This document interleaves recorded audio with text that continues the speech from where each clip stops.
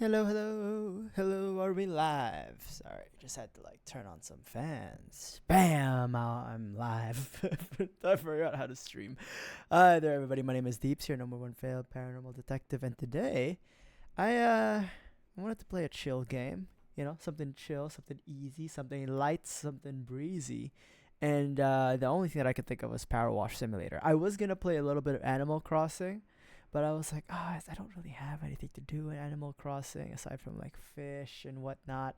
So today we're gonna roll up our sleeves, take off the jacket, and do some power washing. Eh? I've played this game before. I've played this game before on stream, but I it's been a while. Last time I played this game was with my friends. However, we didn't actually get to finish anything because, unfortunately, uh, continue. Oh, okay. You know what? Let's clean the vintage car. You know, R. Smith. We're settling. Whatever. Yeah, we don't need to figure this out. You know, it's fine. I I'm gonna forget how to use the remote, the controls, but it's gonna be fine. Oh yeah, so yeah, I have. Last time I played this game, wash me today, bitches. Live stream. Jenny's gonna going to live stream the car restoration for the vlog. Don't worry, she won't even know she's there, or he won't even know she's there. Yeah, I have a bit of cleaning experience, as they say, as they said. And I remember putting on this pink thing, but it's fine.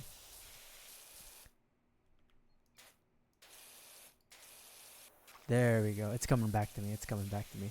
But yeah, it's been a while since I've played this game on stream. I played it with my friends last time, a few weeks ago. But the problem was we couldn't get the connection right. We were all living in different parts of the world, so ping was ass, connection was ass. So we just had to like figure it out, and we decided to play something else. I think we played Peak actually instead. So yeah, today. What the fuck?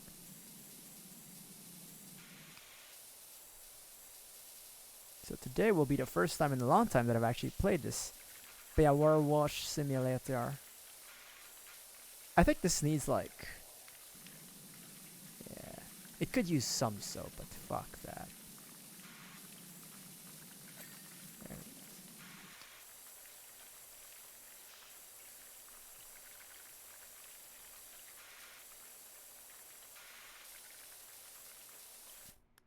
Shit.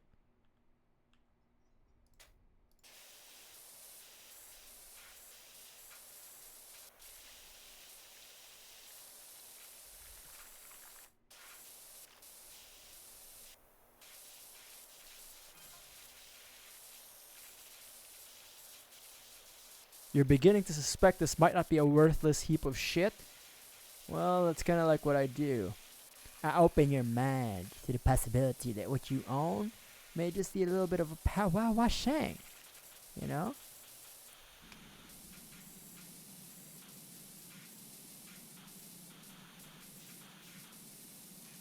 Man, the rust does take a while to remove.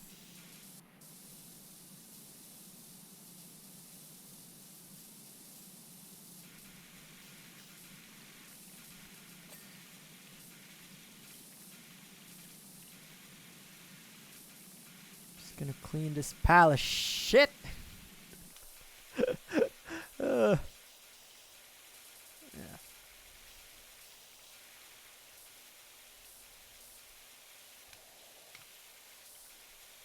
You know, I think this is the opportunity that I should probably look into getting some soap, but fuck that.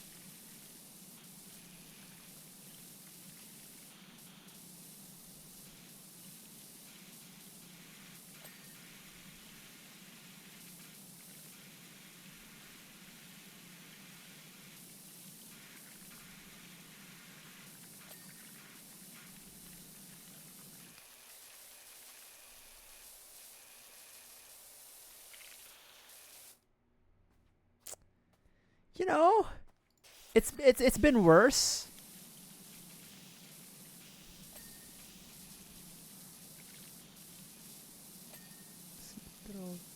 Just a good old water blasting. Always does the job, you know? I should probably get some soap. Right? Nah, it's fine. We'll power through it.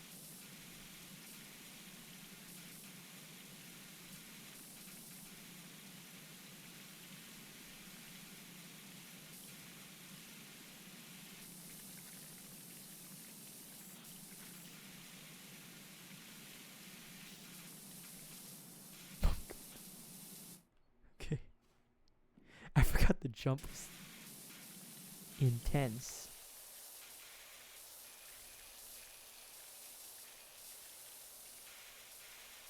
So rust is usually oxidized like metal with corrosion.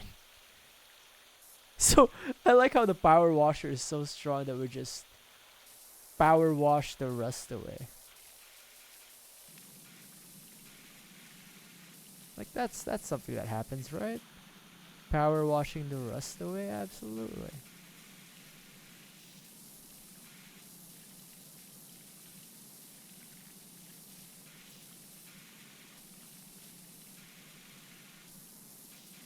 Oh, there were dog marks. Or footprints. Dog marks.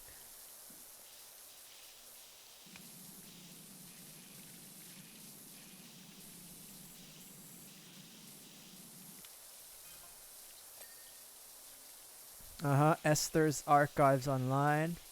What do you find, Aura? Find some, as they say, tea, huh?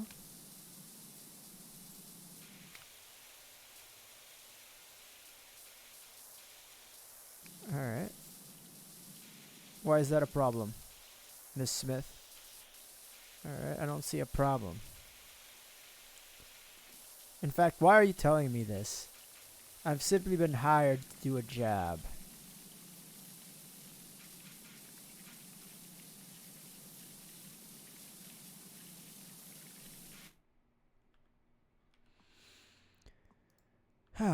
Maybe we should get a cleaning liquid.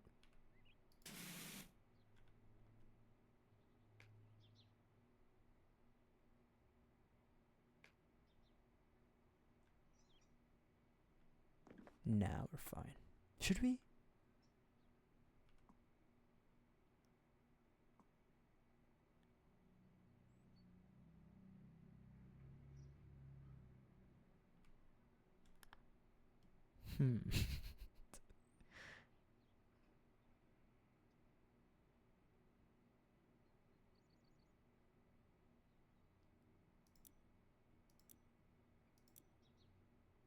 Yikes.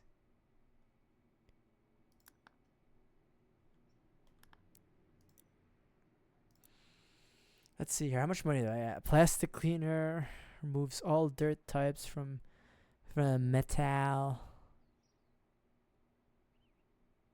I guess we should. Hold on. I guess we could buy that, right? Where's my cleaning liquid then?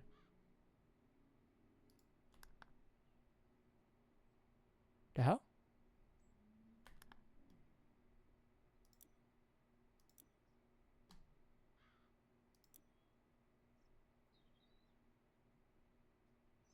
The hell?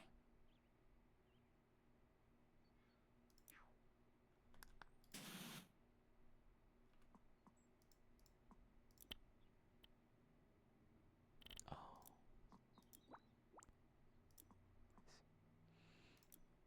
Let's give this a shot, huh?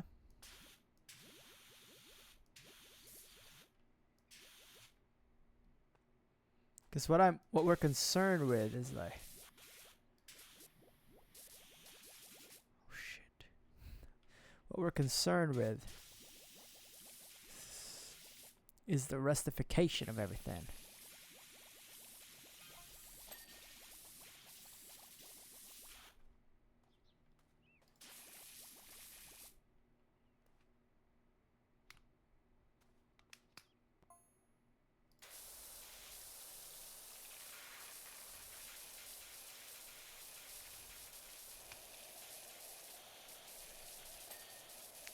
Turns out this car was in Esther's last film, driving me nuts. In it, she plays a school teacher whose car has a has a talking steering wheel. I don't know what the fuck that is. But it's a poor conversationalist with a negative mindset, so basically me. Alright, that seems unfair to the car. Don't you think, ma'am?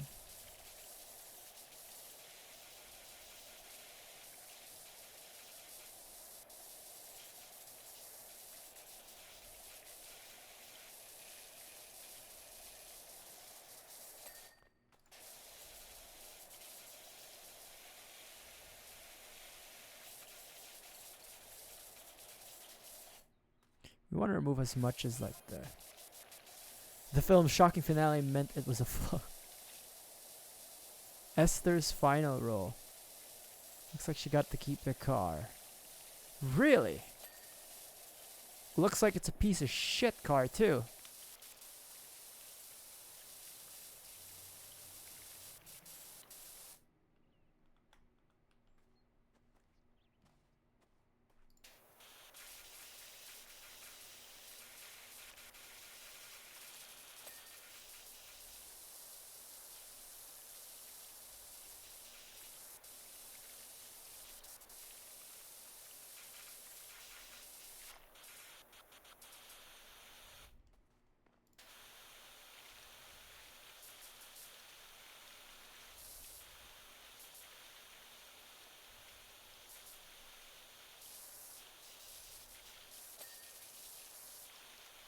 Okay.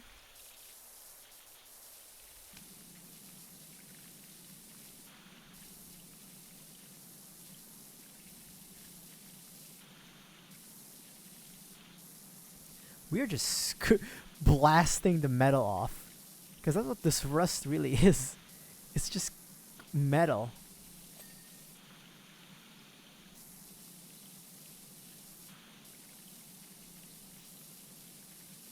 I don't know what that soap really did, to be honest. I don't know if it was all that helpful. You know, I think using just the good old corrosion, just eroding the rust away, is so much better. Yeah, that's the one.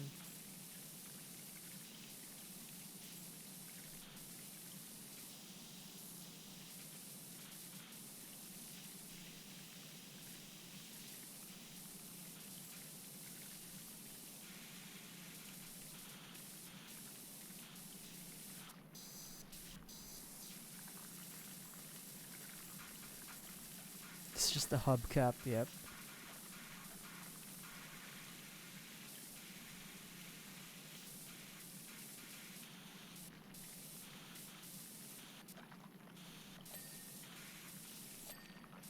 Okay, I don't know what else got clean, but got clean.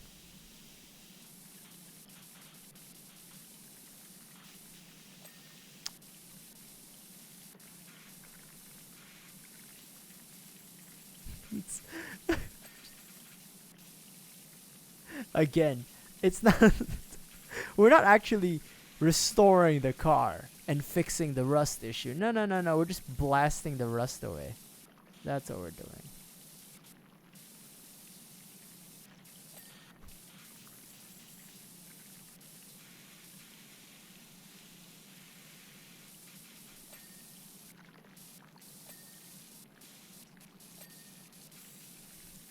Wing mirror.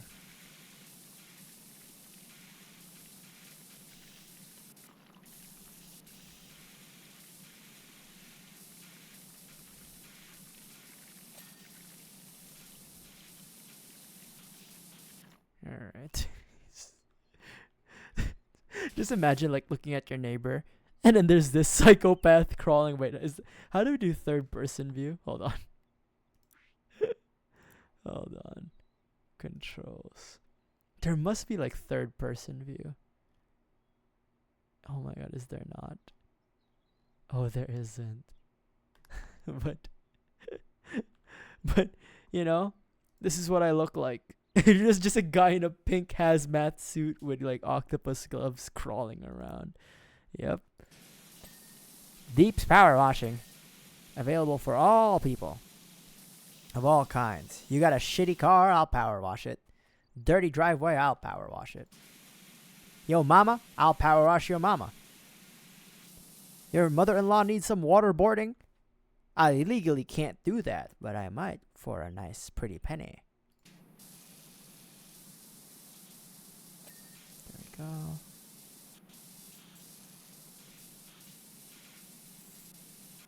Admittedly, I've done a piss poor job here.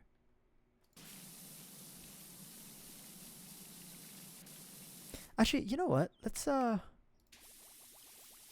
it actually? Oh, it does. Slowly remove. You know, doesn't. It's still there though. Like the soap.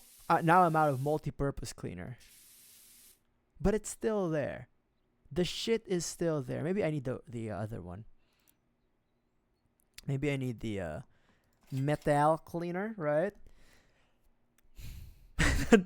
That'll make it fun. All right. Okay, so that's the rust points, right? So it does work up to a specific like. Okay, the metal cleaner does work for the rusts. Okay, I get it. Oh, use sparingly. I see. My dumbass was blasting it.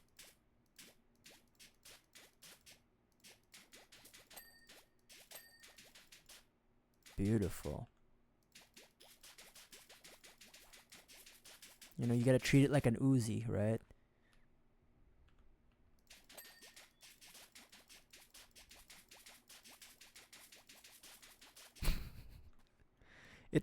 You might be able to blast it like a motherfucker, but that doesn't mean you should. Full auto doesn't always solve your problems. Huh. 2 spare tires. That's interesting.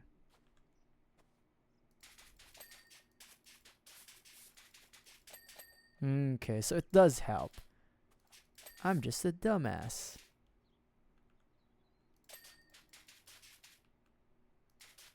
Alright, we're out. Have to go back to the old classics.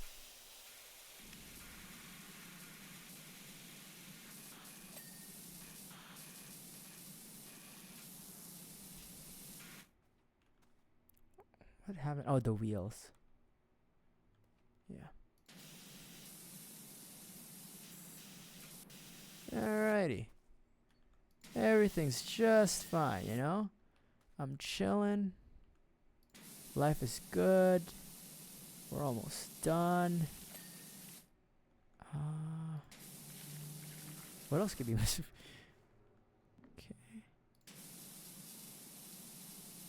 The headlights, I guess, yeah. The bonnet. The lights. Oh my god, are you kidding me right now?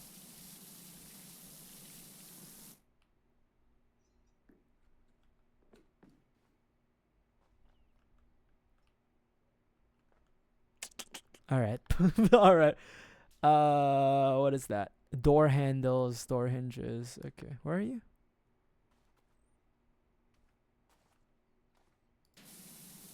One of these.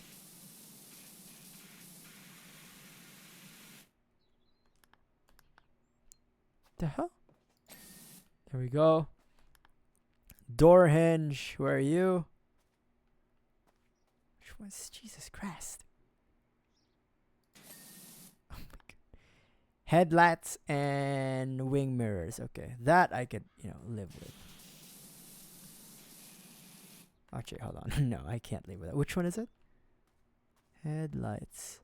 That one.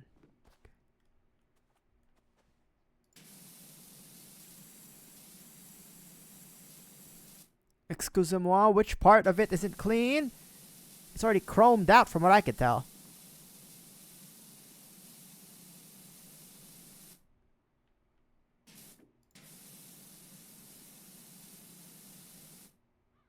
What?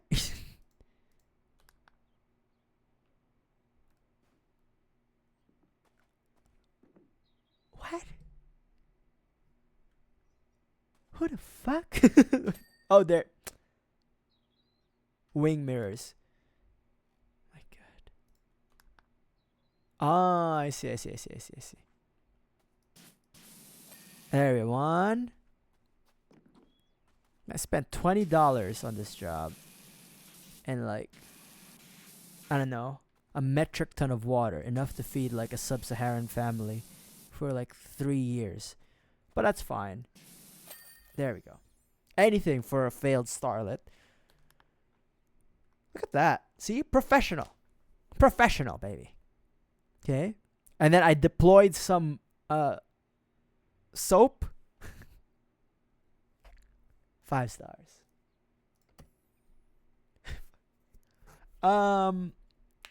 Let's clean the fire station. Why not, right? You know. Hold on. So, okay, so last night, right? So I keep cracking my neck on stream, and off stream I crack my neck. It's been heard and it's been seen before. But now I think my so my trapezoid, the trap muscle on my left side is like super tight, I think. So I cracked my neck last night before going to bed. I was already lying down. I shouldn't have done that, but I was lying down. I cracked it, and then I woke up in the middle of the night with like a fucking like ice pick like pain around like below the back of my skull, just where my spine connects. And I'm like, okay, I think that's like the muscle being overstrained. So I'm trying not to crack my neck, is what I'm trying to say. But I really want to. Maybe I'll crack the right side, because the left side's the one that's damaged. So let me. There we go. I'm still alive. Don't crack your neck. If anybody's watching this right now, just know you shouldn't crack your neck.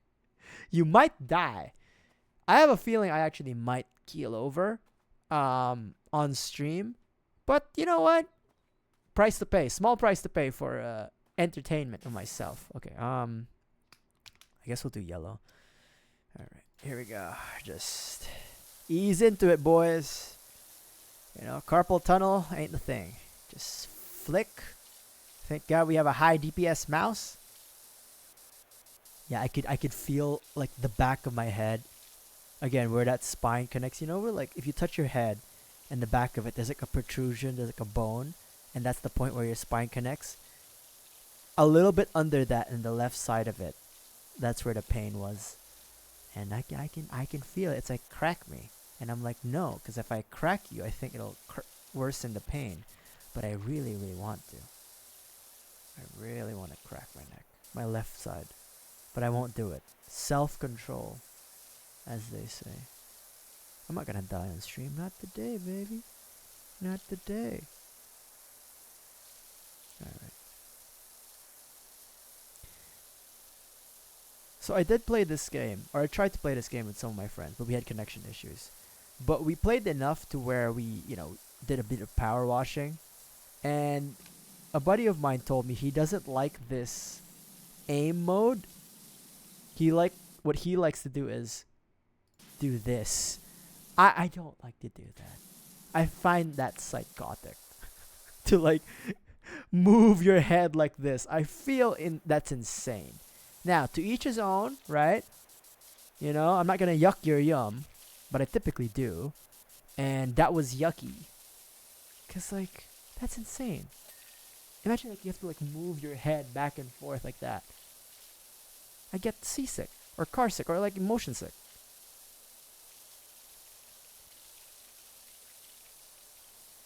Speaking of motion sickness, okay, tangent of the year. Speaking of motion sickness, back in the day, so when I was growing up, I lived with my grandparents, and we used to live in this small town. It was a city, but it was more like a town because it didn't have like the fancy malls and fast food chains and all that.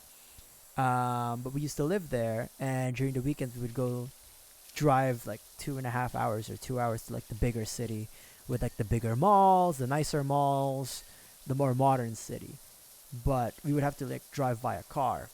And back in the day, I used to get seasick or car sick so bad, and I was like, I can't do this.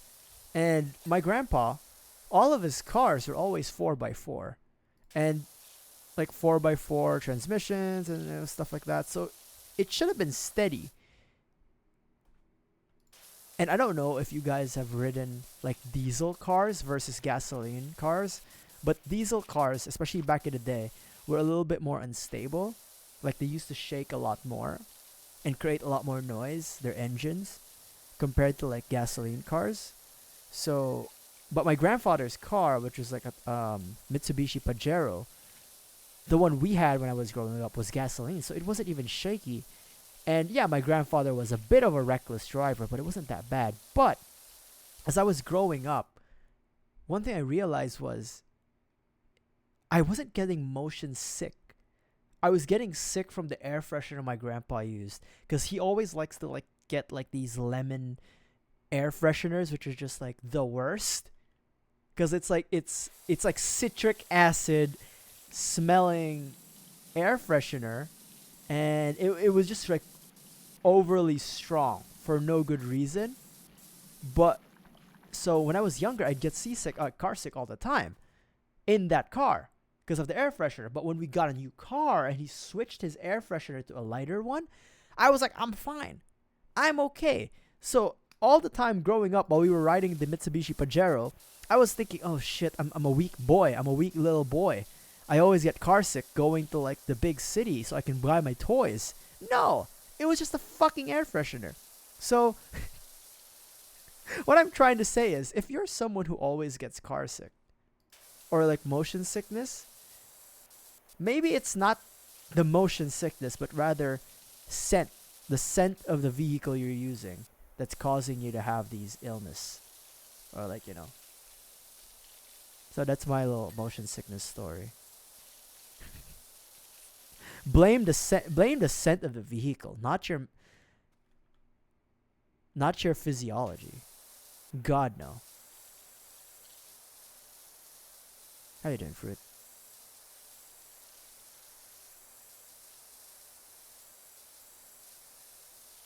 Is that? What is that?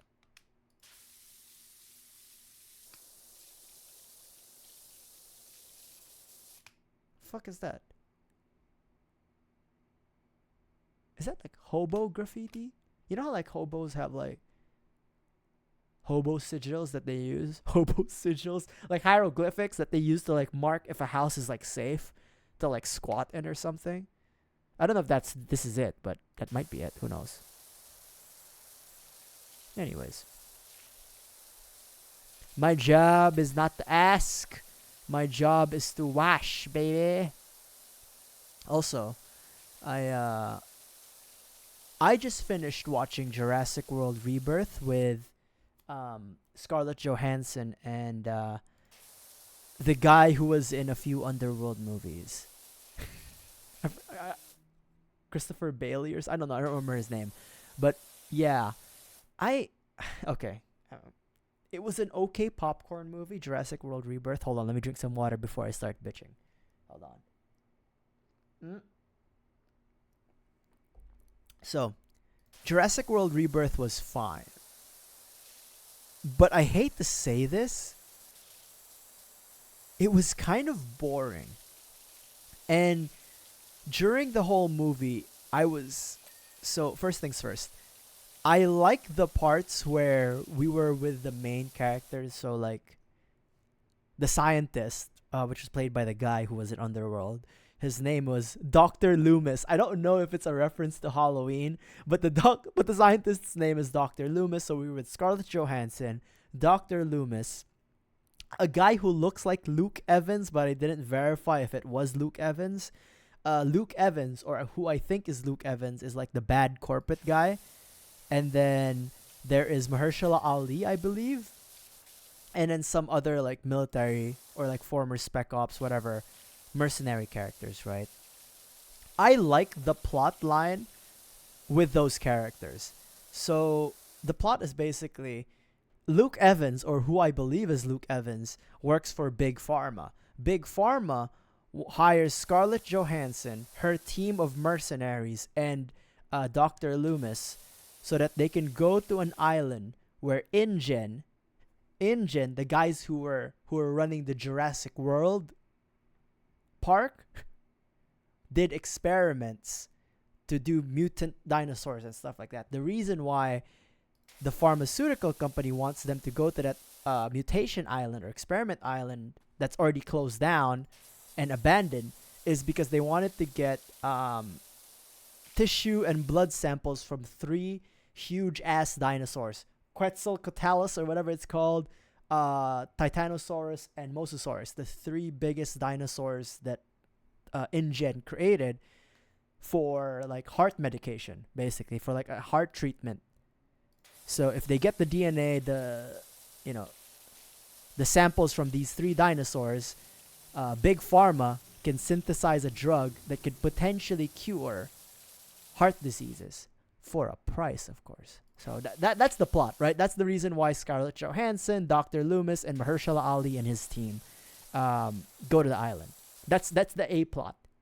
That's the plot that's in all the trailers. That's the plot that, like, you're sold on when you buy the ticket and whatnot. That's a good plot. I'll be honest. It's a simple plot. It's it's simplistic. It's like A to B, C, D, like steps, but it works.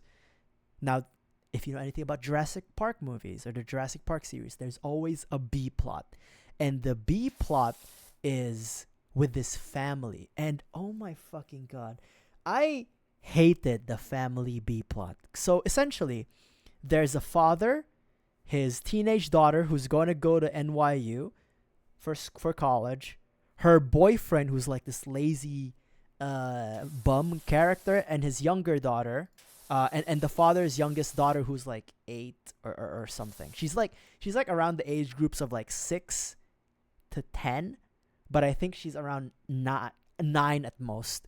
But she's a young kid character. But essentially, as Scarlett Johansson and her crack team of mercenaries, scientists, and that one big pharma guy, corporate pharma guy, are headed towards the InGen experiment abandoned island, this family is in the middle of like the Atlantic Ocean, where these islands, these tropical islands that all the Jurassic World movies and all like the like the tropical dinosaur park islands are, in that body of water, they are like not parasailing, but they're like doing like a small sailing expedition. Like the sailing expedition people do, like where they have like a sailboat that they live in. I don't know what that sport or activity is called, but they're doing that. And the whole time I'm like, if you're a dad and you want to spend time with your kids, because he's divorced, by the way, that was like a throwaway line they said, but the dad is divorced with the kid's parents. So his 2 kids, the teenage daughter and his younger child daughter, who's like 8 at most in age, you're taking them into the Atlantic Ocean, to sail. Knowing in this universe that you live in, dinosaurs exist. So obviously they get attacked by a fucking mosasaur.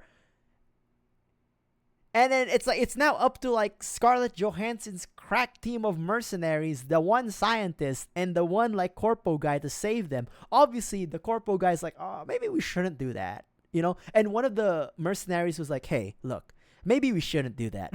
Even one of the mercenaries was like, maybe we shouldn't save them. Okay, look, we're gonna get paid 10 million by Big Pharma. No, I think it was like 20 or I think if added all of their payments up, it was going to be like 25 million or something. They were going to get paid a lot of money. And I don't think detours are a good idea. Now, there's a bit of background that I skipped on. So in this time, in the Jurassic Park series, it's been 15 years, apparently, since the events of Jurassic World. So it's still one big continuity from the original Jurassic Park to Jurassic World and then now Jurassic World Rebirth.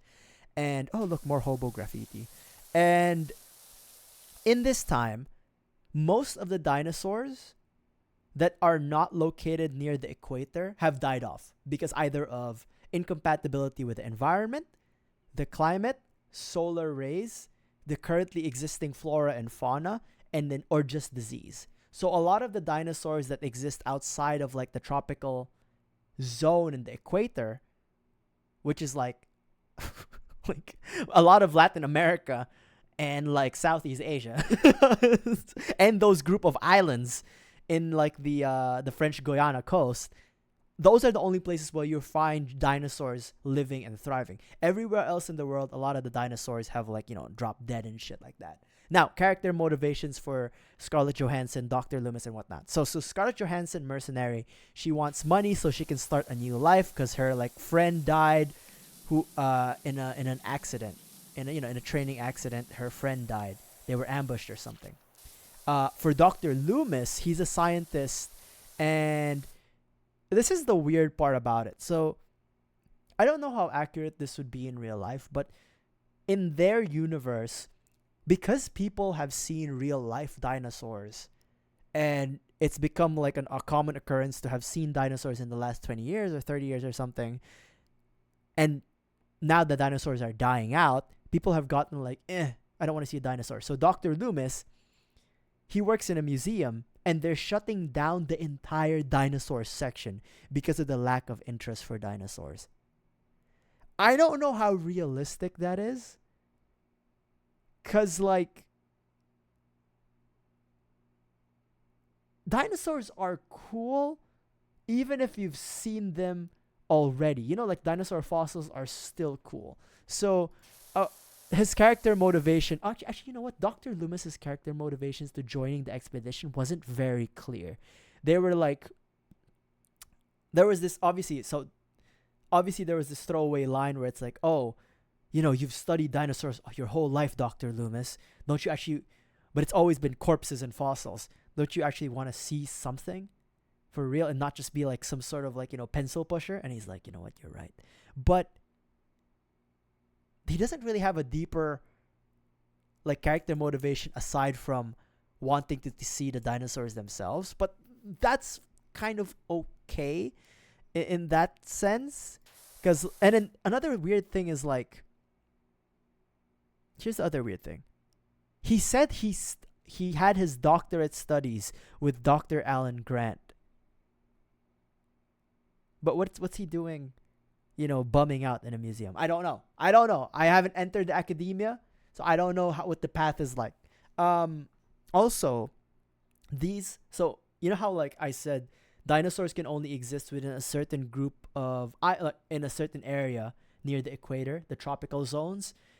The islands where the previous Jurassic Parks are, islands or areas where the dinosaurs have been seen to live, have been like blockaded and deemed illegal for entry by the UN and all the governments and like that. So the expedition that Scarlett Johansson and her mercs are gonna do is illegal, obviously, right? But yeah, that's the thing. So another thing is, I don't like the family. I mean, I don't. It's not that I dislike the family. It's the B plot, the family B plot. I just found the family plot annoying, in the sense of like I'd rather us go back to spending time with Scarlett Johansson, Chris Evans, who did I say the actor looked like?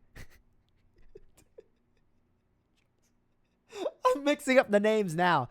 But anyway, Luke Evans, that one guy from Dr. Loomis who was in Underworld, and Scarlett Johansson and Mahershala Ali. I'd rather have spent the runtime on their plot and not have the family plot anymore. Because the whole time, like, the family's plot was just like, the dad, I don't like your boyfriend. He's a lazy bum. Oh my god, dinosaur, mosasaur. Oh my god, it was a mistake to come here. Oh my god, my youngest daughter doesn't like dinosaurs because obviously they're big and scary. They got attacked by a mosasaur and Spinosaurus. And after that, when they're in the island, the daughter interacts with like this little bipedal triceratops, which was like a mutant dinosaur. And she's like, I like dinosaurs now. But the entire family plot was not compelling to watch, simply because, okay, that the movie was like around an hour, like 2 hours and 5 minutes or something, but it didn't allot enough time for both plots to make sense and to be compelling for me to want to follow both plots. So I was compelled to follow and be invested in the mercenaries plot A. But the family plot, I could not give a shit. Like, literally, the moment I saw the family in their like little sailboat, the dad and the daughter had a bit of like a nonverbal argument about how the boyfriend was like a lazy bum because he wouldn't do his shift to like man the wheel of the boat and stuff like that. I was not interested in it at all. Like, when the mosasaur came, I was like, okay, I hope the mosasaur eats them all. Like, like legitimately, I didn't want to spend any time with that family and their plot, because their whole plot was just like that. Like, there was a part where like, so, okay, I'm jumping around discussion points, but it's basically Scarlett Johansson and her mercenary teams, to the chagrin of the corporate guy and one of their mercs, rescues the family, right? But Scarlett Johansson and Mahershala Ali are still professionals. They're still professional mercenaries, so they have a job to do. So as soon as they spot the mosasaur, they get a flesh sample. But that, getting the flesh sample is not enough, because the Spinosaurus come. The Spinosaurus works with the mosasaur and they attack the boat. And, the dad was like, honey, to his teenage daughter, my teenage daughter, go to the radio and message for Mayday. And obviously, the corporate guy was like, nah, don't do that. So he was trying to convince the girl to not do that. But the boat got hit by the mosasaur, and the girl, falls and slips off the boat. And the corporate guy doesn't do anything to help, because obviously we need to make him the bad guy.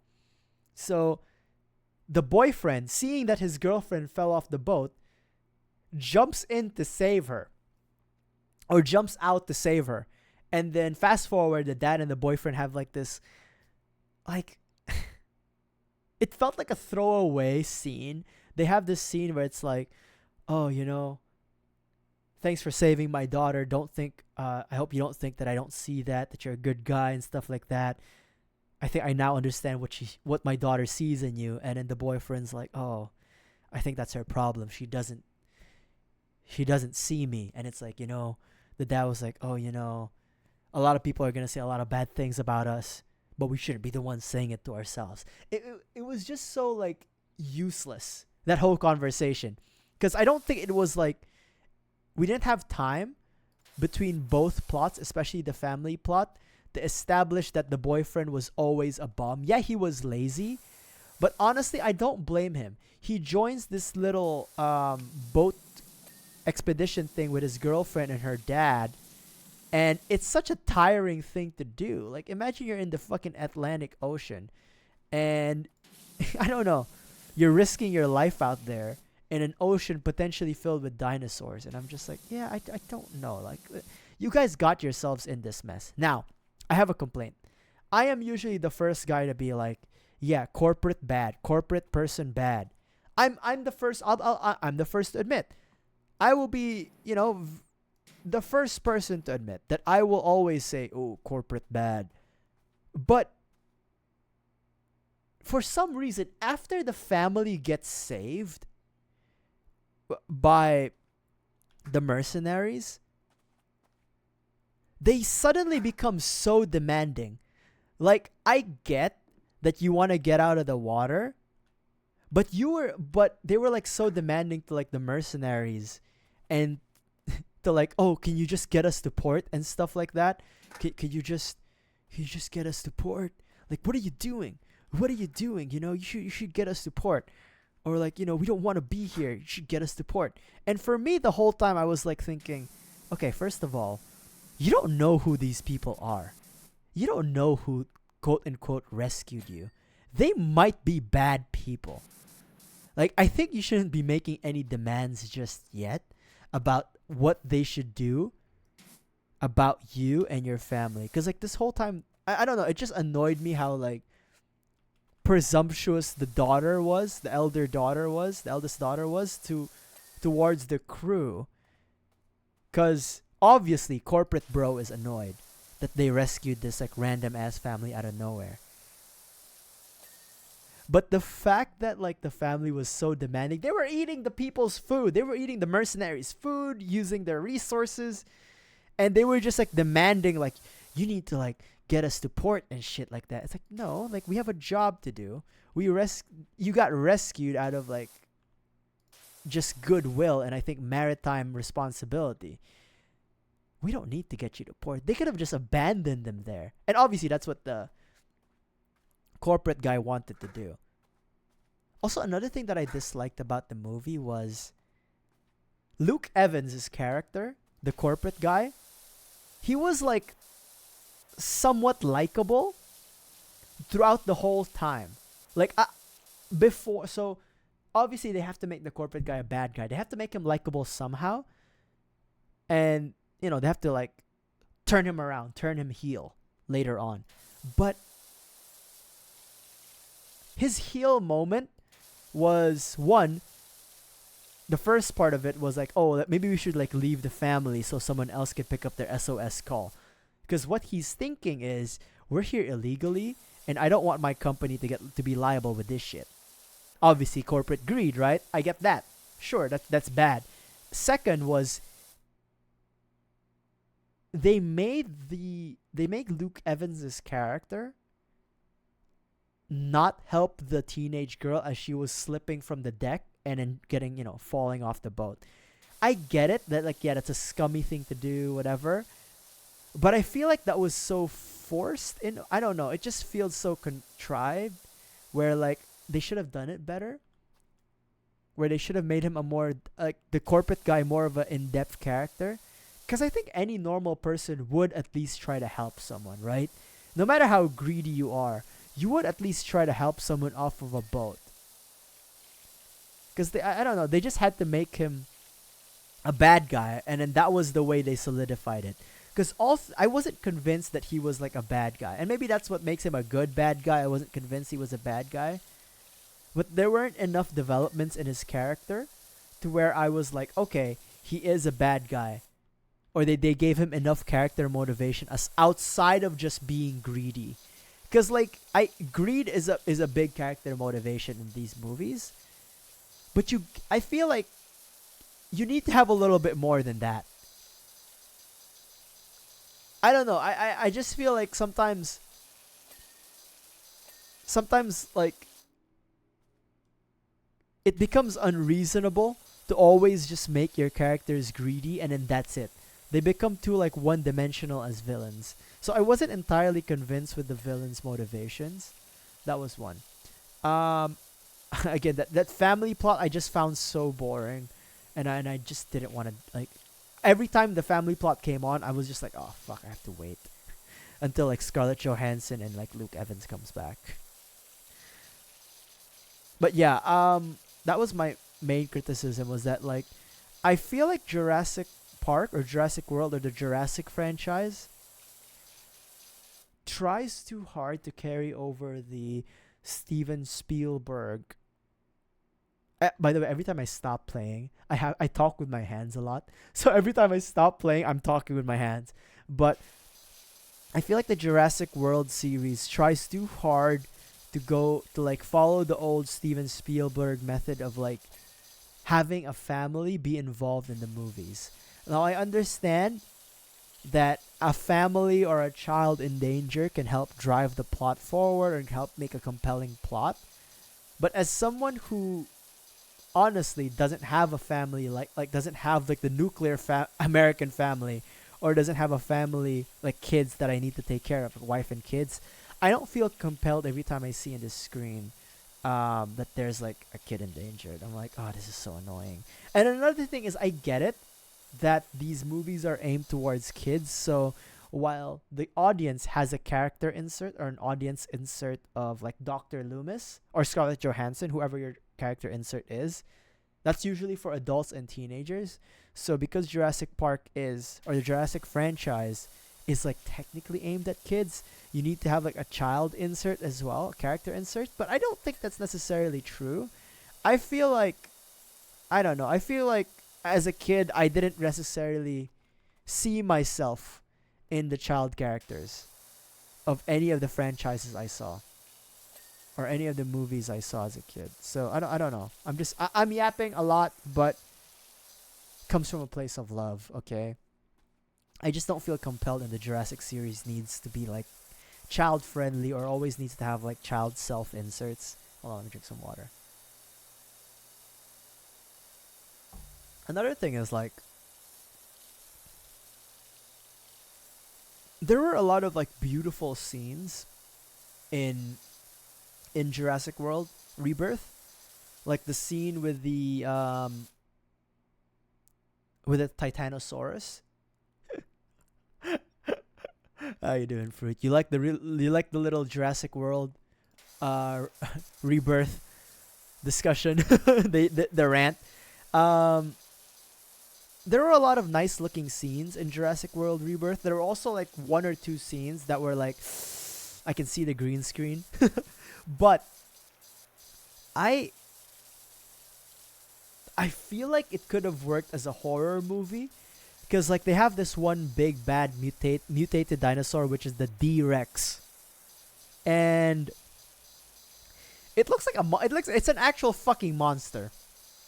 But like, hold on. But like we only see it a few times.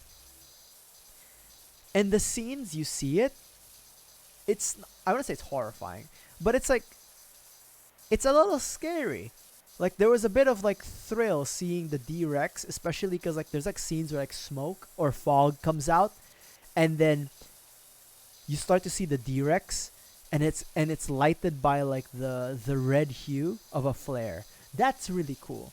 So I feel like this movie could have benefited from leaning in on being, I wouldn't say a horror movie because it's difficult to make a horror movie with Jurassic Park, but maybe do like a monster movie with it. You know what I mean? I feel like Jurassic Park or the Jurassic franchise has a big opportunity to lean into being like a monster movie, even for just one movie, to actually like to go at it as like a monster feature movie of people getting killed. Now, usually for monster movies like that, okay, people did die by the way in this movie, but for monster movies like that, they usually do need to be an R rating so that they can really go hard on it. But I feel like that's what this franchise really needs, because like the new mutated dinosaur, the D-Rex, yeah, it looks cool. It looks like a cross between a T-Rex,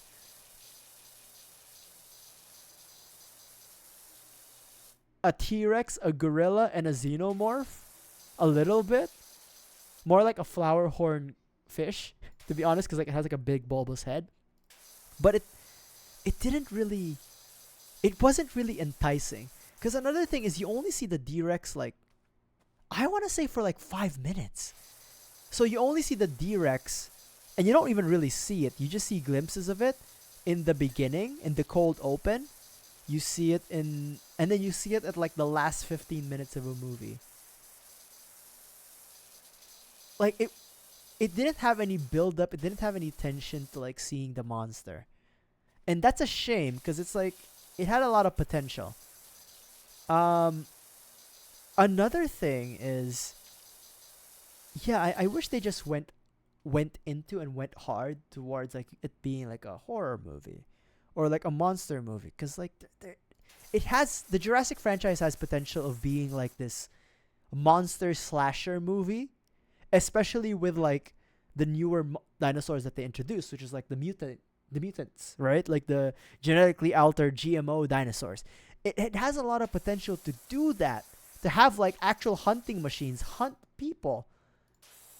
You know, and it just, I don't know, it just fell flat to that extent where I didn't feel any thrill towards like any of the dinosaur chase scenes, and every time the family was in danger, I was just like, eh.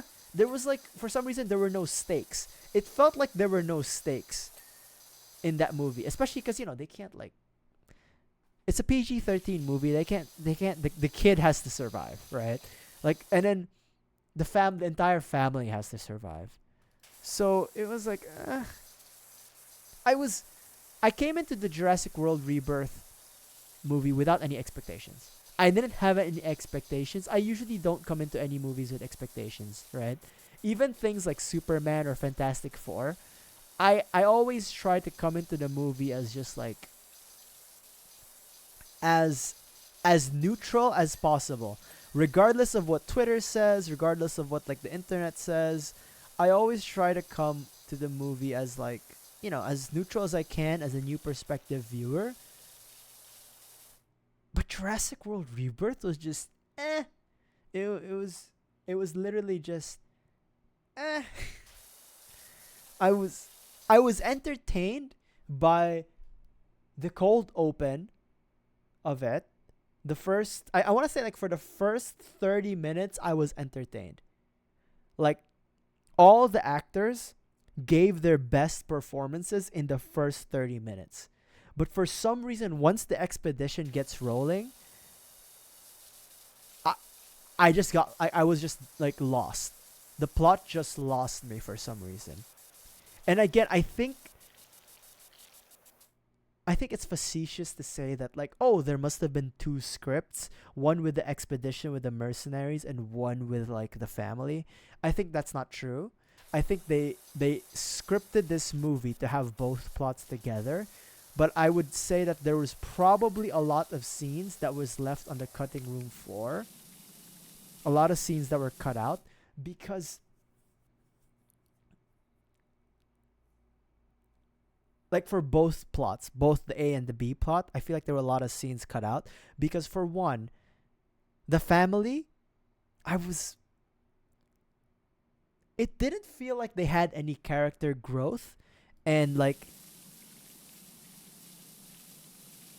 character motivation to like, you know, they have to survive obviously, right? That's their character motivation, but they weren't a compelling set of characters. This isn't necessarily like to say that the actors were bad. It was just that their characters didn't have anything to do outside of just run, shout, and yeah, that like there was like scenes where like the daughter had to like get a new life raft, the eldest daughter. There were scenes where like the youngest daughter had like her own self-sacrifice moment. There was a scene where like the boyfriend had his own moment where like he was almost attacked by a dinosaur, but a different dinosaur attacked the dinosaur that was going to attack him. There were scenes like that, but they just weren't like gripping and compelling. Like there was something about what was shown in the movie, the final cut, that was like, these are boring characters that I don't care for. I don't care for their family drama. I don't care for their survival, frankly. And to be honest, I'd rather, again, just going back to plot A, to just following plot A with like the mercenaries. Now, when that doesn't mean the mercenaries plot is perfect. It's not. So I said like the first 30 minutes was like the best performance from all the actors because like the characters felt like they had something to say and they were actual people. Once they get to the mercenary boat, it was just like, we're on a boat, motherfucker. We're gonna get some mosasaur DNA, motherfucker. Oh my god, one of our guys was eaten by the mosasaur. And then they land in the island.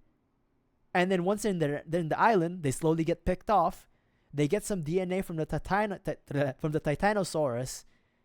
But then you don't see their journey towards going to the Titanosaurus. Like, it's literally just them walking in the forest. No dangers posed. They get to the Titanosaurus. After that, they're like, we gotta get to the Quetzalcoatlus. And then it's really just them walking, or rather rock climbing, towards the nest of the Quetzalcoatlus. No danger to rock climbing.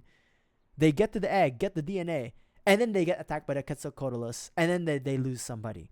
Like there was like, it was just like fetch quests in video games where like there's nothing that happens in the middle of like the fetch quests of the waypoints, and then you just have to reach the waypoint. Like there's no danger for them.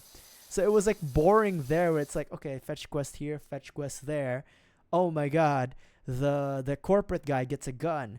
Like it wasn't compelling enough. And then the other thing is like, there were definitely scenes with like the characters, um, especially like the mercenary characters, where they were supposed to be bigger characters. So there's there's like five mercenary characters that are on screen that you actually pay attention to: Scarlett Johansson, Mahershala Ali, a French speaking engineer who also speaks English, but he speaks in French most of the time.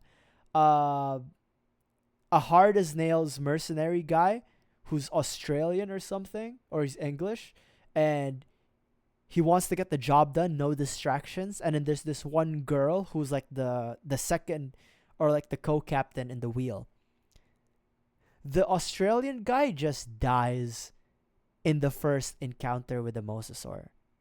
Like, I feel like they were going to build him up to be this like antagonizing guy who was gonna be throughout the mission always pushing the team towards like, we need to do the mission. Fuck this family. We don't have to. They're not our responsibility. We're not hired to save them. In fact, I thought that he and the corporate guy were gonna work together to like betray Scarlett Johansson and the rest of the mercenaries. But no, he just dies in like the first encounter with the mosasaur. And I feel like that was like, I don't know if like the script writers did that for shock value, because like everybody expects the Australian guy to be in cahoots with like the corporate guy and betray everyone else for more money. But then he just dies in the first 30 minutes. But I'm like, I found that worse than actually having him stick around and then be stereotypical bad guy. You know what I mean? Like, there's like moments where subverting expectations is bad because the rest of the plot is boring. Like, I feel like I'm like old man yells at trees, right? Or yells at clouds. But that's one, right? And then the second thing that I hated the most about the mercenaries plot is we just didn't spend enough time with them to where their actions made sense. Like, I get it. Scarlett Johansson is a good person, sure, la-di-da, but there was really no implication throughout the prior scenes, especially in the setup scenes, where she's a hard-boiled, like sarcastic military personnel or mercenary, but she has a heart of gold. There was no implication of that in the earlier scenes. It's just like she just wants the money to move on, and she's, willing to do anything. That's really it. And then the other thing is, with Dr. Loomis's character, I alluded this to earlier, but I always lose my train of thought. His character motivation doesn't really make a lot of sense, because I just remembered one thing is that Scarlett Johansson and and Dr. Loomis have this discussion after they get the mosasaur DNA, just in private, where they were like, Dr. Loomis was like, we don't have to give this DNA to Big Pharma, right? We could open source all of the information, all the scientific findings that we get from these DNA, so that the cure will be for everybody, not just a select few rich people. And that's very noble. I get that.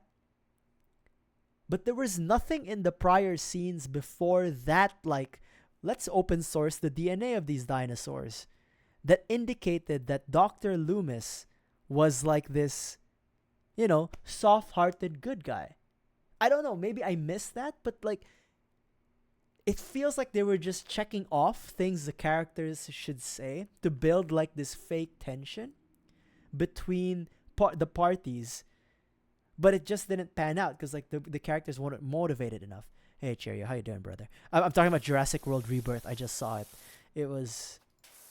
I wanted to like it. It was an okay popcorn movie, but it was So I'm trying to explain what I like and what I didn't like. But yeah, that was one. So I feel like in my perfect world, right, for Jurassic World Rebirth, they should have just scrapped the family. Like, scrapped the family subplot or the B plot and just stuck to the mercenaries plot, right? I think they should have just stuck with Scarlett Johansson, the guy who I think is Luke Evans, and Dr. Loomis, who is played by the one guy who was in Underworld and the Divergent movies. In the perfect world, they should have just stuck to that one plot. Don't include the family with the kids anymore. Just stick to that one plot and further develop Scarlett Johansson's character and Dr. Loomis's character and a little bit more of Mahershala Ali's character, and then make the villains, the human villains, Luke Evans and that Australian mercenary guy, into more in-depth characters. Because another thing is, Mahershala Ali, he's very good in this movie as a character where his character motivation is that his son died. You don't see it on screen, but it's mentioned that his son died. And his character motivation is he wants to save the kids from that family. And it was very convincing in a way, and he was like, him and Scarlett Johansson are the heroes of the movie, but Mahershala Ali's plot is a little bit more convincing than Scarlett Johansson's. And again, that's not to say the acting was bad. I'm saying the script was bad. Because again, my problem with Jurassic World, especially with like the Jurassic World franchise, is that they try to stick. I'm talking with my hands again. That's why the game stopped moving. They try to stick with the Steven Spielberg formula of like, family is in danger, and that's the biggest stake.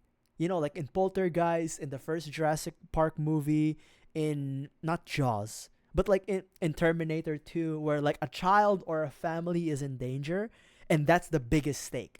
I don't think it works, and that works anymore for Jurassic Park. It worked for the first Jurassic World movie because it, you know, thematically it made sense. Also, like plot wise, it made sense. Where the two kids you see in the Jurassic World movie were the nephews of Bryce Dallas Howard's character, right? So, and then they were visiting their auntie to like, you know, spend time with her and stuff like that. So that made sense. But in Jurassic World Rebirth, the whole family just being in the plot just dragged the whole movie down from being something better.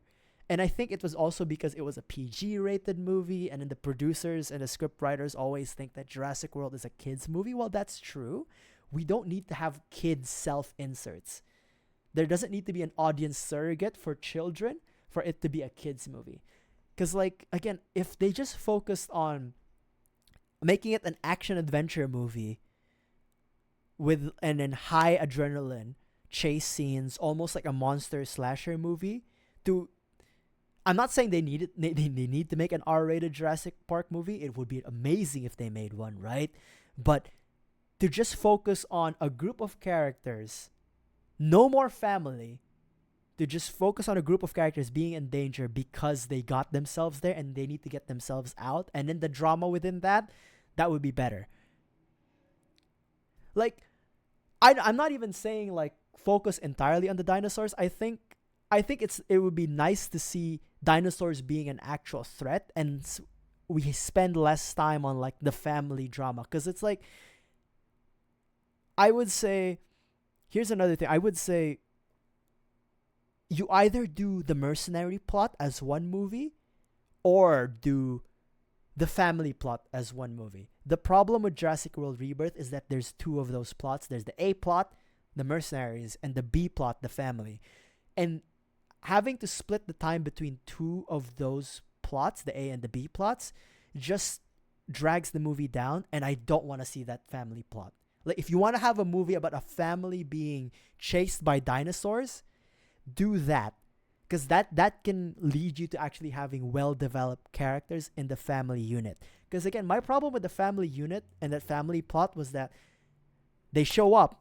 It's being alluded to that the boyfriend is a lazy bum and the dad doesn't like him, but then he slowly gets respect on the boyfriend because he saved his daughter, he does a job, stuff like that, you know. He protects the daughter, he fights the dinosaurs, stuff like that. But if you just develop the characters and make that into one movie separate from the mercenaries, that would be a good movie. You can actually add fear. You can actually add stakes. You can actually put a little bit of intensity towards the dinosaur chase scenes. Because the other problem I had with this movie, and I mentioned this earlier, was that it felt like there was no stakes. Like, it felt like everybody was gonna survive. Scarlett Johansson was gonna survive. Mahershala Ali. Actually, Mahershala Ali, spoilers alert, fake out. You think he died, but the moment I saw that his character wasn't eaten, it was just a cutout, I knew he survived. He survived. Jonathan Bailey or something, or whatever. Dr. Loomis's character, the scientist, survives, and the entire family survives. The dad survives, the boyfriend survives, the girlfriend or the daughter survives, and the youngest daughter survives. There were no stakes throughout the whole movie. And I was like, what the fuck? But yeah, I wish they just you just muted me.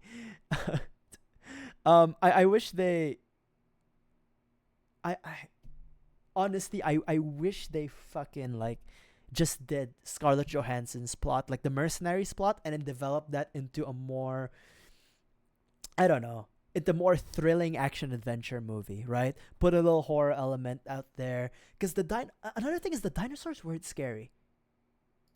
The dinosaurs were not scary. Even the D-Rex, the new mutant dinosaurs, they were not scary. The whole time, I was not scared during the chase. And by the way, there were like kids in the theater. Like, there was kids to my right. There was kids like above me at my, like, to my left. And there were no reactions at all. Like, we were all just like watching the movie. Like, I don't... And it sucks because, again, the first 30 minutes of the movie, the part where you spend time with, like, I think Luke Evans. I don't know who the corporate guy is. He looks like Luke Evans. But the time that you spent with, like, Scarlett Johansson, Dr. Loomis, the corporate guy, Mahershala Ali, all very good. But the moment I personally saw the family and their fucking sailboat, my entire spirit left my body. I was like, oh my God. There was something about seeing that family that was just like, oh my God, I don't want to watch this anymore. Like, every time the family was on screen, I'm like, okay, can we just skip? And I watch a lot of movies, man. Like, I don't know. And again, I had zero expectations in this movie. I had no, like, 0 as a scale where it can go positive or negative, right? So I had 0 as a like a neutral standpoint. I would say I'm here to watch the movie. That's it. Bada bing, bada bong. I don't know.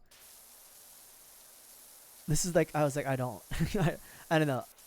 It just felt like the movie was bloated, and they should have just focused on one plot instead of trying to juggle 2 different plots. Because again, the formula to Jurassic Park is dinosaurs, people in danger, kids in danger, right? But what they don't understand is the reason why Jurassic Park worked is that everything is one coherent plot, that it makes sense for all of these characters to be in one place and get together.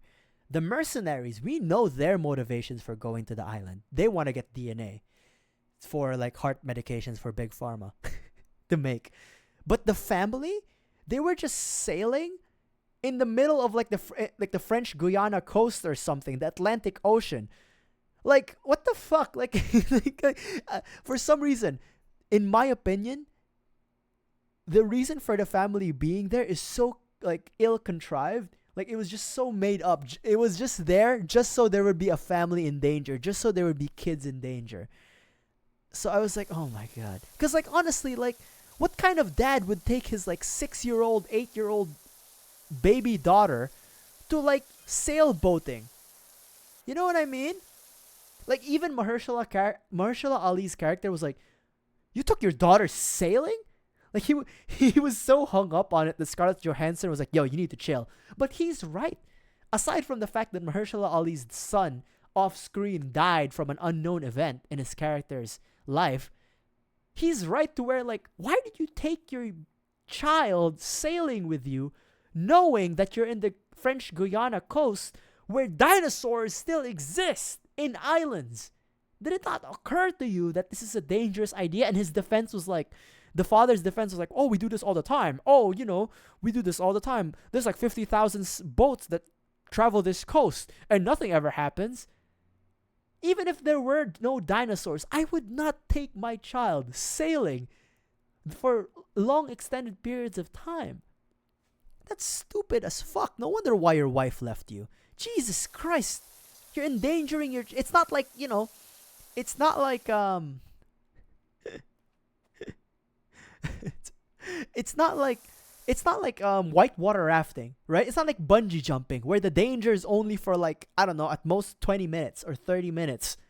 The danger in sailing in open ocean is the whole time. Oh, I just... You can tell I hated the father character. Like, I hated the father in the sense of like, that was such a stupid fucking idea to take your children there sailing. Just because you wanted to like have family time with your daughters for one last time. That was just go to Disneyland. Go to the Grand fucking Canyon. Okay, also, to answer your question, Cheerio, am I a better dinosaur park manager? Yes, I believe so. Yes, I believe so. After seeing that movie, I believe so.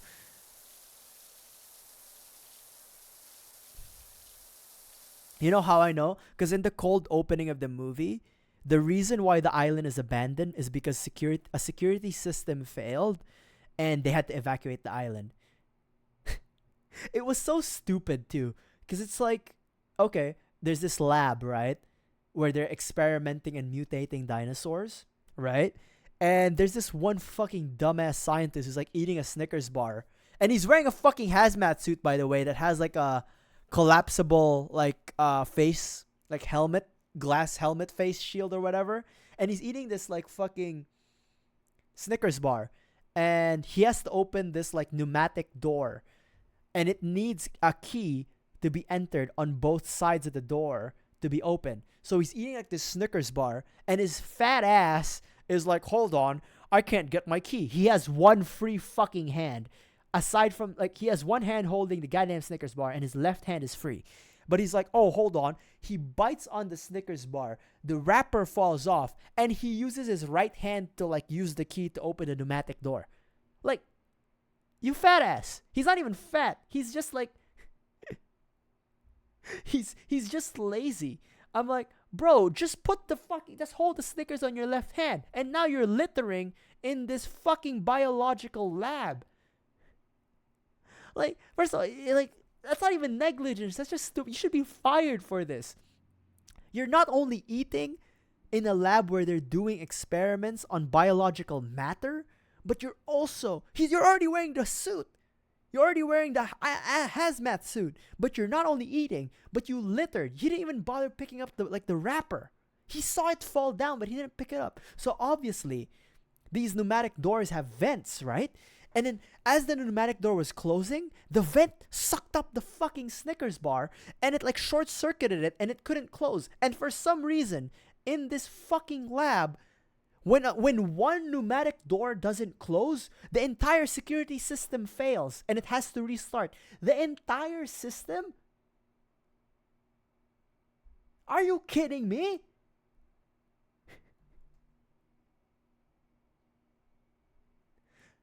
Like, seriously? And then after that, nobody like pays attention to the security monitors. Obviously, that's like a thing in these movies. Like, nobody pays attention to the security monitors. But it's even worse. It's even worse when it's like nobody's in the monitor station. Nobody was in the monitor station. Like, what the fuck? And this was InGen too. This was like Dr. Hammond's dinosaur park. Like, this was the Jurassic World InGen facility. So that was it. And then that whole security debacle is the reason why they had to evacuate the lands and stuff like that.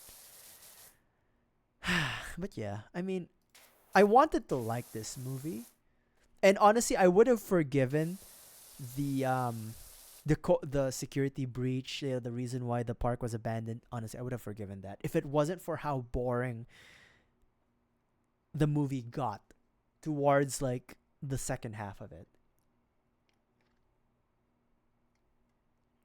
I was not invested with the damn kids. I didn't give a shit about the family, and it just took away time from like developing the characters that were already established beforehand. So it just took away screen time, and relevant like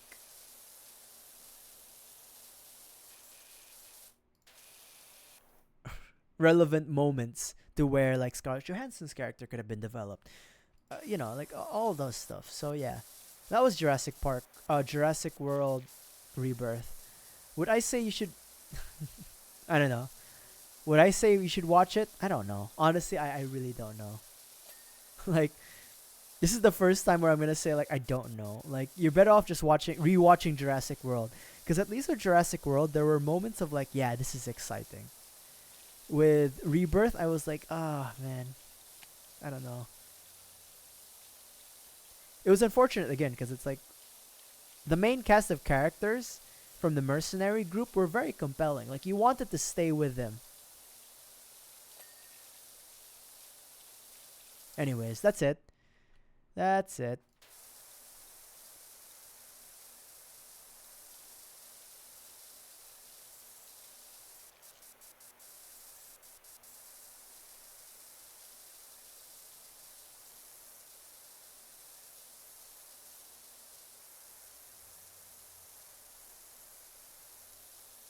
Actually, does my VTuber even like? I think it does. I think it does track both eyes separately. With that said, I did watch 2 movies yesterday. So I watched Jurassic World Rebirth today in the cinema, but I also watched 2 movies yesterday. The first movie I watched was Jeepers Creepers. Jeepers Creepers. Da, da, da, da, da, da. And then the second one was Halloween H2O. So, Jeepers Creepers, right? You know what?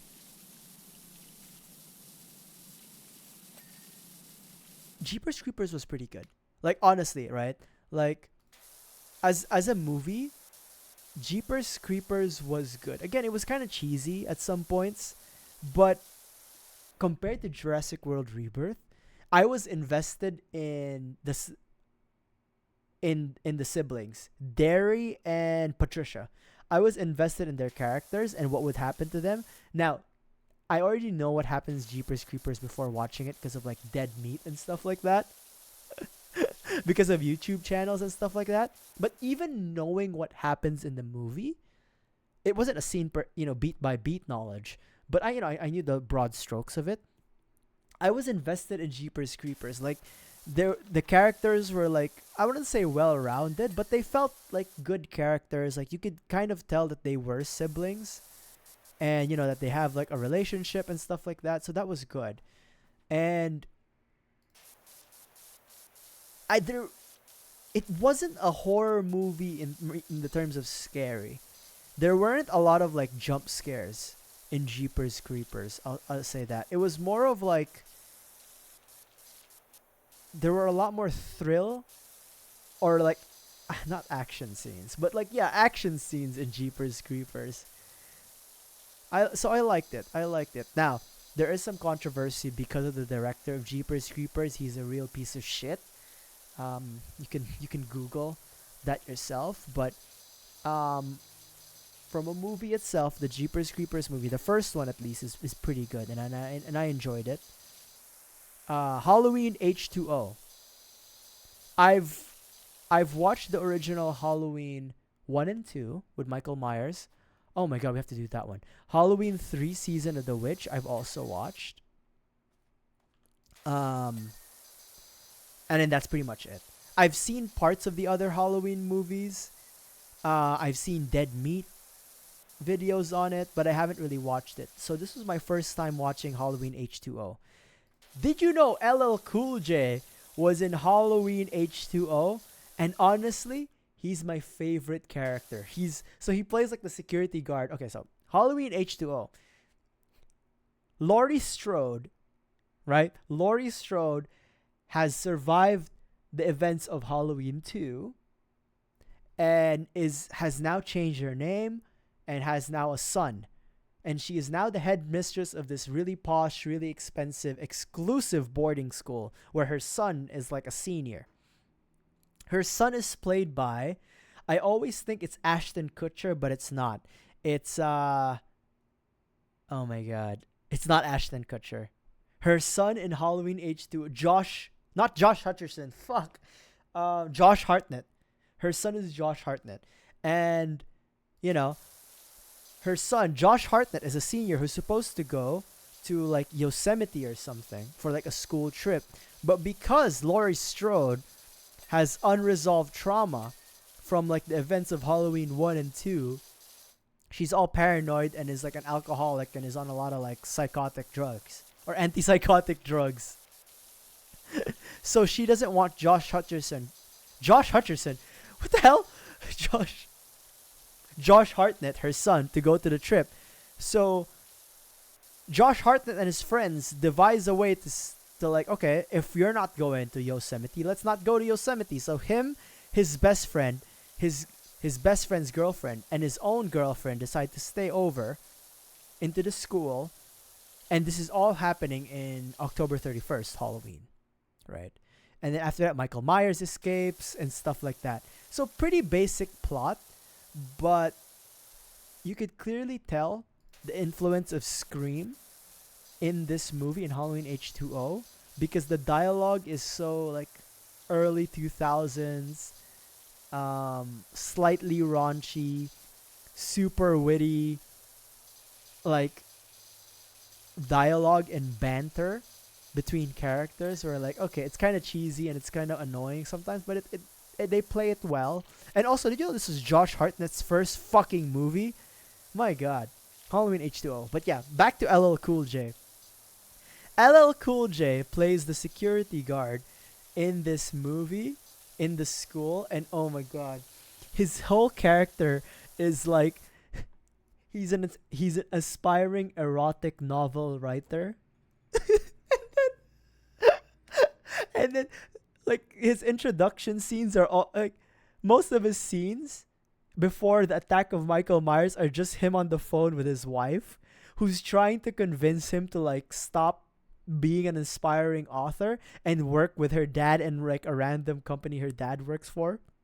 But all that LL Cool J is, Ronnie, that's the character's name, Ronnie's doing is just like telling his wife like the scripts or like the lines he made for his book.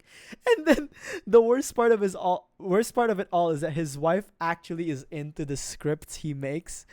And then she actually like, I think she actually supports him even if she wants him to stop, because she's like, ooh, that's really good. And then like the intro, like his opening scene for LL Cool J is like he's describing like something along the lines, he says like, and he caresses her round melon breasts. And his wife's like, round melon, what the hell, Ronnie? That is some shitty writing. Well, baby, I'm trying, okay? You gotta give some adjectives, some descriptive words. Round melon breasts work.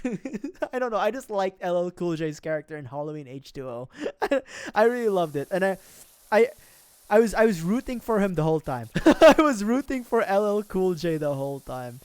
But yeah, Halloween H2O, it was pretty good. Honestly, it was pretty good. One disappointment I had with it was I kind of wish Josh Hartnett's girlfriend actually was the final girl in the movie, because throughout the movie, they kind of build Josh Hartnett and his girlfriend, like their characters, as like the heroes. Like they're gonna step up to help Laurie Strode, Josh Hartnett's mom, to like beat Michael Myers, but it didn't really develop that way, and it's just became Laurie Strode versus Michael Myers, which was like cool to see, but I kind of wish the teenagers' characters had more to do, especially after Michael Myers' attack.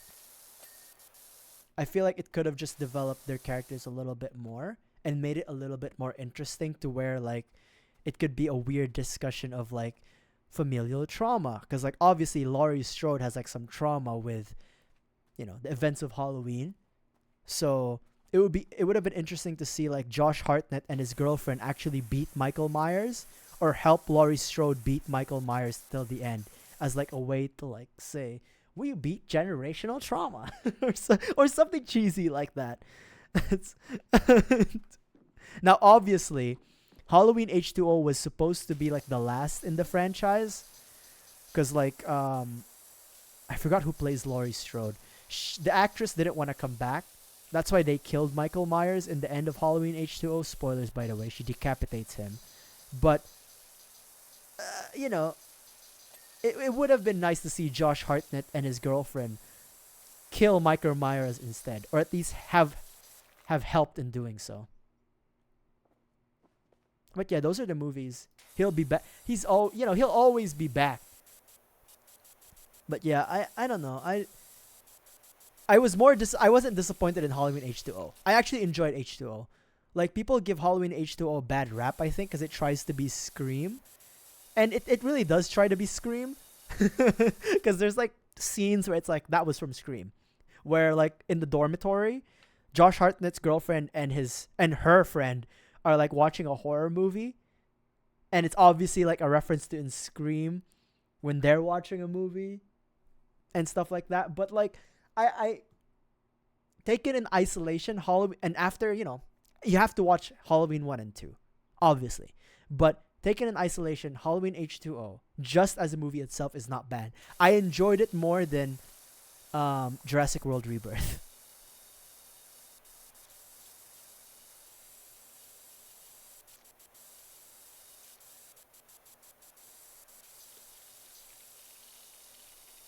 Another thing is, too, they leaned into the killing machine aspect of Michael Myers too much, though. So that's a criticism I have for their movie monster, which is Michael Myers. But other than that, I enjoyed Halloween H2O. Like, it was good. I liked it. Like, again, taken in isolation, it's not bad. It's really cool. It's really good as its own movie. Now, I alluded to having seen Halloween 3 Season of the Witch. Let me drink some water. Season of the Witch. I like Season of the Witch. I like it so much that I wish they actually stuck to making Halloween into an anthology series of movies instead of like just Michael Myers movies. Because Season of the Witch, it was weird. And then, as background, I saw it as a kid when my mom was still living in Arizona and she was off at work and I was staying over with her during the summers, and she had like DirecTV. Hey, Sunflower. I'm not sure if I should say shitty Sunflower or just Sunflower, but we'll just say Sunflower. Or I could say shitty. But hey, thank you for dropping by. But yeah, Season of the Witch, I saw it. My mom had free DirecTV. She didn't pay for DirecTV, by the way. She had free DirecTV. And I saw Season of the Witch, and it was so good. I liked it. I'm good. Thank you for dropping by. I'm just talking about random movies that I've seen throughout the week, and some movies that I've seen years before. But yeah, Season of the Witch. It had this song that I said I couldn't forget. It had like a jingle, Season of the Witch, but I forgot what the jingle was. I forgot the jingle for Season of the Witch. So I'm a liar. I forgot about it. But Season of the Witch, really good. I liked it. Like, the whole plot is basically, imagine a toy company who has weird occultic like connections, and every Halloween they need to sacrifice like a bunch of kids, so they make these like weird Wiccan Halloween helmets or masks that makes kids die and rot from the outside in. Like, it's fucked up. Like the Halloween masks melt into the faces and heads of these kids and kills them. And it's up to like Tom Selleck or something, or someone who looks like Tom Selleck, to save the day with his mistress. That's the worst part. Tom Selleck, it's not really his mistress, it's like the daughter of the toy company. The daughter of the toy company's owner, who was bought out by the cultists. And she hired Tom Selleck to, like, I don't know, help him to, like, to like uncover what's going on with her father's toy company. Something like that. That's Season of the Witch. But spoiler alert, it turns out that the daughter was an automaton made by the cult. So Tom Selleck was like banging an automaton by the cult. So it was so weird. I don't know. I liked Season of the Witch. Give it a watch for yourself and then like tell me what you think when you get the chance. But I liked Season of the Witch, man. That was a good Halloween movie. So good that I wished, truthfully, I really wish that they made the Halloween franchise into an anthology series rather than just Michael Myers. Because it would have been so interesting to see what the creator, and I can't remember his name anymore. Oh my god, who created Halloween? Fuck, he's supposed to be he's actually so iconic, but I forgot his name. Oh my god.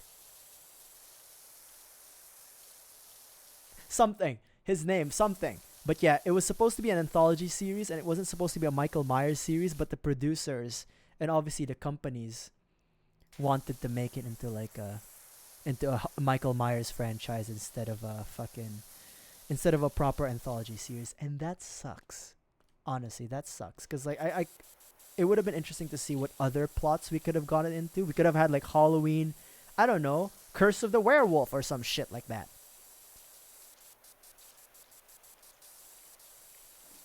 Yeah, that's my rant.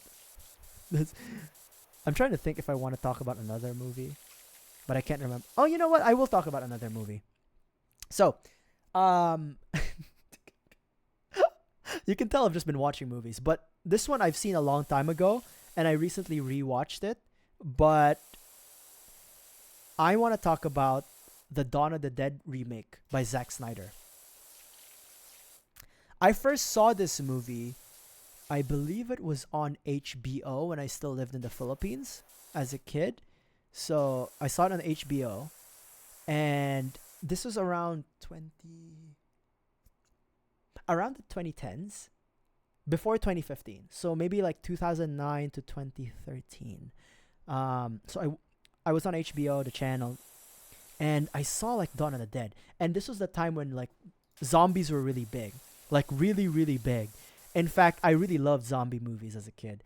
I even used alternative means to watch zombie movies like Dead Snow and stuff like that. But that's neither here nor there. So when I saw Dawn of the Dead as like a title, like in the HBO, playing next, Dawn of the Dead, I was like, oh, zombie movies, yeah. I had no idea what Dawn of the Dead was. I had no idea it was a remake.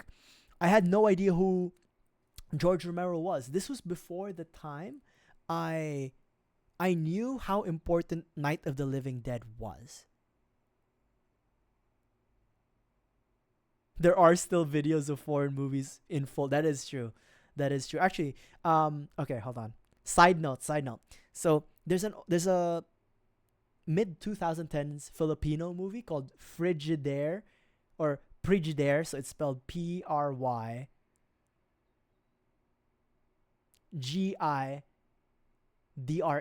Prigidaire, which is literally just like a Filipino way of spelling and naming or saying Frigidaire, which means fridge.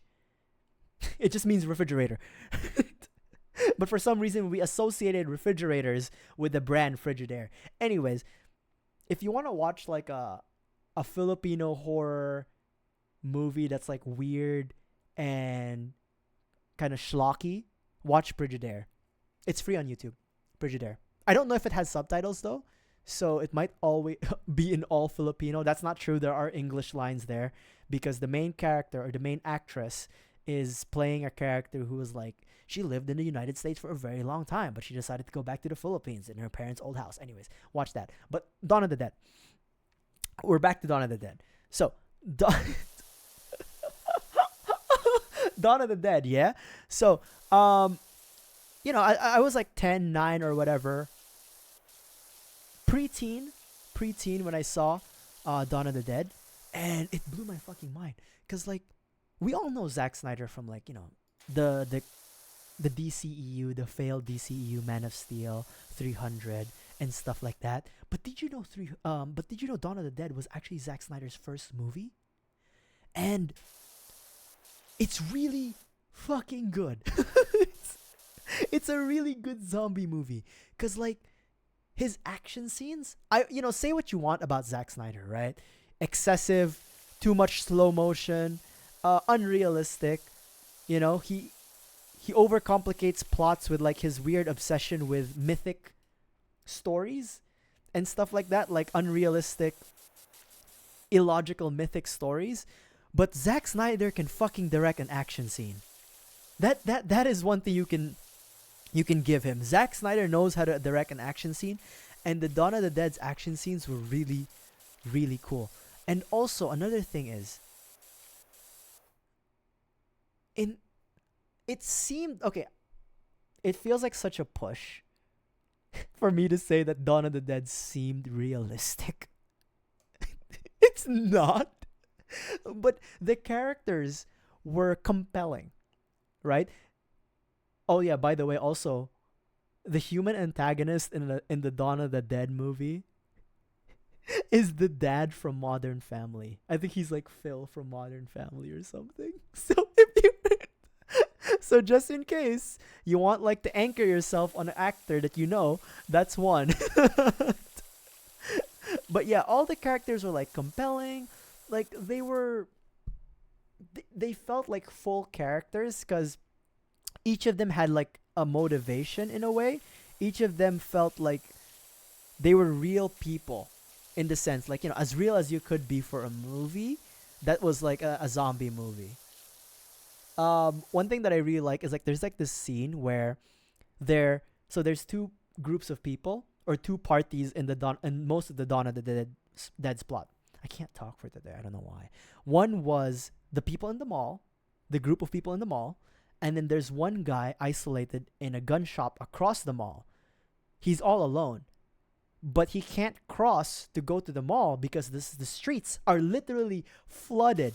Like, it's not even a joke how flooded the streets are. It's literally filled with zombies. So, to pass the time, what they do is they each have whiteboards. The guy in the gun shop and the people in the mall, and they play this little game where they like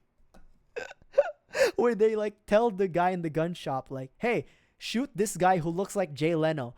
And then the guy in the gun shop makes the shot and actually shoots the guy who looks like Jay Leno or who looks like Eddie Murphy or like who else would it be?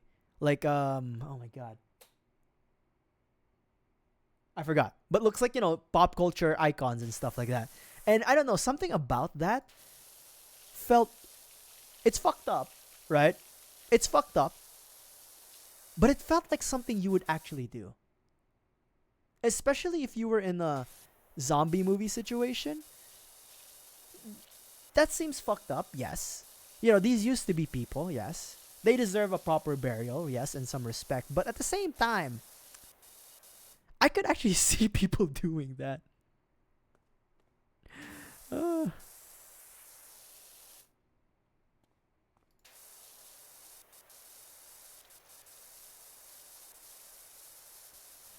Yeah, but yeah, I mean, honestly, I don't want to give too much away for Dawn of the Dead because I actually think people should watch it because it's really good. Especially for a first outing for a director. Now, Dawn of the Dead was written by, can you guess who? James fucking Gunn. So both directors and both filmmakers who have been part of like the DC universe, who used to run DCEU, Zack Snyder, and who currently runs the DC universe, the DCU, James Gunn, were responsible for the Dawn of the Dead remake. It was really cool. And honestly, it makes me think that if by some miracle of God, they could do that again, they could have Zack Snyder direct a DCU movie and have James Gunn write it, we could actually get a fucking banger DC movie. Like a really, really banger DC movie with like, really good action scenes and, compelling writing. Because, Superman had good action scenes. I will admit. Especially like, when Superman goes haywire. But, nothing. nothing really beats a Zack Snyder action scene. Honestly, like you don't go to Zack Snyder for realism, especially for action scenes. You don't. You go there for excess, and there's nothing like it. In my mind, the best Batman action scene in a long time, in terms of just like pure energy and vitriol, it has to be the Batman versus Superman warehouse scene. That fucking warehouse fight will forever live in my head as like one of the best Batman fight scenes, especially because we just came off of Christopher Nolan's The Batman The Dark Knight trilogy. The Dark Knight trilogy, very good. Very good Batman films. But my fucking god, I hated the fight scenes in the Dark Knight trilogy.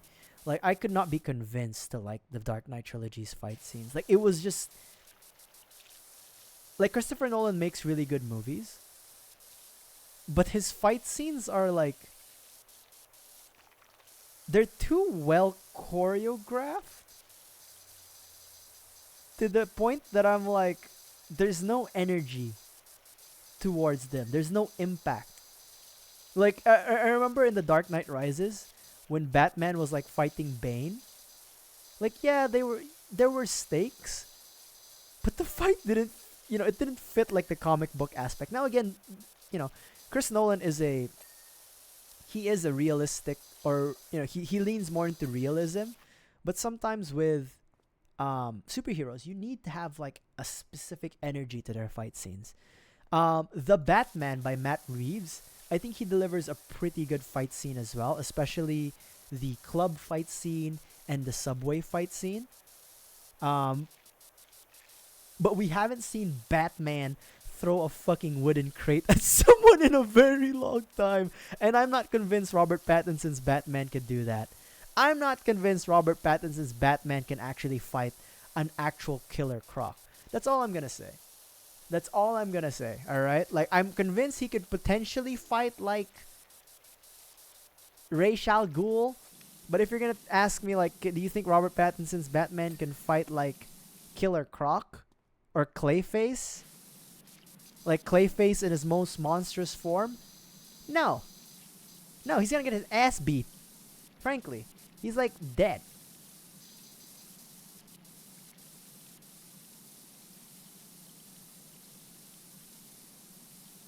Even Bane is a bit of a stretch.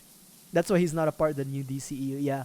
Honestly, Robert Pattinson's a good Batman, but the direction that Batman is going is just not there.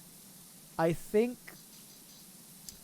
really hope they don't age Batman up to be like 40s, because they already tried to do that with Ben Affleck and they already missed that mark. Like, I think Ben Affleck's Batman had potential, especially where the universe was, but I think we've seen too much of old Batman.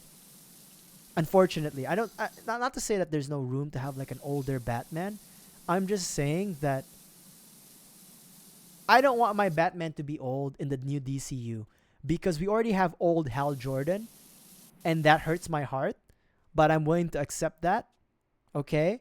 I'm willing to accept old Hal Jordan as long as we get good Green Lantern one way or another. But I'm not willing to accept an old Batman in the new universe. I feel like Batman and Superman have to grow with the universe. Also Wonder Woman. Batman, Superman, Wonder Woman, and The Flash have to grow with the universe. It would break my heart if they made those those four characters into like an older version of themselves without having to go through the journey with them. Especially The Flash. Like, I don't know. Like, I have a feeling, right, that they're gonna make Wally West Flash in the new DCU. Guy Gardner's jacket is expensive. You mean the Justice Gang jacket? Yeah.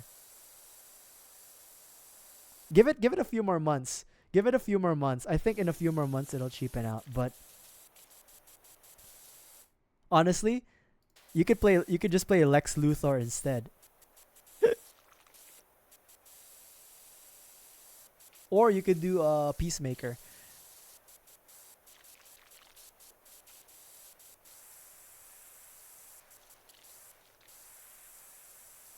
Peacemaker would be easy. Yeah, Peacemaker's easy. You just need the helmet. Like, realistically speaking, for Peacemaker, you really just need the helmet. Because, like, he there's, like, literally one episode where he's wearing, like, his underwear.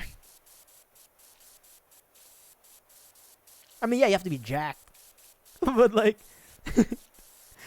oh, you could just wear, like, a bodysuit.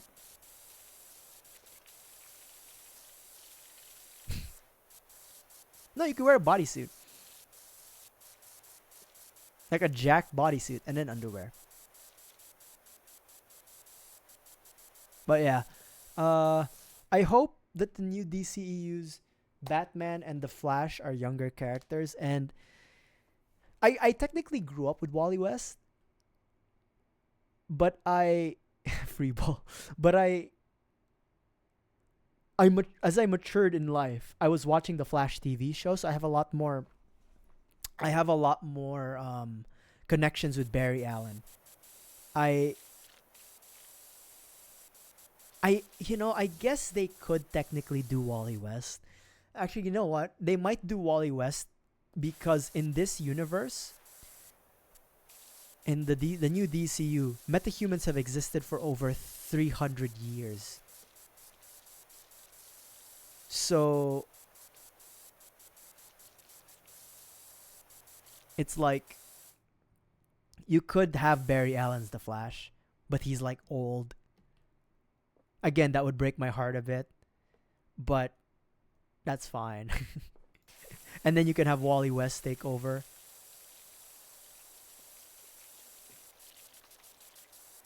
That's fine, I guess. Yeah, I think they do that. But they did say there's no Flash movie for like the next 2 years. I think it's because of like Ezra Miller and stuff like that. Like his movies fucked up. But, I mean, we'll see how that goes. And also Batman doesn't come until much later too. So I don't know what they're going to do with the Batman movie. Like, I'm a big Batman guy. So I'm excited to see what they do with Batman. I wish they don't age him up to be like 40 something. 30 something Batman is fine by me. Because even Superman's like 30 something.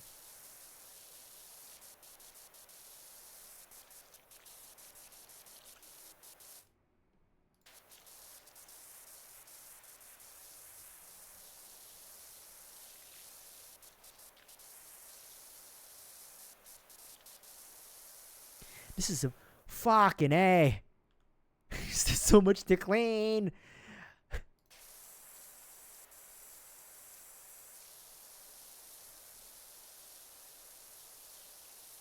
This was gonna be a chill stream anyways. So there's no pressure for me to finish this, really.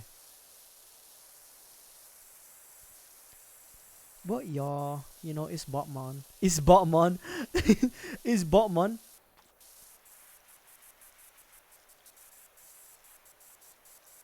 It's whatever. Oh yeah, you know what? I haven't seen... It's pressure washing. I I actually haven't seen any trailers for Alien Earth, and I saw one today in the cinema, and I don't know. Again, I'm not the biggest Alien fan.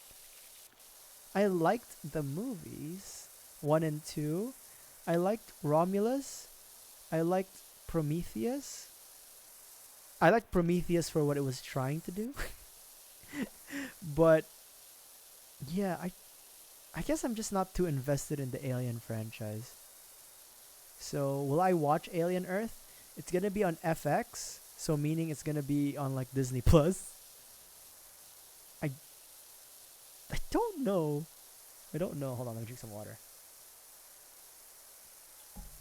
I don't know. It's one of those things where I'm like, okay, am I gonna watch it? Maybe not. Because I think Okay, here's my thing, right? When it comes to like the Alien franchise, once I guess once you and this happens for every monster movie. Once you see the monster, it's not that interesting anymore. You know what I mean? Like not to say like once you see it, it's done. No, no, no. But like in a movie, once you see the alien, the mystique is gone, and all it becomes is just like something you have to shoot. Now, that's not to say you can't explore the origins of the alien, the philosophies behind the alien or whatever. But just from me, it's like once you unveil the monster, it's just becomes I'm not too interested in it anymore. So I'm worried that for an alien series to go, I might find it boring because they might have to lean into the human element of it all. Because like they technically can show the alien every episode, but just like The Walking Dead, you kind of get like desensitized from seeing the zombies the whole time. You know what I mean? Like the zombies don't pose much threat anymore, which is a weird thing to say for the alien. It's like the alien is like the ultimate killing machine. It's always going to pose some threat. But for a serialized, for episodic series, serialized property, then it becomes like, oh man, I don't know if it'll be compelling enough to have like multiple seasons or even like a full series. Now again, I don't know what the plans are. I don't know the plot for Alien Earth. I don't know if it's gonna be like a one-off show or like an anthology series, or if we're gonna follow a group of characters through multiple seasons. But I might watch it for a little bit and might change my mind, because I have a fear, and just like The Walking Dead, how if they're gonna make this a show where it runs for multiple series or seasons, and you have to follow like the same group of characters, I have the fear that the dangers of the alien is gonna get diminished because we have to spend more time with the characters. Because they're expected to stay for multiple episodes or multiple seasons. Whereas if they potentially make it into like something like a semi-anthology, then potentially it will be interesting, because it's like, oh, are we seeing the alien invasion or like the aliens invading through various viewpoints? Are we gonna see different perspectives of like the aliens coming to attack?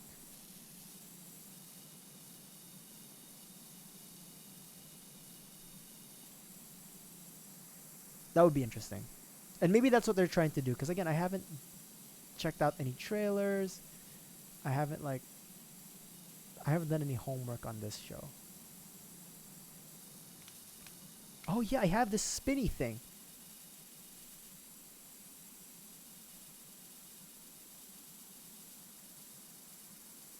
How are you guys doing today? I'm sorry. I know I haven't been like fully reading chat because I've been yapping this whole time. I do apologize about that. How are you guys doing today on this fine Wednesday evening or Thursday morning, wherever you are in the world?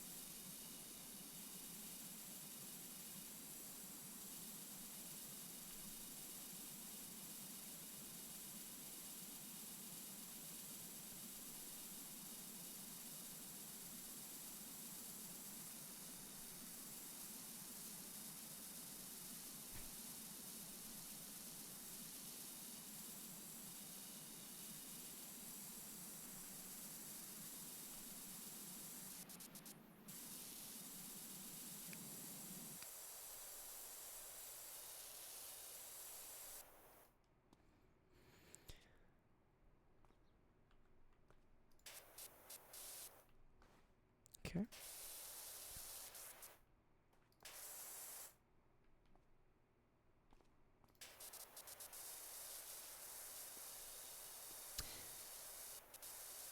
Oh yeah, on Friday, this Friday, or Saturday morning if you live in Asia Pacific or Europe. I will be building Gunpla this Friday.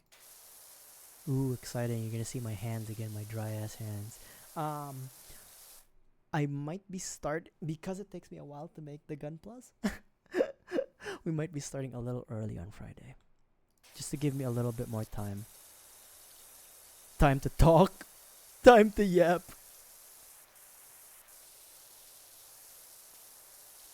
So I might be starting a little early. I want to say like 5 or 4 central. We'll see. Just so you know. I don't know yet. I haven't thought about it fully just yet, but that's me.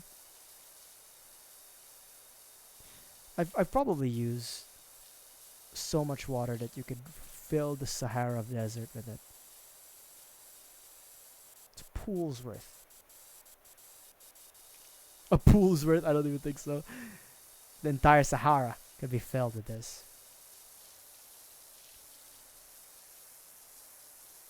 Also, can I just say, AMC Theaters plays like 7 trailers. By the way. 7 trailers per screening. Jesus Christ.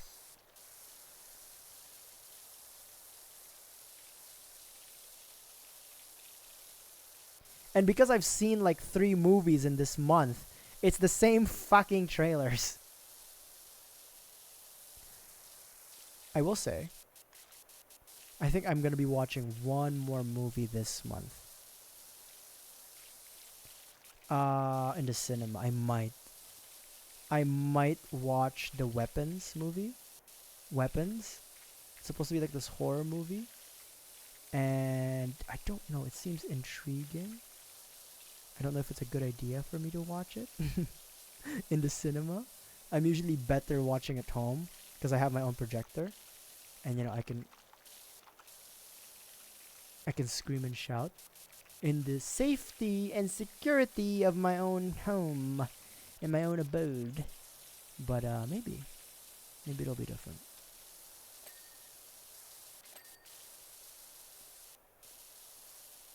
Or actually, maybe I could force my parents to watch with me. I can force my old ma.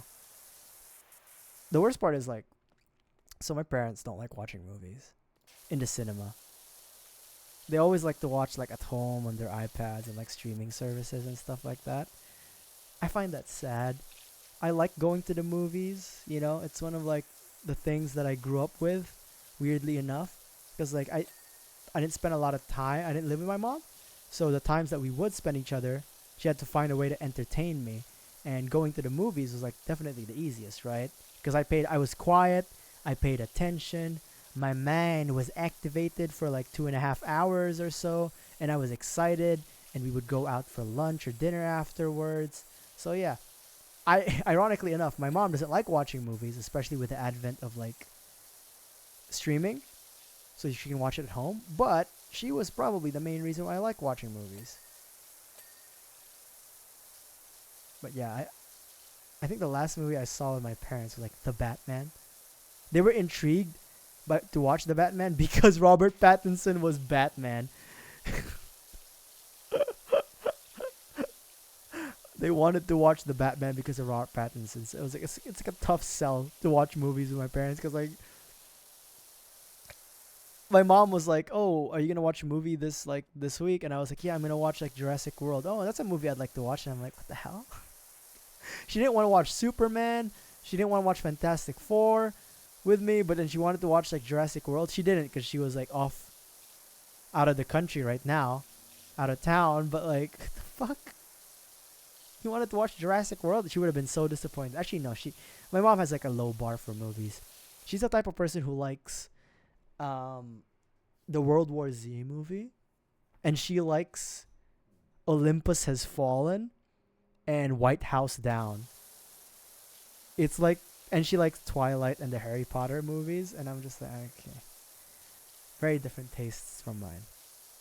Like, I like crappy movies as much as the next guy. Not to say Harry Potter is a crappy movie. That is to say that Olympus Has Fallen is a crappy movie. But I don't know. Different priorities.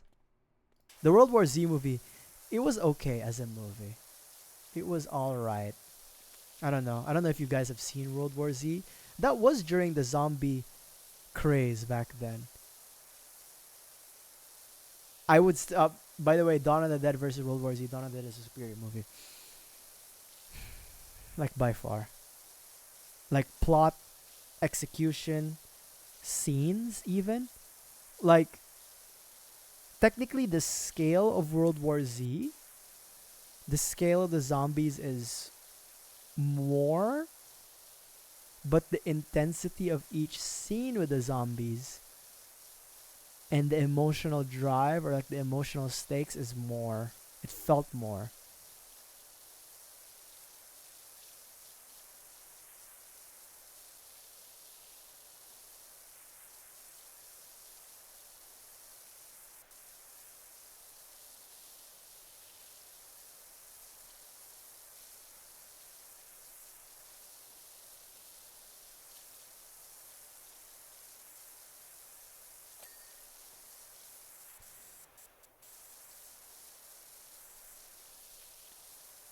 It's like bacteria.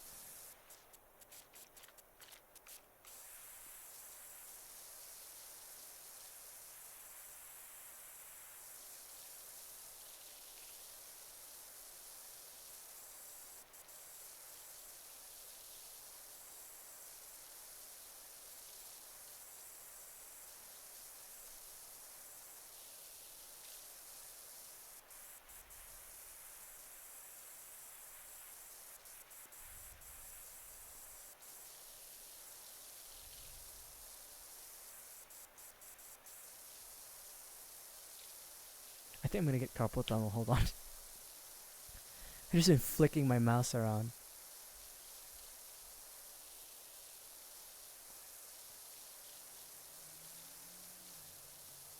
You know what? We have money.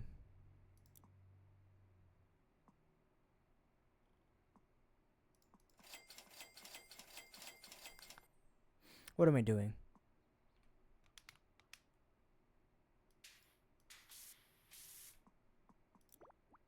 I ain't poor.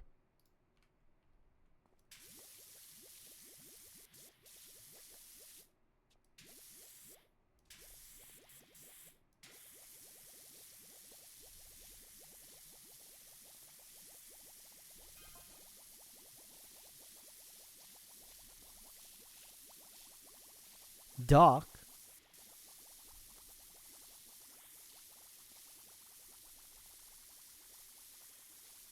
I'm not anybody's doc. What the fuck?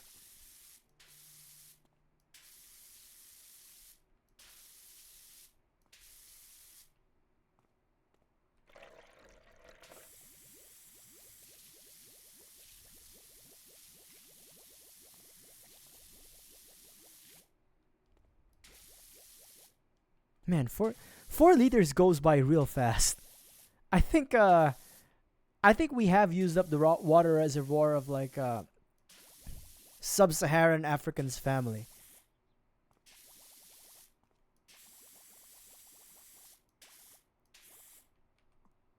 Like this is too much.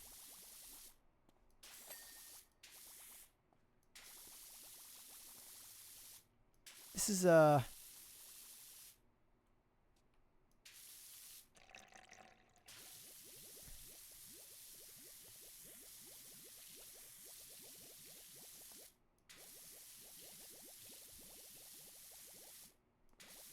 I don't know if this is more effective than just using the water. I mean, I think it is. I think it is. You know? Makes it a little sudsy. You know, gets rid of the mold and shit.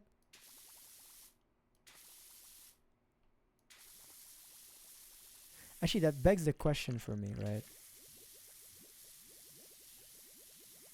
When somebody's power washing a house, who pays for the water? Because obviously, like the power washer doesn't bring his own water, right? Is it the house that hired, or is there like some sort of rebate? Cause my God, there's a whole lot of fucking water.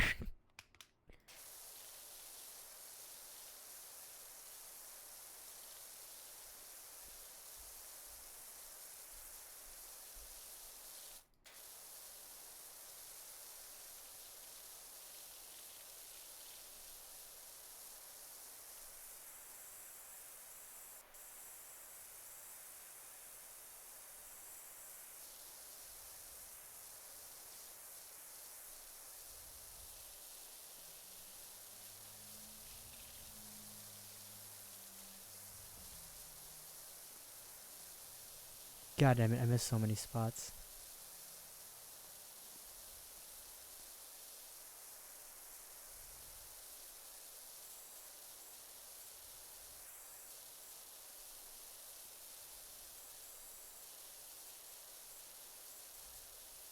God damn it. Oh, thank God. Whew. Roof is clear. This is a 5-man job. I'm gonna be honest. Ah, shit. Fuck! Okay. Maybe we utilize some of our tools, shall we? Oh my, it's an inside and out. Fuck.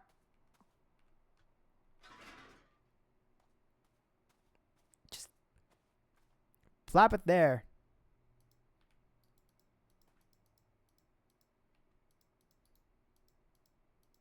The fuck?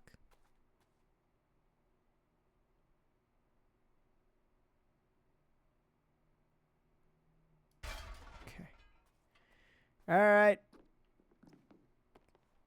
We gotta, I don't know how I move this. Fuck. The power of God and shit. Apparently.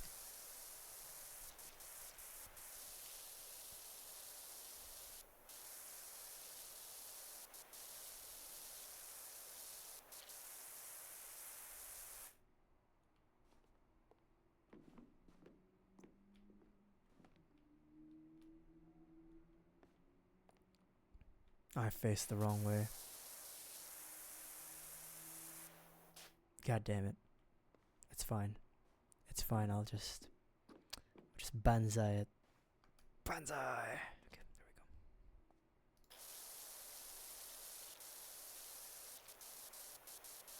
This guy jumps higher than Master Chief, I think.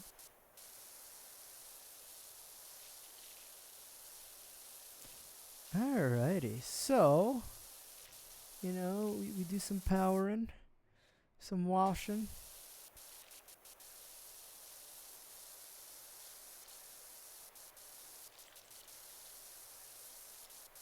Hold on. I can really feel a neck crack for my left side, but I really shouldn't. I know I shouldn't. Because if I crack my neck on the left side, I'm a dead man tonight. So bad. Is there any side here that I need to clean? I think there was like a...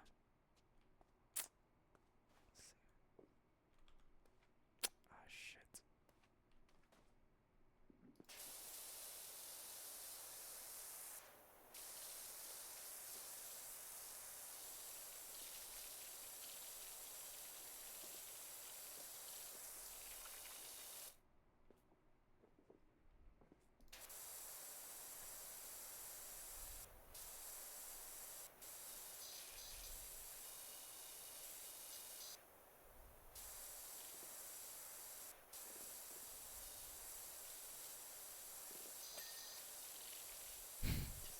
There's an entire fucking side.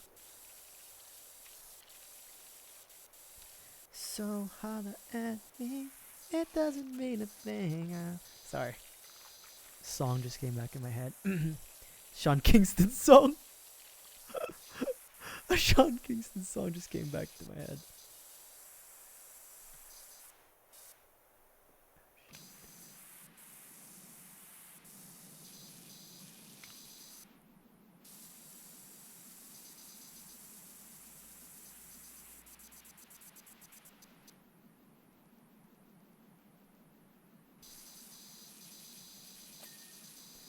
Hell yeah, baby, vibro wash. See? Does the trick every time.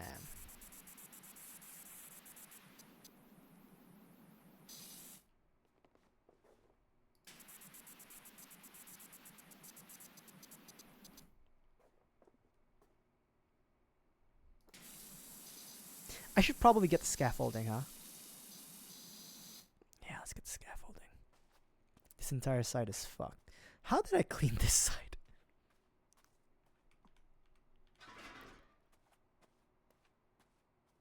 So what, we get drunk. So what, we smoke weed. We're just having fun. We don't care who sees. So what, we go out. That's how it's supposed to be. When we're young and wild and free. Why did I sing?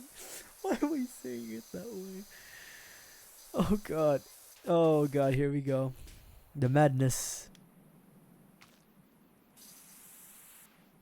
Blow one, smoke one, and it's a poster party. Smoke fun, and we all just having fun, and we just roll one, smoke. I'm gonna stop. I'm good. I'm good. I'm good.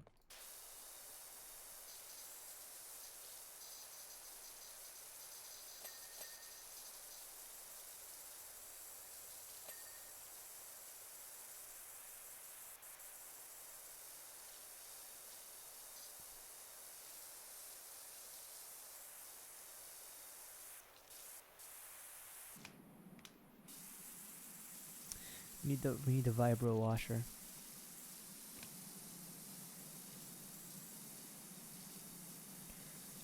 You know, I do pretty good strokes though. Straight strokes. Also, I've never had. So I've had like the gourmet popcorn from AMC, the caramel one. I haven't had the cheddar one. So if anybody has opinions on it, let me know. On whether the cheddar one is good.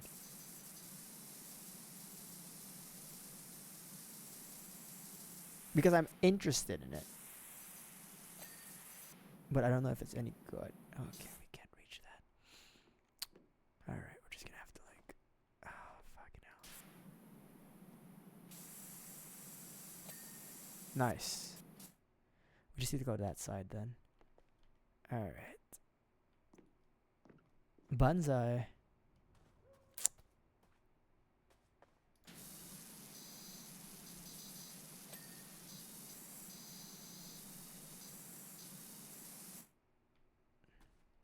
Is that... Maybe... I don't know. Is it clean? Oh god. It's clean. Alright. One more thing. Inside out or outside in? What do you guys think?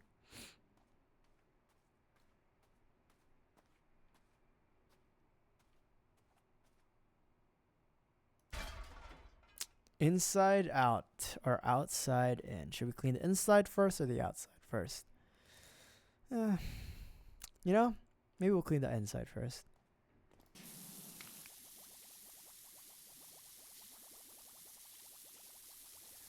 Use some of this formula that we have.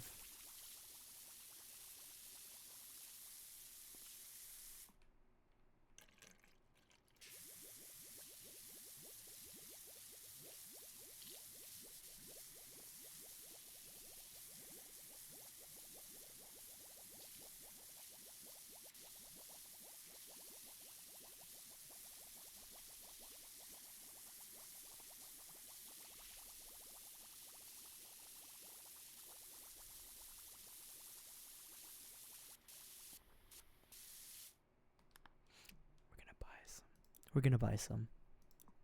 I don't. It's fine. Alright? It's fine. We're gonna buy some. It's been helpful. I think it's been helpful. I think it destroys the bacteria. Something to those effects. Okay. Now we go back to El Clasico.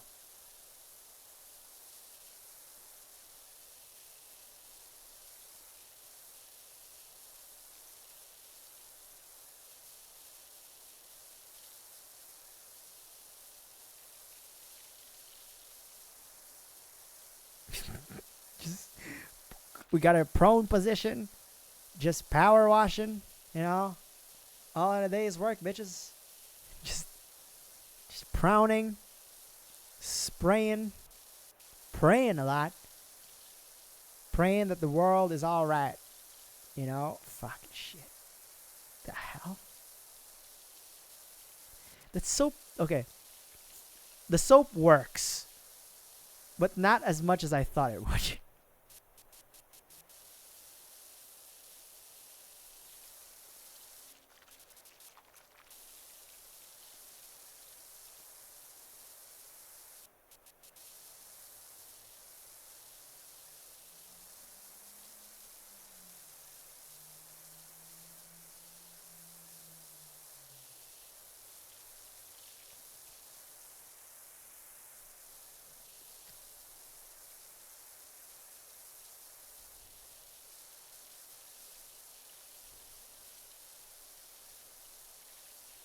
Don't make me use my vibro thing.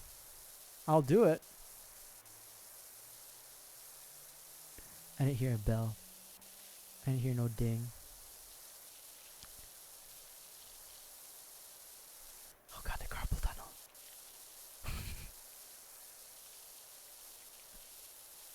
The worst part is the carpal tunnel isn't hitting my right hand, it's hitting my left hand.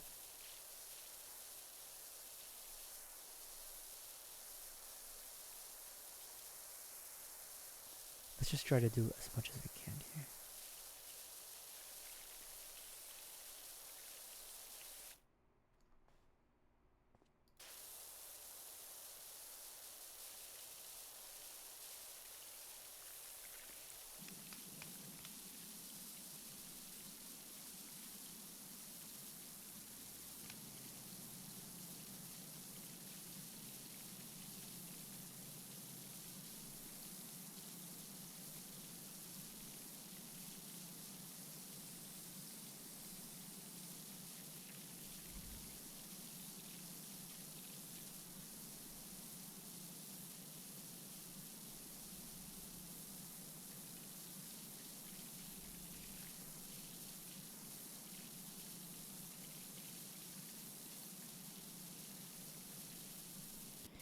Goddamn firehouse.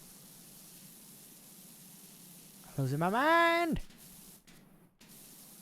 It's supposed to be a chill stream, but then my fucking mental health is decreasing.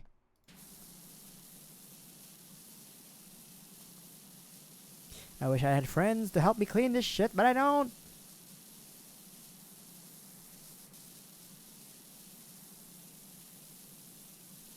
I'm alone in my attempts to clean this tower.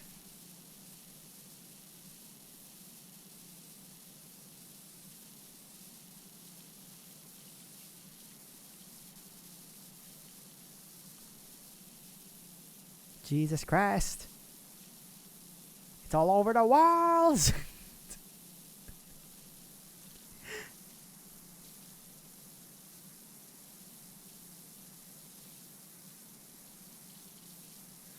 Who died here? You know I'm fucked once I've like started doing like voices. Like, oh my god.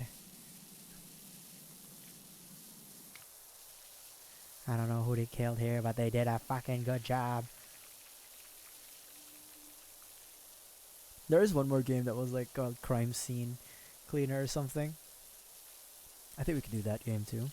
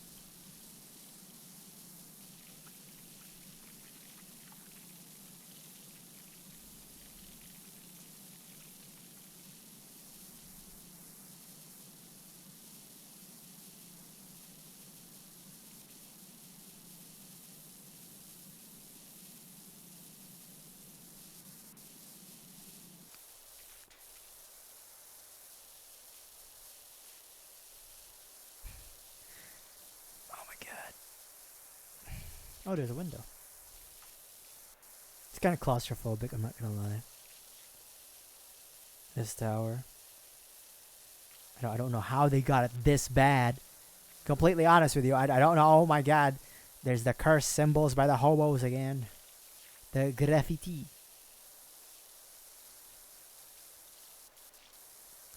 I almost cracked my left side of my neck. So, let's not do that. Almost cracked the left side. I shouldn't crack the left side, but force of habit was... And the worst part, I could feel the tension. You know when you, like, have, like, a muscle tension and you pull it? It's like, I felt it, bro. I was like, that's it. That's the one. That's... It's like, oh, if only.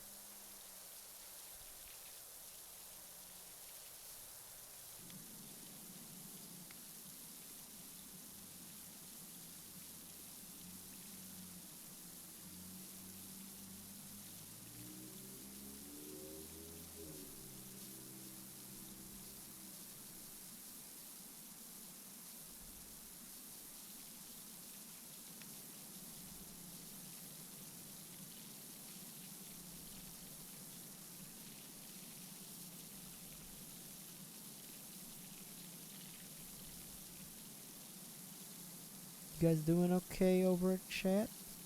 Let me know if you have any questions for the class. Things that I may or may not be able to answer. Mostly leaning to the may not be able to answer, but you know. Who knows? Maybe I will be able to answer it. Maybe I won't.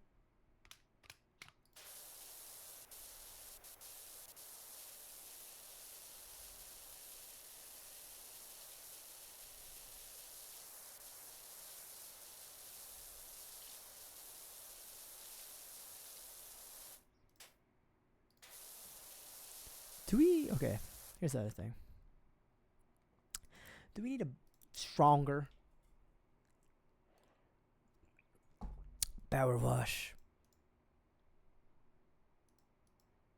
I can't afford it. Oh, I already... Wait. I own the Prime Vista 3000? Hold on.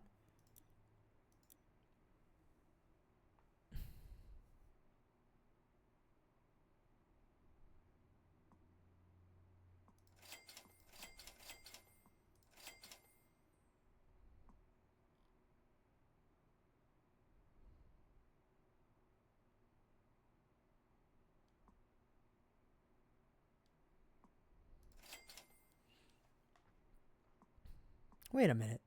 Wait just a damn minute. We have the Prime Vista 3000 heavy duty extension, short extension. We've got the... Okay. Okay. Okay.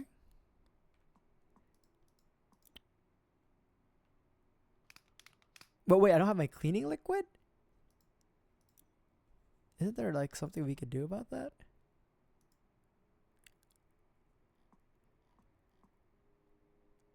Here it is. I can't afford it. I can't afford it. I can't afford it. Oh, but which fucking A, would you look at that though? The Prime Vista 3000. Oh man. Oh my, we were poor boys this whole time. These are medium wash shit. Hell no, dude. Prime Vista 3000, baby. My god, what were we doing? What was I doing? Christ. Unprofessional. Bullshit ass. Oh god.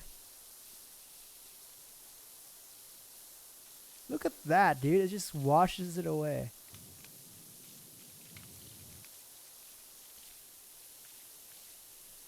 Heavy duty.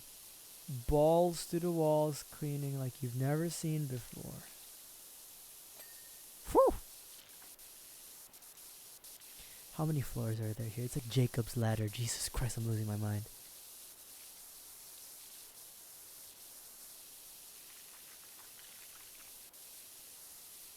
Jeez. Jesus Christ, get me out of here! I've been looking at black spots this whole time!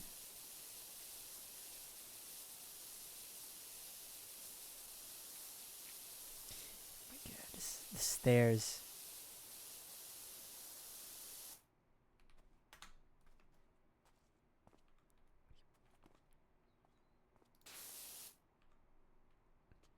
do you mean the stairs aren't clean?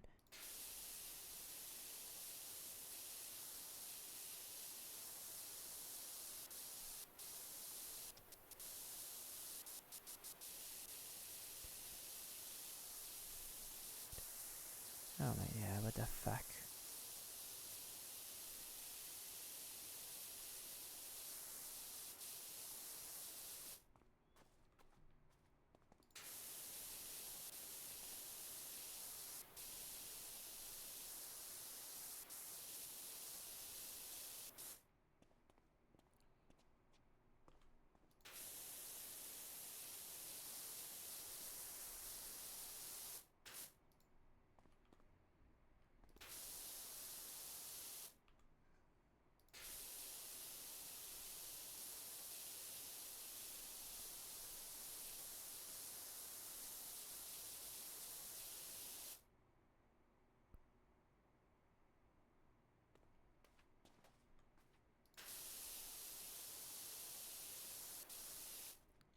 Wait, did we not already get...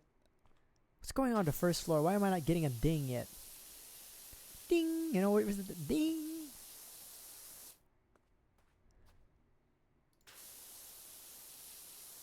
Never mind. We'll just keep persevering. Oh my god, how tall is this tower?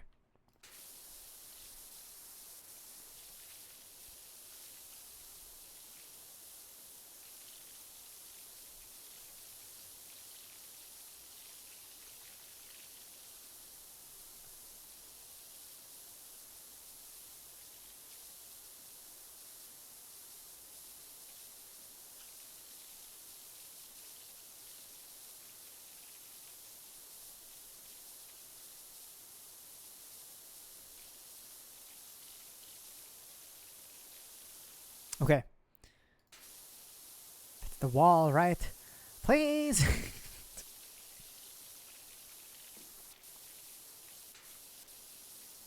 The Tower of Babel. It'll never fucking get clean. Oh, there's the ding that I was looking for.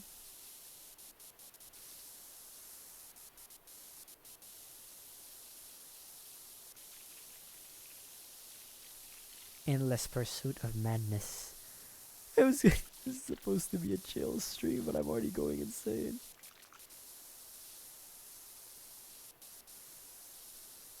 You know, power washing is a difficult job.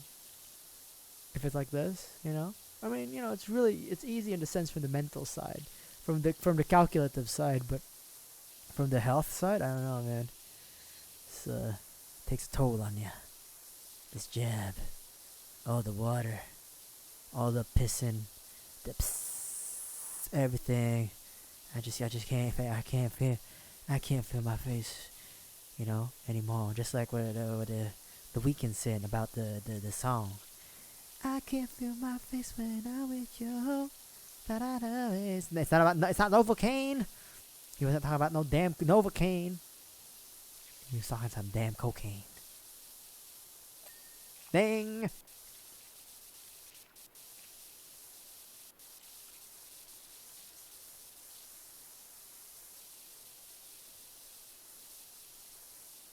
We haven't made our money back from buying the new tools, but that's okay. You know, these things happen.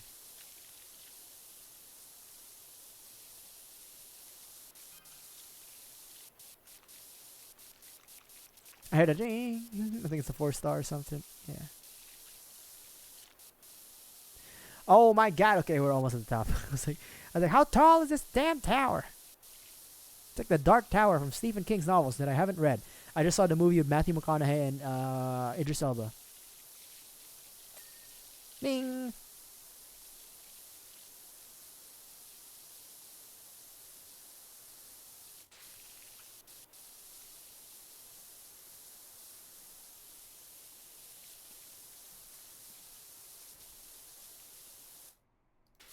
Actually, I saw that movie in cinemas too. I didn't know a jack shit about it too. Like, I just decided to, like, I don't even know who I saw it with or why I saw it. I think I was with some of my friends from high school. I always drag people to watch movies with me, but that was back in the day, not anymore so now because, you know, people get busy. But I think it was in high school, yeah. when The Dark Tower came out. The Dark Tower, Stephen King's The Dark Tower, like with Idris Elba and Matthew McConaughey. I don't remember. I don't even remember it. I haven't. First of all, I haven't read the book. I'm not familiar with the series, but I honestly don't remember anything about the movie. I just remember it was like somewhat cool, because they called like Matthew McConaughey the Dark Man or some shit like that, or the Man in Black, or the Man of the Shadows, and he had like telekinetic powers or something. Like he had weird, vague powers that controlled life and death. But for some reason, he can't beat Idris Elba, who was the gunslinger. But like, there wasn't anything like super special. I thought about the gunslinger. He was just like Bullseye, with like special bullets. Like the special effects were okay. I remember it was like creepy because like some of the adult characters, they were like these replicants, or like, skinwalkers basically, and the kid was like always seeing their true faces. Yeah, I don't remember like the plot of it. That's what I'm saying. I don't remember like most of the movie. I just remember some of the strokes of it, not even broad strokes. So yeah, I mean, I don't blame you for not for saying it's forgettable, because I don't even remember it.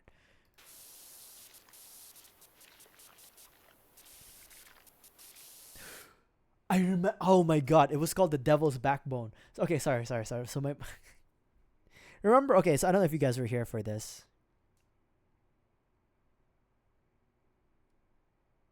Oh no, not The Devil's Backbone. It was The Devil's shit. Never mind. No, The Devil's Not. Okay. So did you guys remember a long time ago?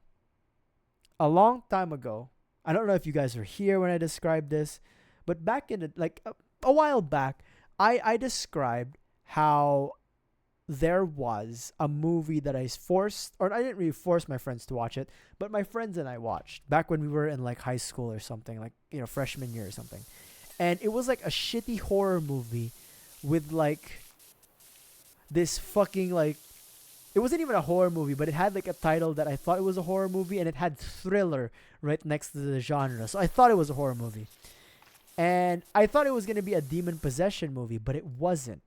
It was about a like a true to life, air quotes, retelling of a missing children's case.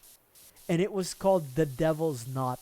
I remember that fucking movie now. It was the worst movie I've ever seen in my life. And I can take a lot of shit movies. I've watched The Amazing Burt Wonderstone in theaters, The Dark Tower in theaters, But that movie, The Devil's Knot, is so bad. It is so boring. And then it's like supposedly based on a true story about like, again, missing persons cases, like missing children. But we were just like so bored, me and my friends. But we didn't walk out of the cinema. We were just like, we were hoping that like it was gonna be like something like The Haunting in Connecticut, which was like the scariest movie for me, by the way. Like as a kid, I was watching like random cable movie channels, right? And The Haunting in Connecticut came out, and I couldn't switch it out, but I also couldn't watch it because I was so scared. And this was in the mid afternoons, and until now I am still scared of The Haunting in Connecticut. I haven't rewatched it, but anyways. The Devil's Knot, do not watch it. The Devil's Knot, it is really bad. Like I'm saying it's bad.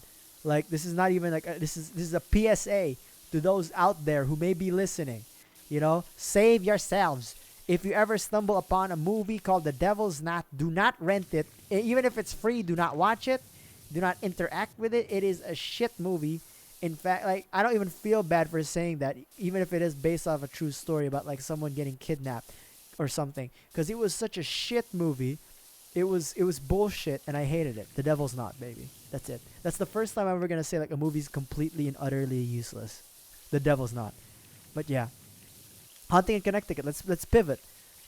Right? Haunting in Connecticut. Scariest movie I saw when I was a kid. because I didn't expect it. Like I still consider like the original Ringu really scary, The Grudge scary, but like I'm drinking water. Give me a second. Haunting in Connecticut, because I was like 8, right? I was like 8 or like 9 or 10, and then I thought I would be ready for it, but I wasn't. Spoilers for A Haunting in Connecticut. There was like a scene where they uncovered that there were corpses in the walls, like mummified corpses, and then every time they like uncovered a mummified corpse in the walls, like it would hard cut and like jump scare into like a scary demonic face or something like that. But like honestly, until this day, I don't know if I want to watch A Haunting in Connecticut. Sounds like Attack on Titan. You know, maybe the author of Attack on Titan did see Haunting in Connecticut. Cause like, dude, again, I was a kid, right? So like, of course, like I thought it was like super scary. But Haunting in Connecticut would always scare the shit out of me. Like, that's the one horror movie that I'm like, yo, I need to rewatch it now as an adult, but I need someone to watch it with me.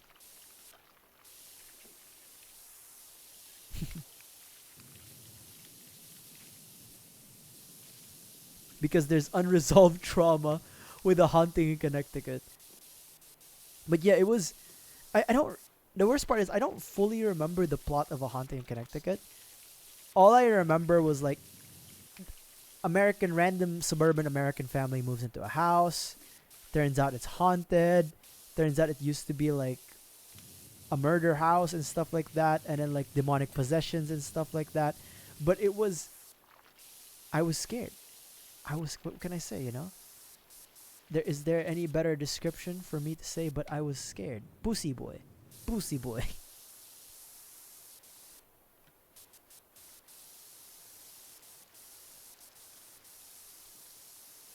And then that's also the reason why I will always remember Connecticut as like a state, because of A Haunting in Connecticut. Like that's the only reason why I even know vaguely about Connecticut. It's because of that damn movie. Holy shit! No, okay.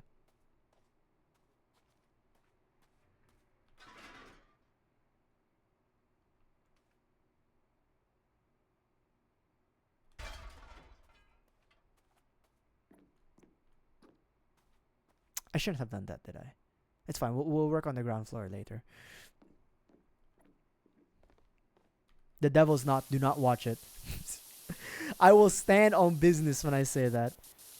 The Devil's Knot. It was traumatizing because of how bad it was. Because it was like a pseudo documentary. You know, like those.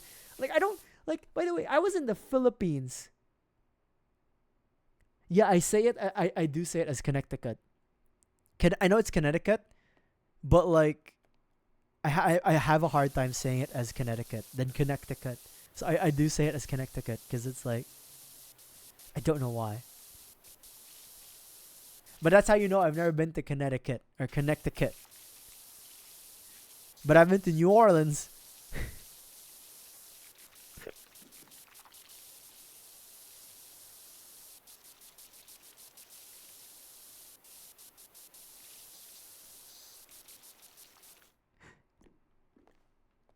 Connecticut, bitches. Connecticut. New Orleans.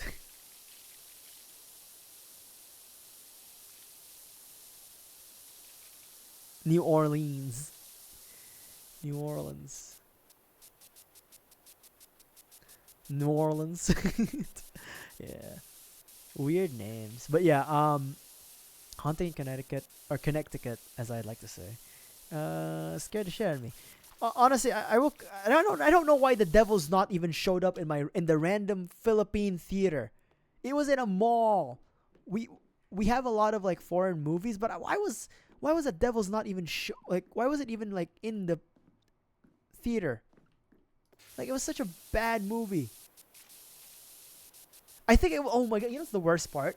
It was either that or the Hunger Games part something. Or it was like another movie that we decided upon. I was like, hey, do you guys want to watch like... I was like, do you guys want to watch this like The Devil's Knot, or do you guys want to watch like or like whatever this other movie is? And they were like, I don't know. And I was like, oh, maybe you should watch The Devil's Knot. It says it's a thriller. It must be a horror movie of some sort. It's not. It was not. The Devil's Knot, my ass. Fuck that movie, man. Bullshit ass movie. Wasted $4. No, it was like $3, but still. Cinema tickets are cheap in the Philippines. Back in the day, it was like 150 pesos to get like a cinema theater, like a ticket in the Philippines, like a theater ticket.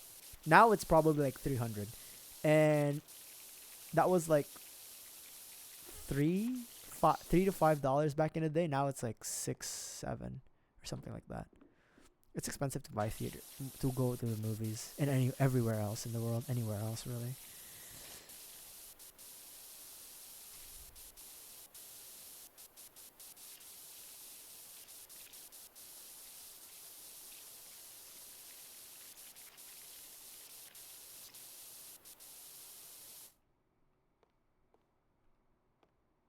You know, one thing I will say about like the AMC theaters, you know how like their chairs are all like leatherette, like fake leather, and you know, like they're all like the lazy boy chairs.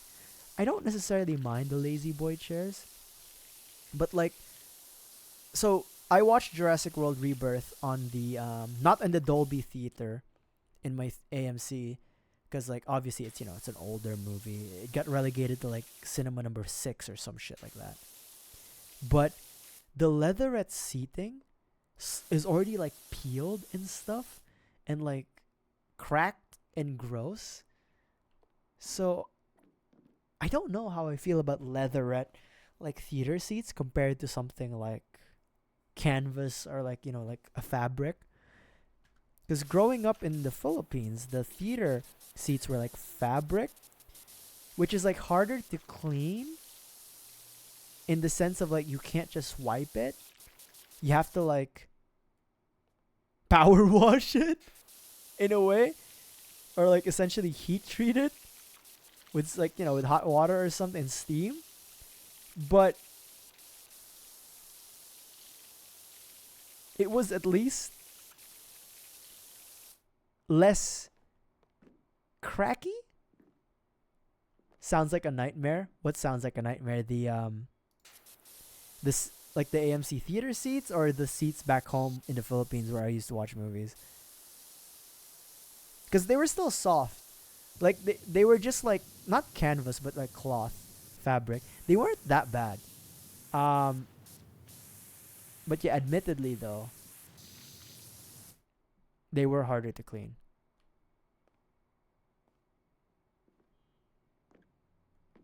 Also, the fabric seats were in like the standard theaters, not in the IMAX theaters. We did have IMAX theaters, but we couldn't afford it. The IMAX theaters were the expensive ones. They were like $10 for us when we were kids. 500 pesos goes a long way. So obviously we didn't go to like the IMAX theaters, but they had recliner chairs as well. I want to say those maybe had leather seats, but I don't know. I kind of like the fabric ones more because they were just, you know, I guess a lot more like, I don't know. They were less craggly. That's it.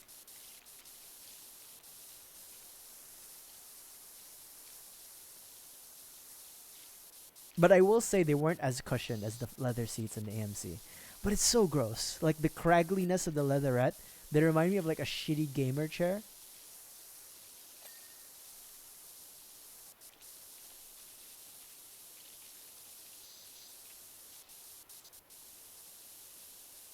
I mean, even the gaming chair I'm using now, which is from Noble Chairs, it's the Noble Icon. If anybody cares, it's the fabric one. But I'm the only one who sits here too, so it's like there's not enough asses to make it gross. Cause like, you know how you can get the other gaming chairs, like the Secret Labs ones. Those also come with like a fabric ones. Honestly, if you're not gross, it's not a bad idea to potentially get the like a fabric gaming chair if you're not gross. I don't eat in my gaming chair. You have a razor chair. I think I do know what that one looks like. But yeah.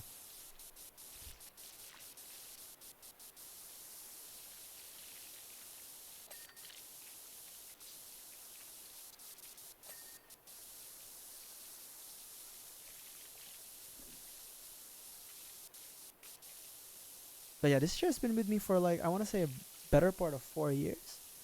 Held up pretty well. I'll be honest. I don't I don't really use the lumbar support so much because it forces me to be like in a position that's like uncomfortable for my body.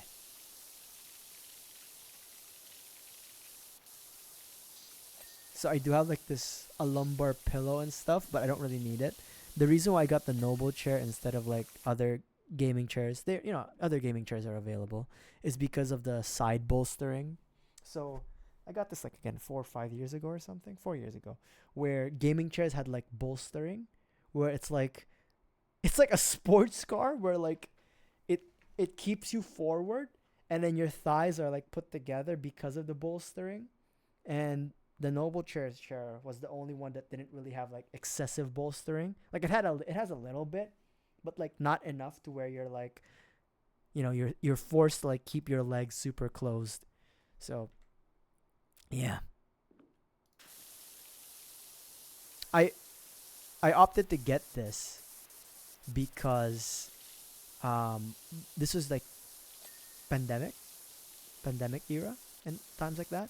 So my company at the time was willing to pay for like at home supplies, and I already had a table, and I had like some PC monitors. So I was like, you know, let me get an expensive chair, but I didn't have enough for like what was it called? I didn't have enough for a what was that expensive chair brand, office chair brand? That one.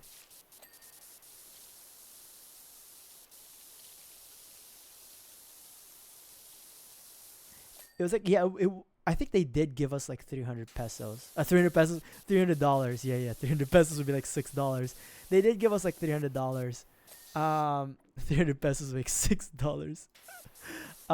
It was oh my god, Herman Miller. There we go. Um,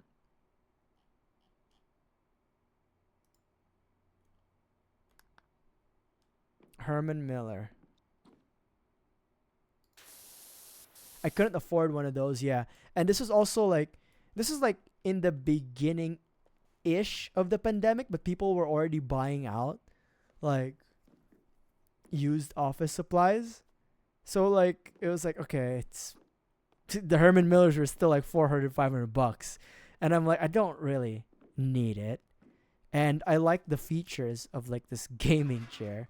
Usually people would say don't get a gaming chair, and then that is that's factual enough. But I don't usually listen to other people. What the fuck? It's my money, bitches. So I decided to get this gaming chair, and you know what? It's been pretty good. It's helped me keep my posture up correctly, but there's only so much there's only so much a chair could do. There's only so much a chair could do. This steel case. Was that really bad? Because like I heard that the steel case chairs are good. Like they're like the second best compared. This is back in the day too. They were like the second best compared to like Herman Miller, especially for the price point. But I guess I'm glad I didn't get it then. If it's ass.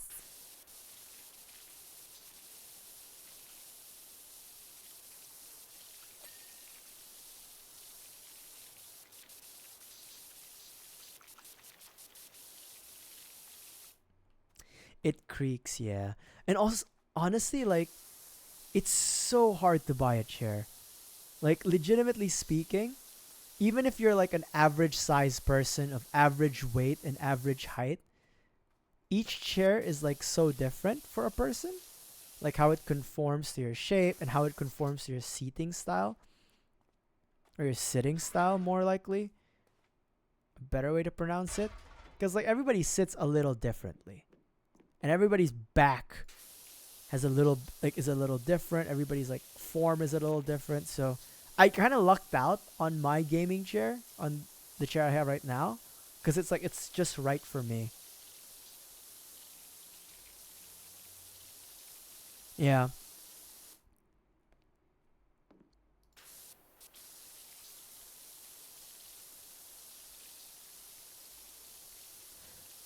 Yeah, I got mine in the pandemic, so there wasn't really like a store I could get to. And then the other thing is like this brand, Noble Chairs, they're like those European brands. They don't have like US storefronts, at least at the time. I don't know now, anyways.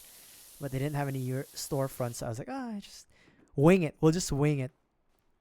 Actually, no, there was like one thing that helped me buy this chair that I was like, yeah, I'm buying this chair. There was a guy on YouTube, I don't remember who reviewed it, and he's from the UK.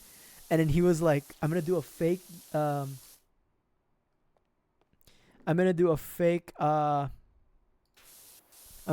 accent, a fake English accent, but he was like, alright man, this chair is peng, yeah? This chair is super peng. I didn't even know what peng meant at the time. Apparently peng meant good. But he was like, this chair is peng, yeah? I've been eating a lot of chips, so my weight is like super heavy. But with my size, this chair is a peng chair. And I was like, that's it. You've convinced me, random English man. the chair is peng. I'm buying it. Malaysia. Yeah, actually, you know what? That's what I will say that. In Asia, they do have like storefronts for like online stores that you find in the States. And I'm like, what the fuck? It's like, I'm so jealous. What the fuck? Like, they have like, if you know, like, the bags Peak Design, they have Peak Designs on sale on shelves in, like, Japan and stuff like that, and other stores in Asia. Yeah, it's pretty nice, right? Like, there's, like, stores you'd actually shop in, and this isn't just, like, nerd stores, but, like, everyday stores. That's, like, pretty good. Oh, dude, malls in America are so depressing. I say this as a Filipino unfortunately, the Filipinos' only outing or only like outdoor activity is like hanging out in the malls. That's pretty bad, admittedly, right? There's no like, parks and stuff like that in the Philippines, unfortunately. Or there are, but it's not very good. Maybe it's gotten better, but who knows?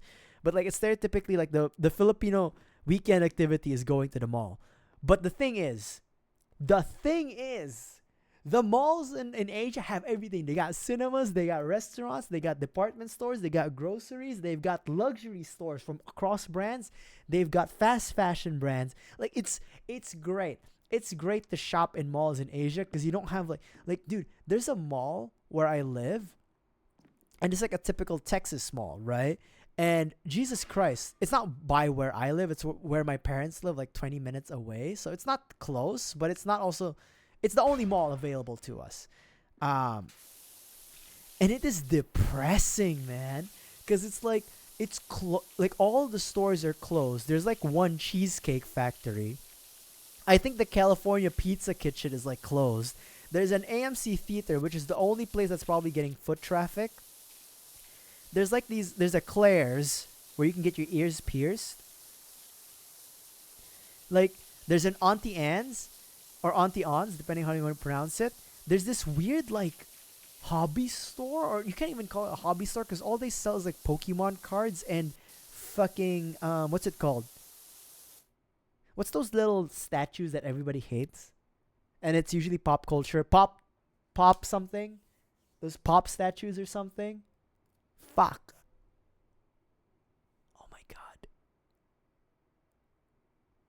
Pop figures. Yeah, pop figure. That's what they are. Funko Pop. Thank you, Fruit. Funko Pops. Yes. There's like a store like that. There's a secondhand luxury goods store that sells like Louis Vuittons, but it's still cheaper to buy from like online. Like, it's so like American malls are so depressing, man. Hold on. Speaking of depressing, I can't get up this. They're so depressing. They're like money laundering schemes. I swear to God, they're like the you know how like they used to joke that like shitty Chinese restaurants that nobody goes to, or like shitty laundromats that nobody goes inside of, are like money laundering schemes. I think a lot of the stores in the malls are money laundering schemes. And that sucks, right? Because apparently back in the day, in the 80s and the 90s, the malls used to be like the hip, hot place to be. But I guess online shopping ruined it. But the thing is, online shopping still exists in Asia. So I don't know what they're doing wrong. Deficits, that's true. Tax shelters. I have so back in the day, I used to have coworkers in Canada, um,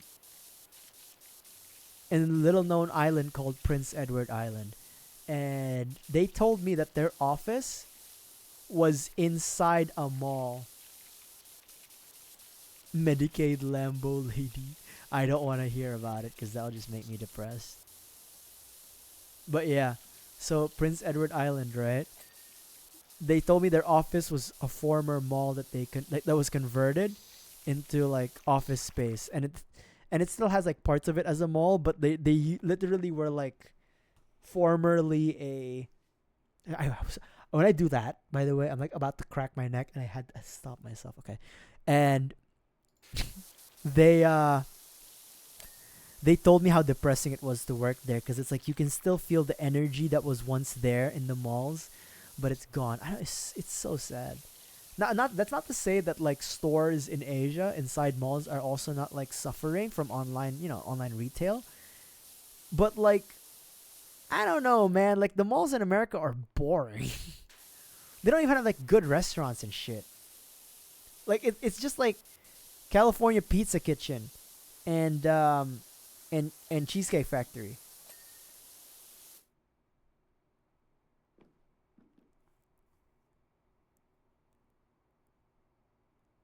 Used it to buy a lamp.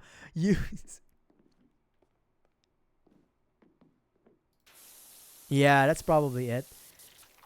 God damn. That's probably what they do for the malls. Oh man.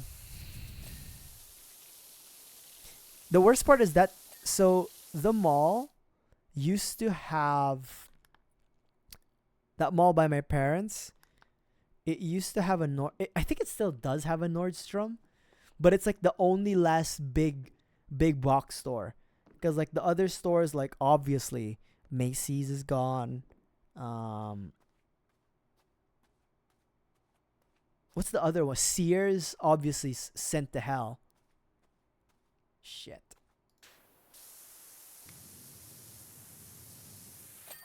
There we go. Oh my god, we finished it. There's one more Sears in Northcal.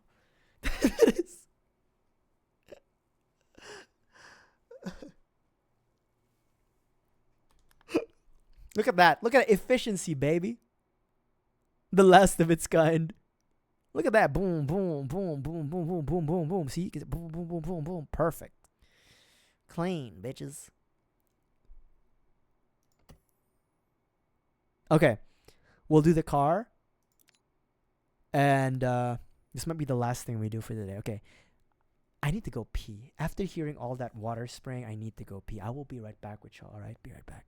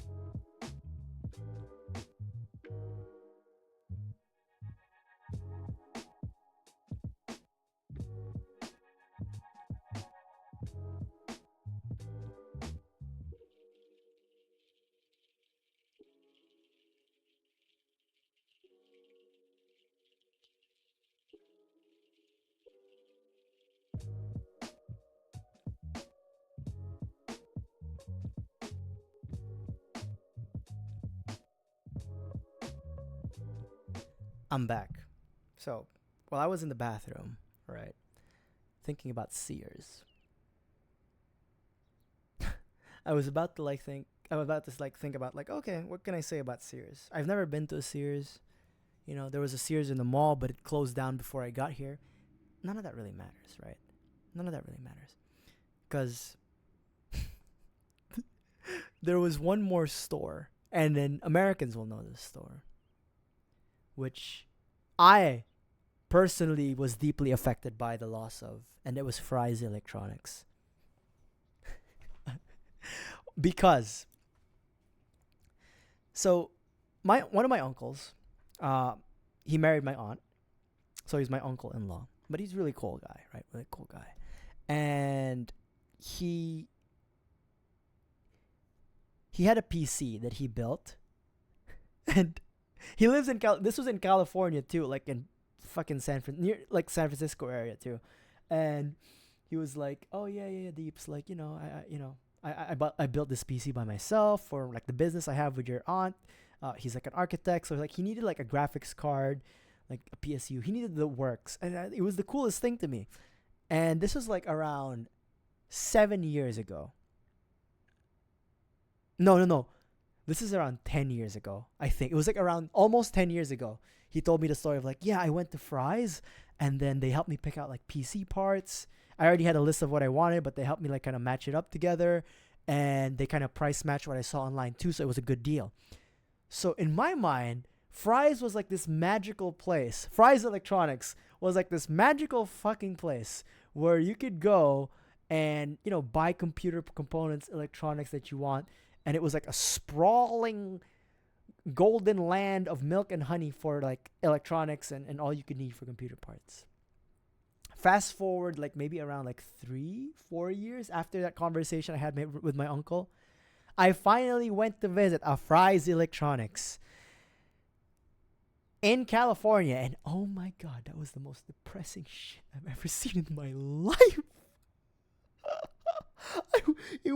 It's the most depressing shit I've seen in my life, cause like it was like low ceilings, right? It was, some of like the lights were off. It was like this big place too. Low ceilings, some of the lights were off, some of the stocks were empty. I was looking to buy, and this was when truly wireless headphones were still coming up, so I was looking to buy like the Jabra 35Ts or something like that. These were really expensive at the time, but I had some money saved up for it. And as I was walking through the aisles of Fry's Electronics with my other uncle, who's my blood-related uncle, he was trying to look for like a server and some hard drives to bring home for his business for like security purposes. And it was just so depressing because like I was trying to look for video games, and all they had were like old CDs from like PC games. And I was like, do you guys have any like Nintendo games and stuff like that? And when they brought me to like the Nintendo section, it was just empty. This is the time when like the Switch was out too. It was like fucking empty. They had all like the cardboard like paper cutouts for like, this is the Switch. Like, you know what I mean? Like, like the promotional cardboards that like Nintendo gives out. They had all of that, but it was just empty, man. Like there wasn't even like DS games. And then they had like a few like PlayStation 4 accessories. They had accessories, and it was just like crummy and stuff. And then I went to get like my headphones, and I was like, this is the most depressing thing. Like it's like when you're told a beautiful lie. Because I'm sure it used to be this beautiful place, Fry's Electronics. But when we went there, it was like entering a dollar store that was about to close, but with still high prices.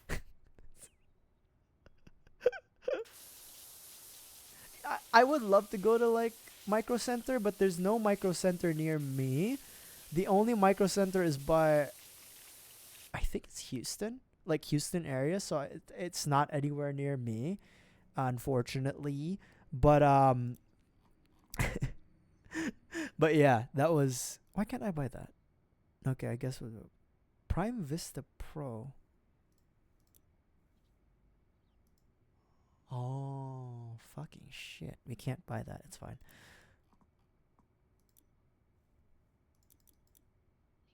We have to buy the Prime Vista 3000. That one. I want to spray some soap. You should make a pill. I would love to personally go to Micro Center, especially when I, when I do buy my future PC. But it's just so far from me. Like it doesn't make sense. I mean, it makes sense if I'm like visiting some relatives who are in Houston. They live in like the Houston area. But like just for me to go there and I'm like, okay, I could make a trip out of it because it is like, it's not so bad if I make a trip out of it to visit relatives and then go to Micro Center. You have nothing you want to buy. You can always use a few SSDs if you still have space. It's just like wasteful. Yeah, just get a few SSDs, man.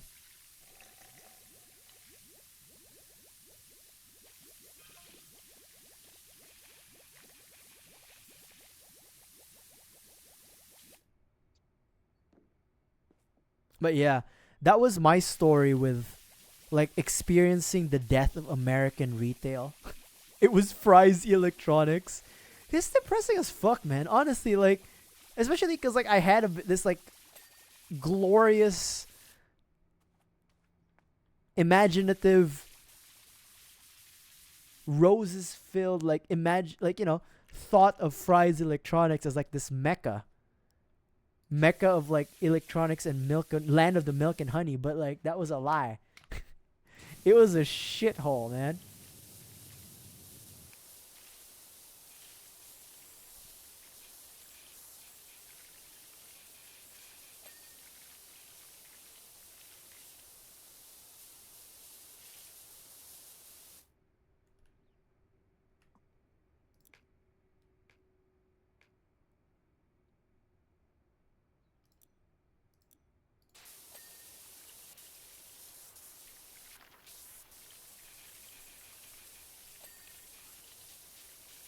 I will say, I still haven't seen a Switch 2 on a shelf. I I went to a Walmart, I went to a Target, I went to a Best Buy. I'm not seeing a Switch 2. Not to say that I want. Okay, here's another thing. This is the only one of the only few times I don't need one, but this is like one of the only times I'm gonna talk about the tariffs, right? The fucking tariffs increased the Switch 2's accessories. Jesus, Mary Joseph. What the hell? To get like a Joy-Con is now $100. I can't do this, man. Like, the hell? Shut up, Leonard. I don't need a Switch 2 right now.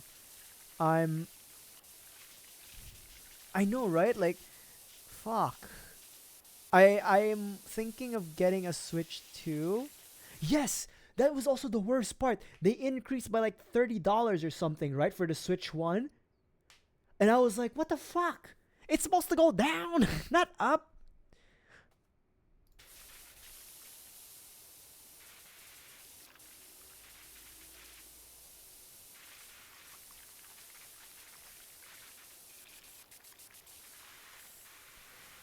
Like the sad state of gaming. My god, of like a hand. Like, Jesus Christ. It's supposed to go up, not down. Oh, sorry, down, not up. Or gaming's experience is supposed to go up, not down. Price is supposed to go down, not up. The experience goes up. But the experience has been going down. The fact that I'm playing like Powerwash Simulator. It's a great game. But yeah, sad state of gaming. But my god, dude, I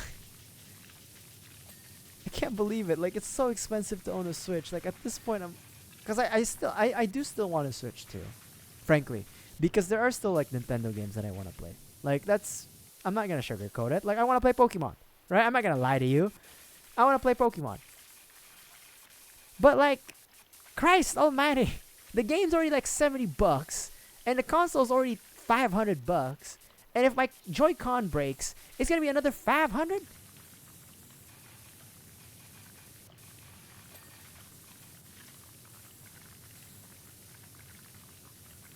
Not 500, but you get what I mean. It's gonna feel like spending another 500 because it's gonna be like $110 after taxes. After fucking taxes.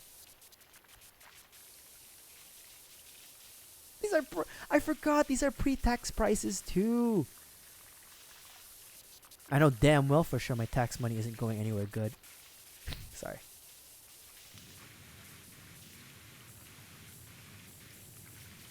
All right, that's enough. That's enough lambasting about the economic situations of the 2025s. But the original plan for the deeps, talking in third person, the original plan was I was gonna get the V2 of the Switch too once they start like, once everything is like completely ironed out with the Switch in terms of like if there's anything else to like fix. Because like obviously the V1, I will commend the Switch V1. Maybe I just haven't been paying attention. Or the Switch 2 V1. The current version of the Switch 2 we have not heard anything about it breaking or bricking completely from like physical use outside of like, bricking from software manipulation.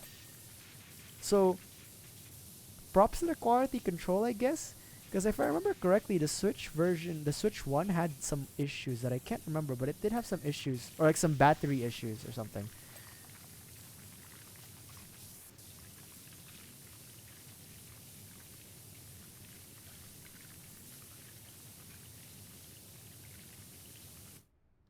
Ah, the Joy-Con drift issues. Knock on wood, I haven't actually experienced any of that. The drift. I've had my Switch Pro. I should show you guys like my Switch Pro controller. It's like melted. Like the analog stick, the left analog is like melted.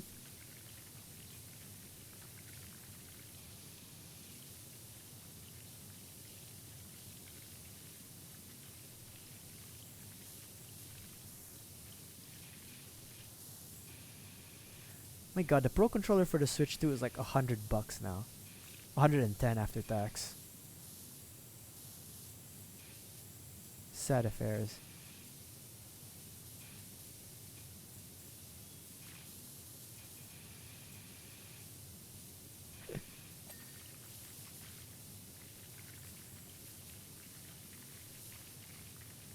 And the worst part of all is if they release a Switch 2 Lite, I can't buy that. Cuz if I'm still streaming within the next 3 years, I obviously want to be able to stream the games I play, right? Cuz it's like, two birds with one stone. If I don't, like, I'm just wasting time. So I'm forced. I'm forced in a way. No, okay, nobody's really forced to buy anything. But to my goals, I am forced to buy the Switch 2 Standard Edition. Fuck. The last cheap Nintendo product was the 2DS. The original 2DS. And I actually own and have bought that with my college money. Forced to buy. Perpetual consumer. I don't remember how much the Wii cost. I didn't own the Wii. I know the DS was also like $200. So it was pretty pricey, especially with or maybe 150. I know the DS was kind of pricey, but then not to the point that we're getting with now in terms of gaming. Again, the 230, the DS, or the Wii.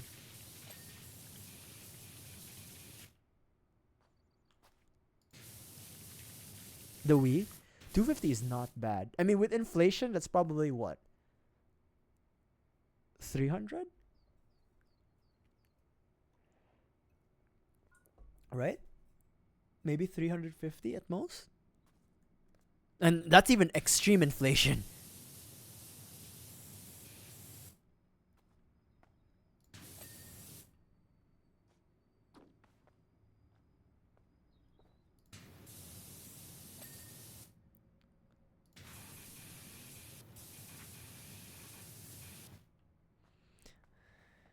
Yeah. Oh, you know what was expensive? The PSP.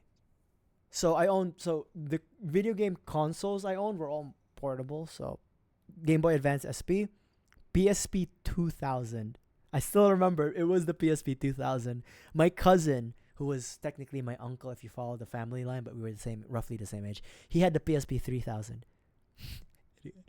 So Game Boy Advance SP, PSP 2000, the DS, and then things I bought for myself: 2DS, Switch, my PC.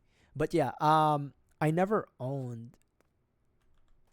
What Windows? Oh, okay. I never owned a Wii or a GameCube, but what are we missing? But 150 for a console, not too bad. 250 at launch. Let's say with inflation around 300 something, not too bad. Honestly, especially compared to like $500 for the Switch 2. Ugh. 800 plus that 10% or like that 9% tax. Which window is this? Sold it before it depreciated. Yeah. Well, that's good.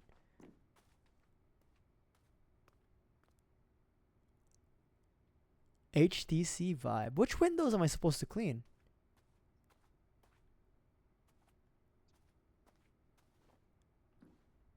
It's supposed to glow, but the problem is like the windows are all like blue.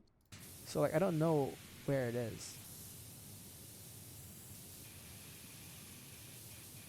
Yeah, I'm not a VR or AR type person. Virtual or augmented reality is not my thing. Ah, this thing. There we go. So, not really attractive to me, but 800 is a lot of money. You know what? Let's do one more.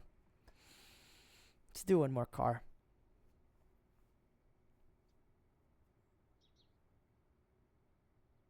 Yeah, gaming has gotten too expensive. Like it's almost extortionary at some point. Because even PC gaming is like super expensive still. Especially if you want to keep up, right? That's not to say there aren't any deals around that you can avail of, but like, you know.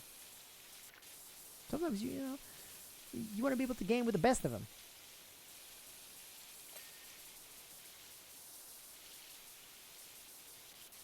Although I will say the PC has been the best purchase I made, and just in terms of utility, because it's like, it's your personal computer. You know, you can edit videos, you can play video games, you can apply for jobs that don't apply to you, you can stream. You know, I don't know, streaming. I don't know. That's not for me, but you can do it. You can do it.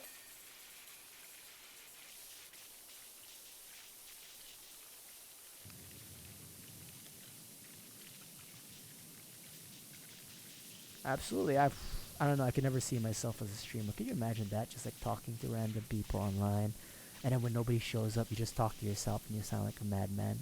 Couldn't be me. I'm too mentally stable for that. I have too much self-respect.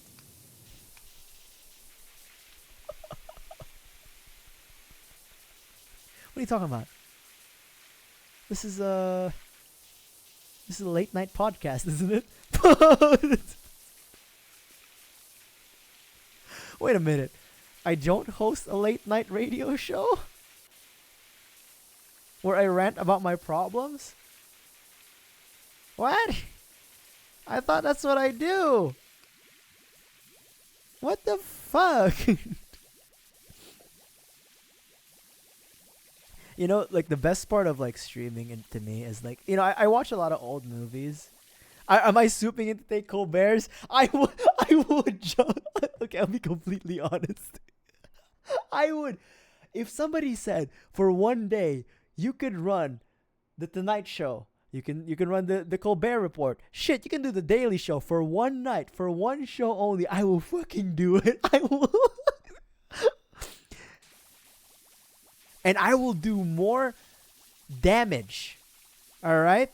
I will say more heinous shit than Colbert ever could about the current situation that we currently live.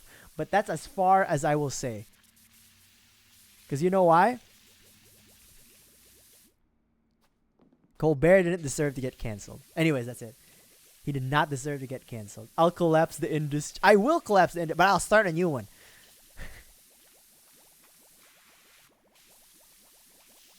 Techno-anarchist. Techno-anarchist.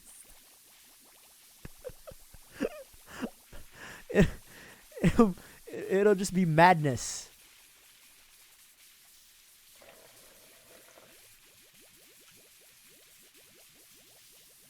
But yeah, you know, what was it? Oh, I was gonna say something about like how, you know how they used to have like, or I assume they used to have this because it appeared on like movies and TV shows I used to watch.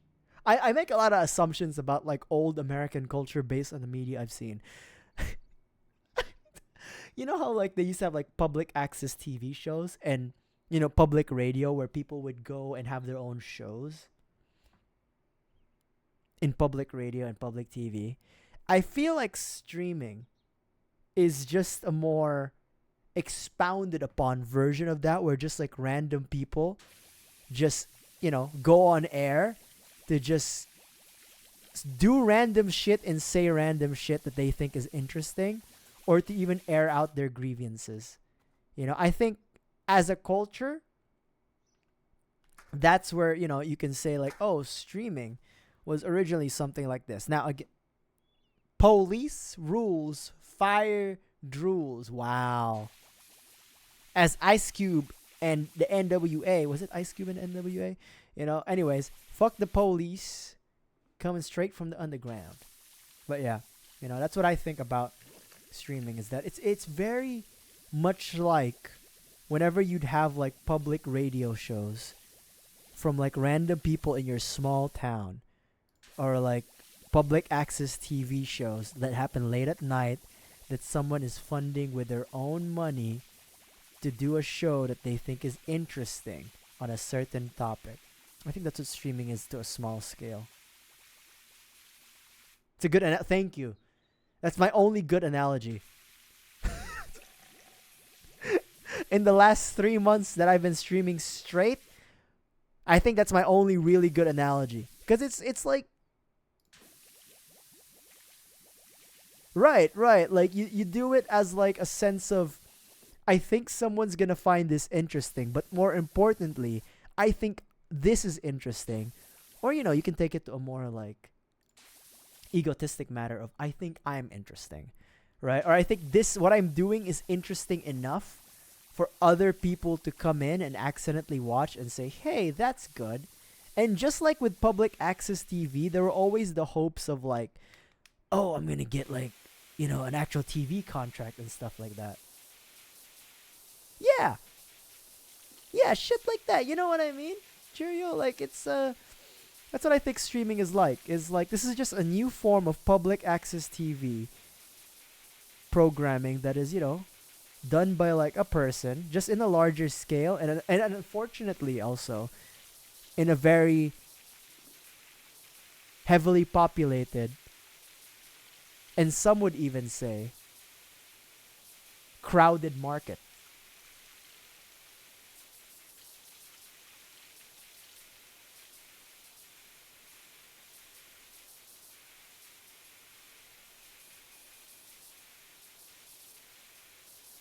I would have killed to have a radio show though. I'm not gonna lie. I think I've said I'm sure I've said this a million times, but back in the day, I used to dream to have my own radio show. You know, where I just talk random shit late at night. You know, to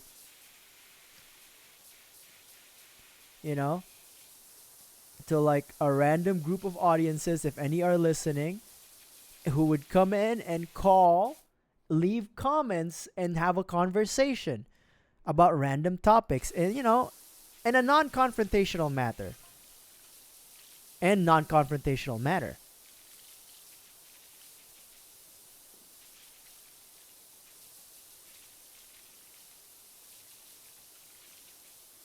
I need some actually, technically, I think any streamer would say this. Like anybody who's streamed for at least 2 hours would say this. It is not hard to stream.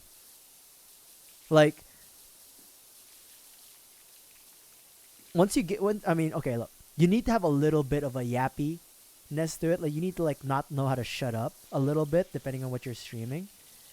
But streaming as of itself is not very difficult.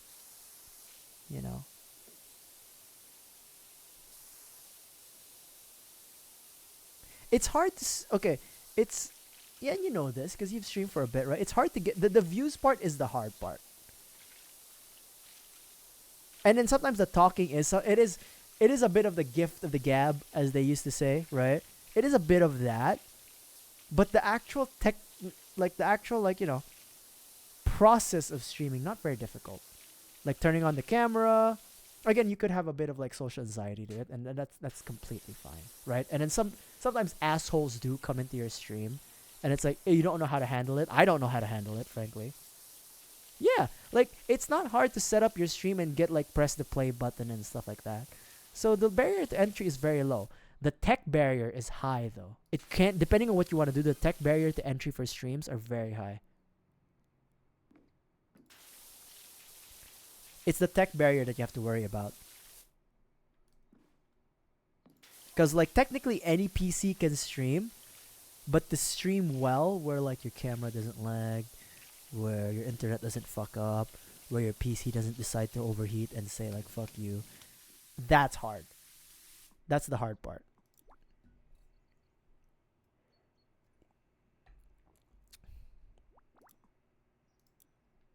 But once you get a good group of people, right, as an audience member, 1, 2, 3, doesn't really matter how many, and then you just get to talking, you get to yapping. Even if you fuck up some words or some sentences, you just keep going, man.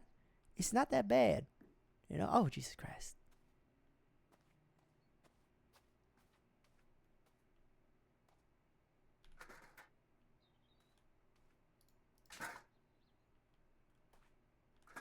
See? Fruit seems to agree, one way or another. One way or another. I don't... Oh, Jesus Christ, we need to spray.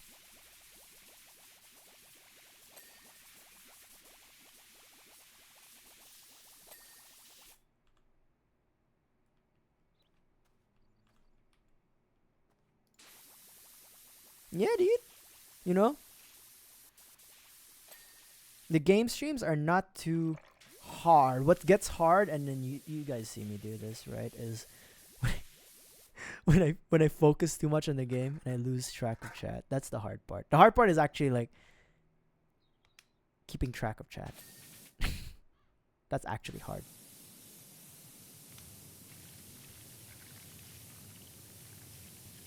Yeah.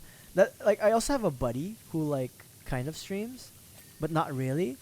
And I've been trying to get him to stream a little bit more so that I have somebody to play co-op games with. But I can tell it's not, he doesn't have it in his heart, It's not, he ain't got, he doesn't want to feel like it's work. Gaming doesn't feel like it's work. To me, gaming doesn't feel like it's work, but I'm also not a super gamer. So I need something in between me and gaming, that's the yapping. That's the yapping. The yapping helps me stay sane in video games. That's why I talk a lot. Make too many side comments. Too many jokes that don't land. My joke to laugh ratio is probably like what? 1 out of 10. Maybe 2 out of 10, right? Maybe 2 out of. Maybe I got some kickers out there, I think. I got some of them funnies. Yeah, I do. I'd like to say that I do.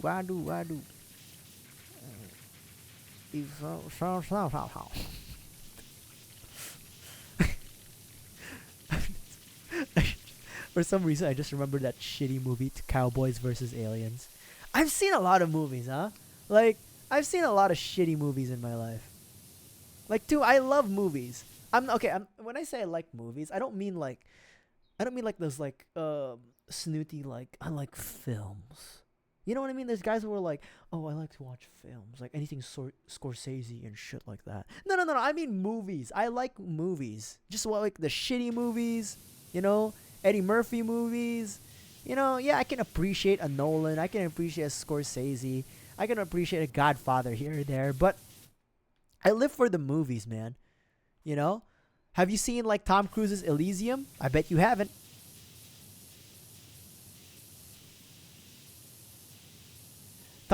Tom Cruise is a different person. I don't watch one movie a day. I probably should, but I feel like I'm already insane enough that I don't have to match Mr. Cruise. You know what I mean? Like, there's the world's already got a lot of crazies out there, and I don't think I should be adding to it. No, that was definitely Tom Cruise. That was definitely Tom Cruise who was like, I watch one movie a day. That sounds like a Tom Cruise thing. That sounds like a Tommy boy thing to steal. Elysium? Yeah. I think it was Elysium. It was a Tom Cruise sci-fi movie. That's Elysium was Matt Damon? Shit, Elysium was Matt Damon. It was... Oh, fuck. Tom Cruise was the other one. Tom Cruise movies. Oblivion. Easily confused. They're both sci-fi movies, but Elysium was the one by the guy who directed District 9, right? Yes, Neil Blomkamp. See, I know my movies. I'm fucking insane. Oblivion was good. Like, people seem to think that Tom Cruise is like in between Mission Impossibles, especially during the 2010s, movies were bad. I say no. He had some really cool sci-fi movies that I don't even know where it came from. Legitimately speaking, I don't know where Tom Cruise is like that. Like, he'd had a string of like sci-fi movies, like 2 of them. I call it a string, but it's 2. It was Oblivion and Edge of Tomorrow, or Live, Die, Repeat. Those were 2 really, really good movies. Like, really good sci-fi movies that were just like... it was self-contained movies, Oblivion and Edge of Tomorrow. That was like, yeah, really cool, right? And then Tom Cruise, I'll say this. Tom Cruise is best in self-contained movies. Like, yeah, Mission Impossible, he's good, right? But in self-contained movies, like Interview with the Vampire, right? I haven't seen Eyes Wide Shut, so I can't really mention that. I've seen parts of it, but not all of it. But Oblivion, Edge of Tomorrow, War of the Worlds. Oh my god. Okay, fucking hell. War of the Worlds. There's a new War of the Worlds with like Ice Cube. Just watch the trailer, and you'll know that it's shit. Like, the worst part is the tagline for the War of the Worlds Ice Cube trailer was, "It's worse than you think." That the movie is worse than we think, I think. Oh, that was oh my god. Ah, shit. What's Tom Cruise? Valkyrie, right? The attempted assassination of the Third Reich dictator. Yeah. I didn't really like... I saw Valkyrie as a kid, but I didn't really understand it, if that makes sense. Like, I knew what it was, but I didn't really know the implications of Valkyrie. So I can't really give an opinion of it. But, I like Tom Cruise as an actor.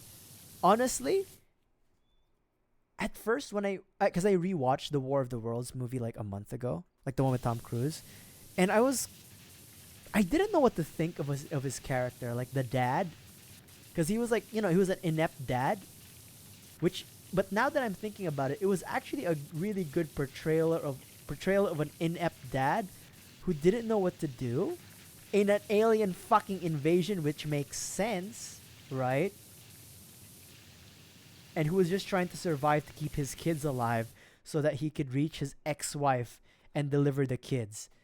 And he's like a man who's just forced to do what he can to do that mission. So I liked that part of the Tom Cruise War of the Worlds movie, and I liked the way he portrayed the dad, because he's like a semi-likable dad, but at the same time he is like incompetent.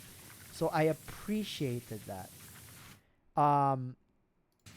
But yeah, there's like an Ice Cube War of the Worlds movie that's just, I fucking hate whoever produced that War of the Worlds movie.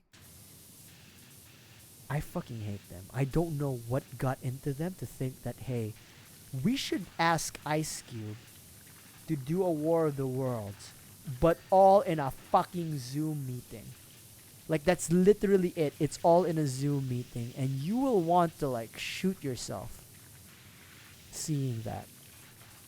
Because I saw the trailer and I was like, what am I watching? But yeah, I like Tom Cruise's movies. As a person, I have no professional opinion on him. He's a bit weird, but you know what? I love what he does for the movies. If we're just talking about movies, I like what he does for the movies. He'll do anything for the movies. He'll even risk life, death, anything. But yeah, I liked Edge of Tomorrow and Oblivion. And I saw Oblivion in the cinemas. He's devoted to the craft. Yeah, you can say anything about Tom Cruise, but what you can definitely say, and you can't take it back, is that he's devoted to his craft. So I saw a Diary of a Vampire interview with a vampire when I was a kid. I saw it fully and I understood what it was, but it was Oblivion, where I was like, Tom Cruise is cool. that was the first time that I was like, yeah, I think I'm a fan of Tom Cruise. And then now, after rewatching Mission Impossible 1, 2, and 3, I've yet to watch 4. I think he's really good. I don't know, there's something about Tom Cruise. People haven't discovered it yet. I think he's really good. I do kind of miss the Mission Impossible 1 era, where it was like Brian De Palma's like, European thriller style directing and cinematography. But I like it. I like Ethan Hunt's characterization, especially in the first Mission Impossible, because you could really feel like there's a lot more emotion brought into it. The Halo jump, yeah, dude, I swear to God, Tom Cruise is like, I don't know what he's doing, but I feel like he actually won't die doing a stunt. Because he's broken a leg, he's broken a shoulder, he's hung off a plane, and he's done a Halo jump when he didn't need to. CGI is a thing, but the dedication to actually making a movie, to the point where he even has like connections with like the fucking Air Force and the US like Defense Department, just so he could film some fighter jets for real taking off and flying, is something else, That is a man who loves just making movies, watching movies, being in movies. He's a bit weird. Again, I'm not here to disprove that or like deny that. He can be a bit weird, especially once you know a little bit of his personal life. But as a man himself, as an action star and as a movie star, he is the movie star. At the tender age of 60-something, too. Jesus Christ, that guy.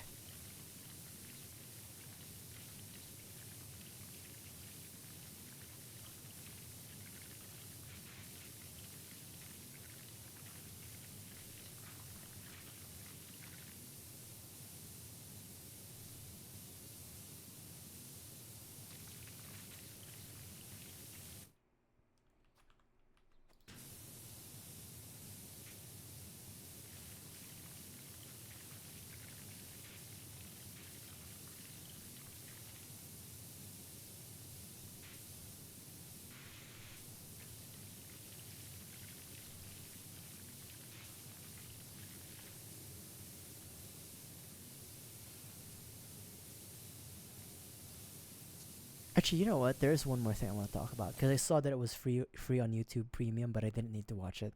Um, this is just one of those times where I just keep talking about movies. Jake Gyllenhaal, one of the first what like so I've seen Jake Gyllenhaal in, like Spider-Man and all other movies, right? I've seen him in that movie where New York freezes over. I've seen him in Donnie Darko. Actually, I saw Donnie Darko later in life, just recently. But um the one movie that made me say like, "Oh god, Day After Tomorrow." Yeah, I saw him in Day After Tomorrow. But the one movie that I thought that I was like, "Yo, Jake Gyllenhaal is pretty fucking good," was Zodiac. Like it was like 6 years ago. I was staying with my uncle, the one who told me about Circuit City. Or no, yeah, was it Circuit City? Yeah, Circuit City. The one who told me about Circuit City. Oh no, Fry's. The one who told me about Fry's Electronics. The one who told me about Fry's. We were spending Christmas with him and his family. It was like, it's just like the day after Christmas. We were just chilling, right? And we had a TV on.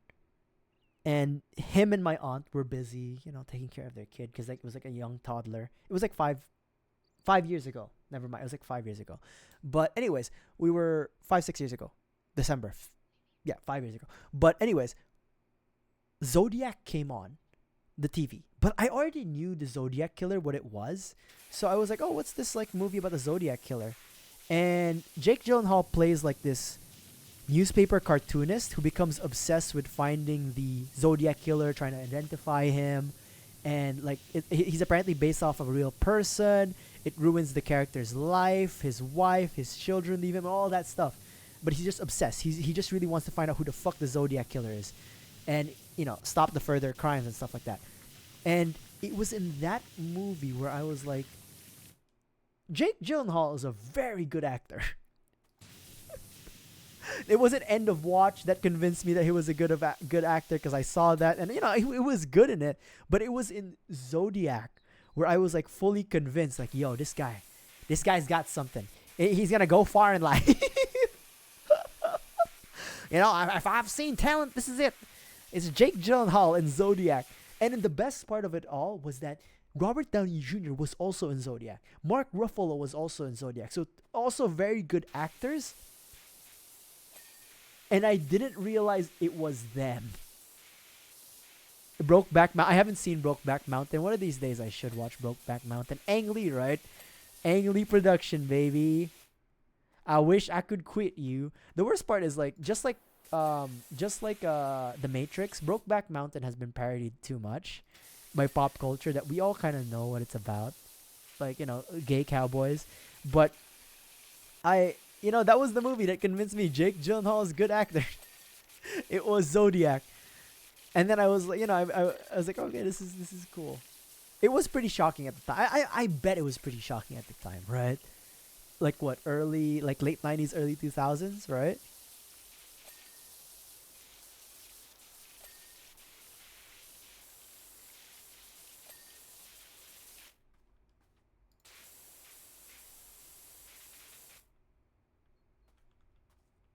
But again, just like 300, like movies that are iconic now, like The Matrix, 300, Star Wars, it's been reiterated and parodied so many times in pop culture, where even kids to even kids to this day who haven't seen it know of it. So it's like, yeah, it's unfortunate, but I'll watch it one of these days. Brokeback Mountain. But I wish I could quit you. But yeah.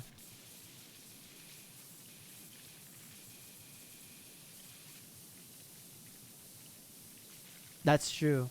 It wasn't easy in the 2000s, especially like that was like post the AIDS scare, right? Like that era. So there's still a lot of stigma around like the LGBT community too. Was it what was AIDS? AIDS was like 80s though, right? Yeah.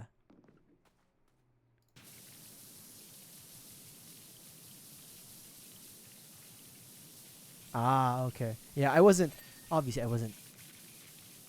really watching movies at the time. And honestly, Brokeback Mountain was a film. Let's be clear here. Brokeback Mountain was a film. I watch movies.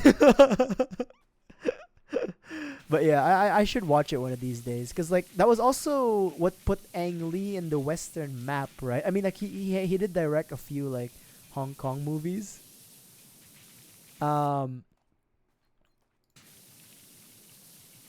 It was Ang Lee and oh my god, John Woo. Hulk. Okay, the Hulk was like the Hulk. Spider-Man 2002, right? Spider-Man, the first Spider-Man was 2002. Yeah, I saw Spider-Man first. I was about to say I saw Hulk before Spider-Man, but that's a lie. That's false. I saw Spider-Man first.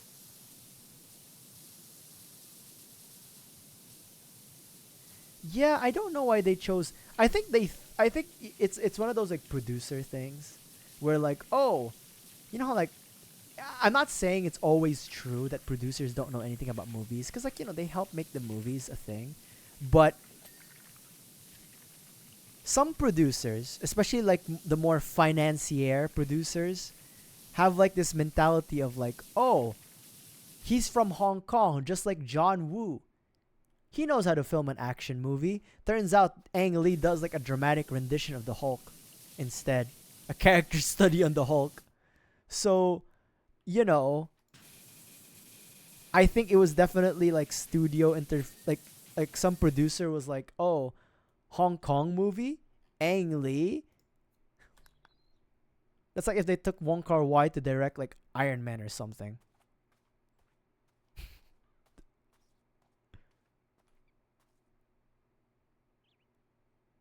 Which wheel?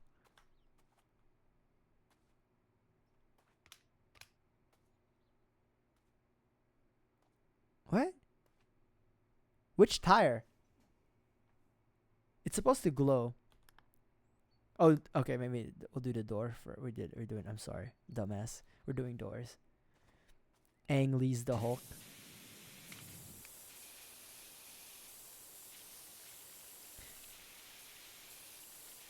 There you go. Tires.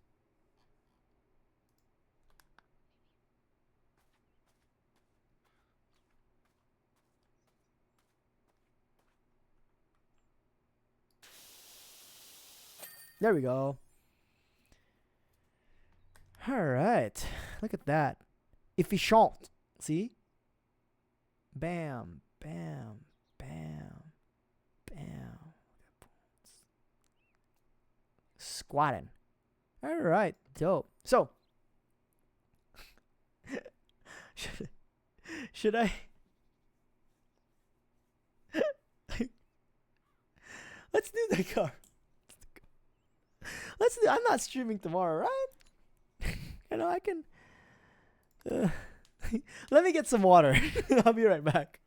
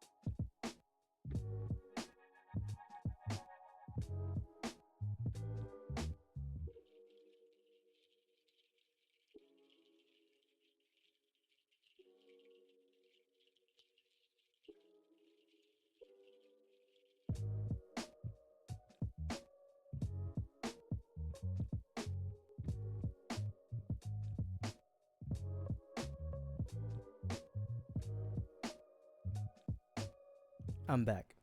Okay, so um what was I saying? I forgot. Okay, we were talking about movies, right? That's all I do. That's all I do in this stream. Just just talk about movies. I'll shut up about movies. But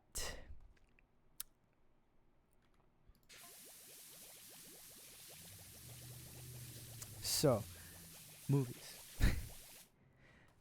I think I mentioned this before, but back in my university days, I took a class, two film classes, Chinese film studies and Korean film studies. I I'll be honest, I don't remember much about the Chinese films that I took. I'm sure if I like saw their titles and I rewatched a little bit of it, I would remember, but I remember mostly the Korean film studies, films that we took a look at. And the two movies that I was personally drawn into, like actually brought into the movie. Like, you know, when you watch a movie and you're like, you feel like you're with the characters and you're brought into their world. Not just drawn in, but brought into the movie.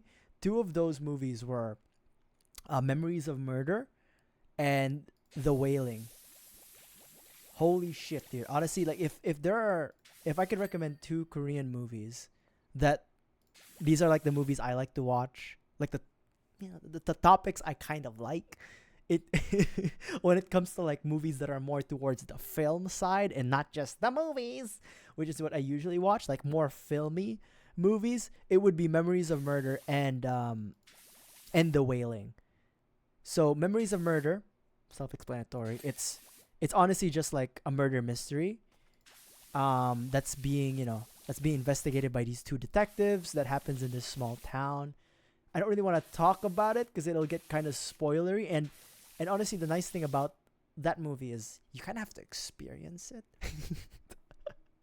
in order to really get its essence. So if you guys do have time, do watch Memories of Murder. If you haven't, it's really good. There's a little bit of like cultural context you need, like a little bit of like cultural context from a Korean culture, but it's not too much. Like it's enough. it's enough. It's just enough to where like, yeah, you can kind of get the gist of it contextually in the movie. Now, The Wailing, I have more of a personal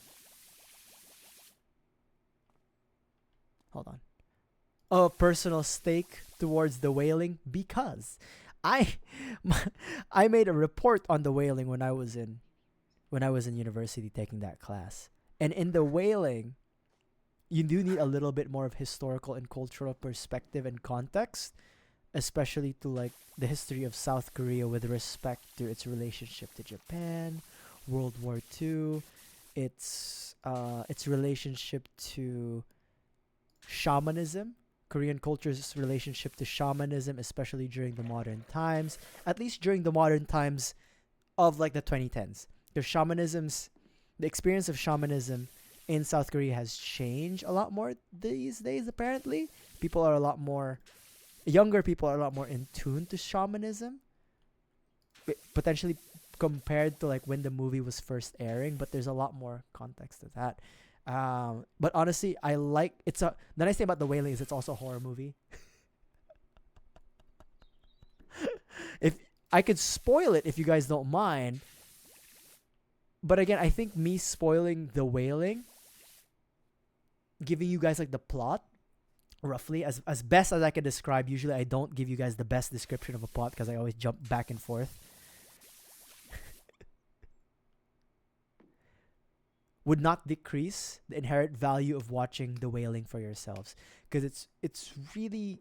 I liked it. Like, I'm always a big fan. I like True Detective. Right? So I'm always a big fan of like weird detective noirs with like slight hints of mysticism in it, and it's basically The Wailing but you will need a little bit more like historical context, especially with the relationship of South Korea and Japan. The reason for why. Okay, spoiler warning.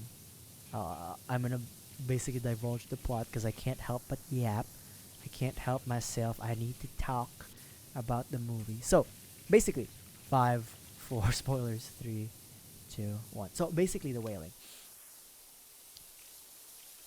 In a small Korean or South Korean town, they are plagued with mysterious deaths of family murder, basically. Like complete family annihilation. Where a family member, typically a child, kills their parents, both the mother and father, any other relative who lives in that household, and then kills themselves. Oh no. Yeah, kills themselves. This happens not only to children though, I think. It happened also to like some adults. And every time they interrogate the killer, if the killer doesn't kill themselves, they're like, oh, whatever. They don't know. That's not a perfect description of the plot, by the way. I may have messed it up. But anyways, there's murders in a town, and they don't know what's happening, right? And you're following this one detective and his crew of people, and his crew of people, his crew of police officers, and he's trying to figure this out. And for some reason, right, because of xenophobia, due to the trauma and terror of the events of World War II, a lot of the townspeople are suspecting that the Japanese man who lives in the town, who just randomly appeared out of nowhere, is involved. They don't know how and they don't know why, but everyone seems to think like, oh, he's bad news. And then you're basically taking, you're taking the perspective of this detective and his police officers trying to figure out what's going on. And it slowly gets personal because more murders are happening, and it's starting to look like it's affecting the young daughter of the detective.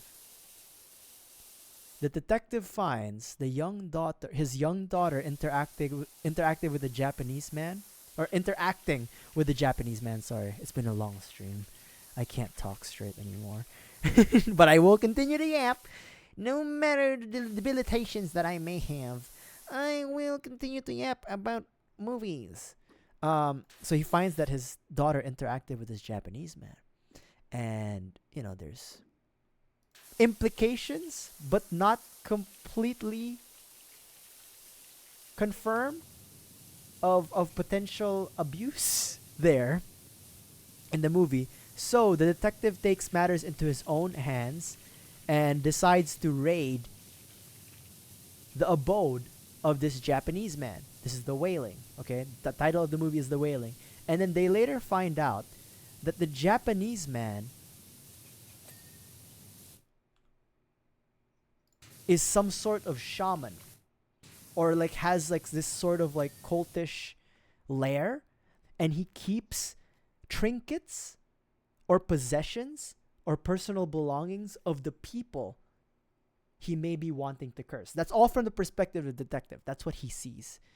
And then he later finds trinkets from the victims of the family annihilations. And then he finds the shoe of his daughter. So he loses his shit, obviously, right? And all while this is happening, while his investigation is going on, his wife and grandmother hired a South Korean shaman, a Korean shaman, to do like a blessing. And this shaman basically finds a crow inside of a soy sauce pot, and he breaks it, and he says like, this your daughter is being cursed by like a demon or something. And then that only feeds into the paranoia of this detective. Hold on. And so the detective, wanting to protect his family, decides to hunt the Japanese man. And he successfully hunts the Japanese man over a cliff, thinking he killed him. Now, was his killing right? According to the law, no, it was murder. But he does that. And then I'll stop describing the movie there because I do want you guys to watch The Wailing. It's really good. I don't say it the best way. I don't describe it the best way. But honestly, if you have the chance to watch The Wailing, it's a very good like detective noir with a lot of mysticism. Again, you will kind of need a little bit of like context to like folk religion and shamanism in South Korea. But I think as long as you know enough about what happened in World War II, you didn't listen to anything I said. That's good. Watch it. If as long as you know enough context about the events in Asia, especially in like Korea, and China, and Japan, in World War II, you will start to understand why the townspeople acted that way towards the Japanese man, even though he didn't do anything in the beginning, right? And there's a lot of interpretations for the movie as to its themes because there's actually I implied there's two different religions at play. There's the shamanism or Shintoism by the Japanese man. He's apparently some sort of Shinto priest, Shinto guy. Like that's like the most respectful way I can put it, Shinto guy, I guess. And then there's the Korean folk traditions of shamanism. But there's actually Catholicism also involved in The Wailing. And there's a character that depicts that.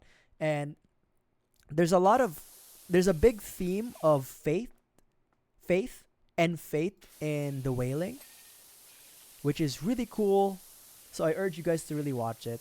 It's one of those movies where it's more of like a film rather than a movie, which is what I typically watch. I typically watch movies, but definitely watch those two Korean movies or South Korean movies, The Wailing and Memories of Murder. Memories of Murder is more of a slow burn compared to The Wailing. The Wailing kind of gets on a little bit more. The Wailing has a more modern pace, The Wailing, if you watch it, compared to Memories of Murder, especially with like our goldfish attention spans and TikTok brains.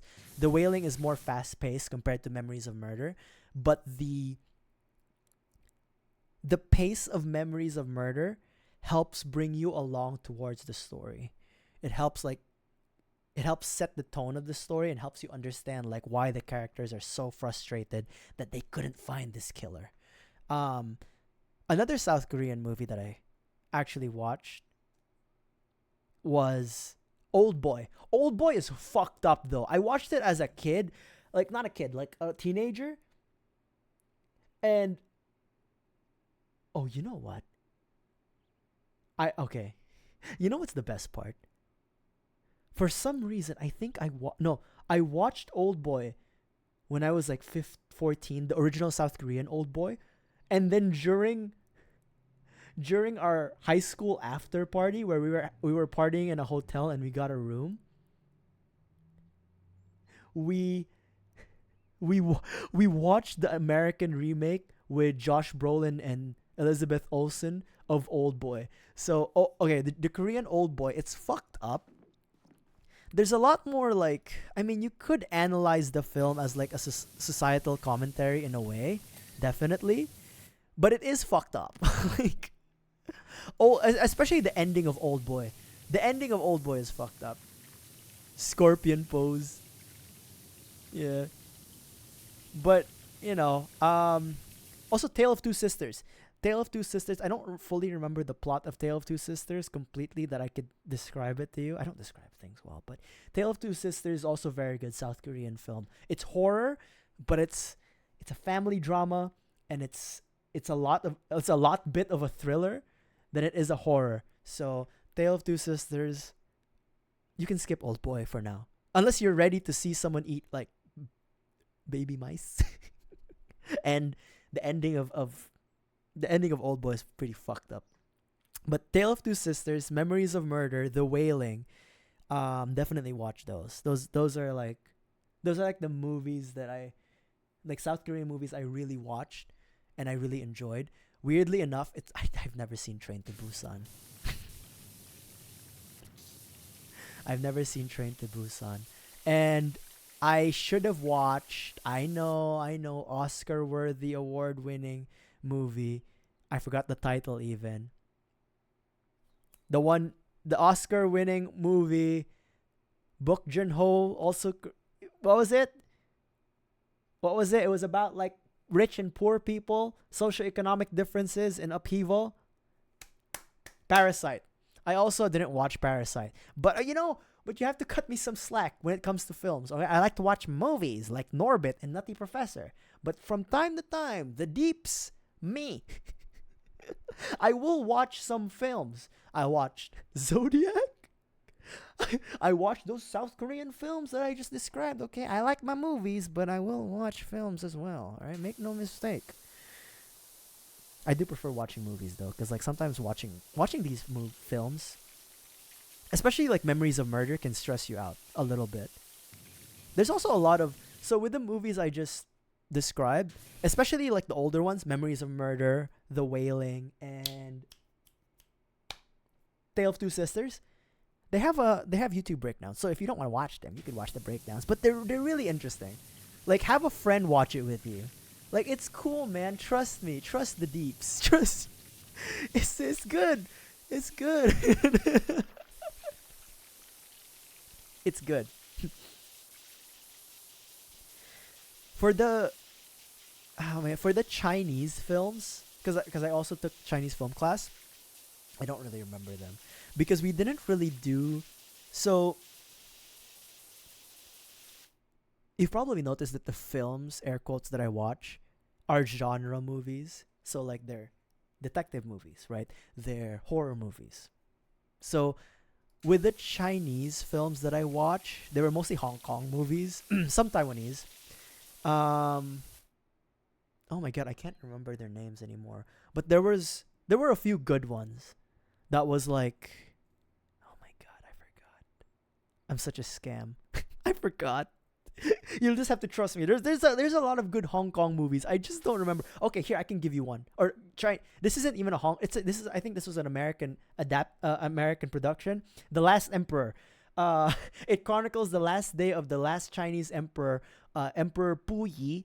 It follows him during the British occupation of the Hong Kong, Shanghai area, and also during the Japanese occupation of China during World War II. It's a good film. That one's The Last Emperor is a good film. That one. If I can give you one Chinese film, that's one. I'm such a scam. I swear to you, I got an A in that Chinese film class. Okay, I swear to you, and I swear to you that The Last Emperor is actually good. The best part about watching The Last Emperor is that I saw it as a kid, and I didn't get it. And I rewatched it for that film class, and I was like, I get it now.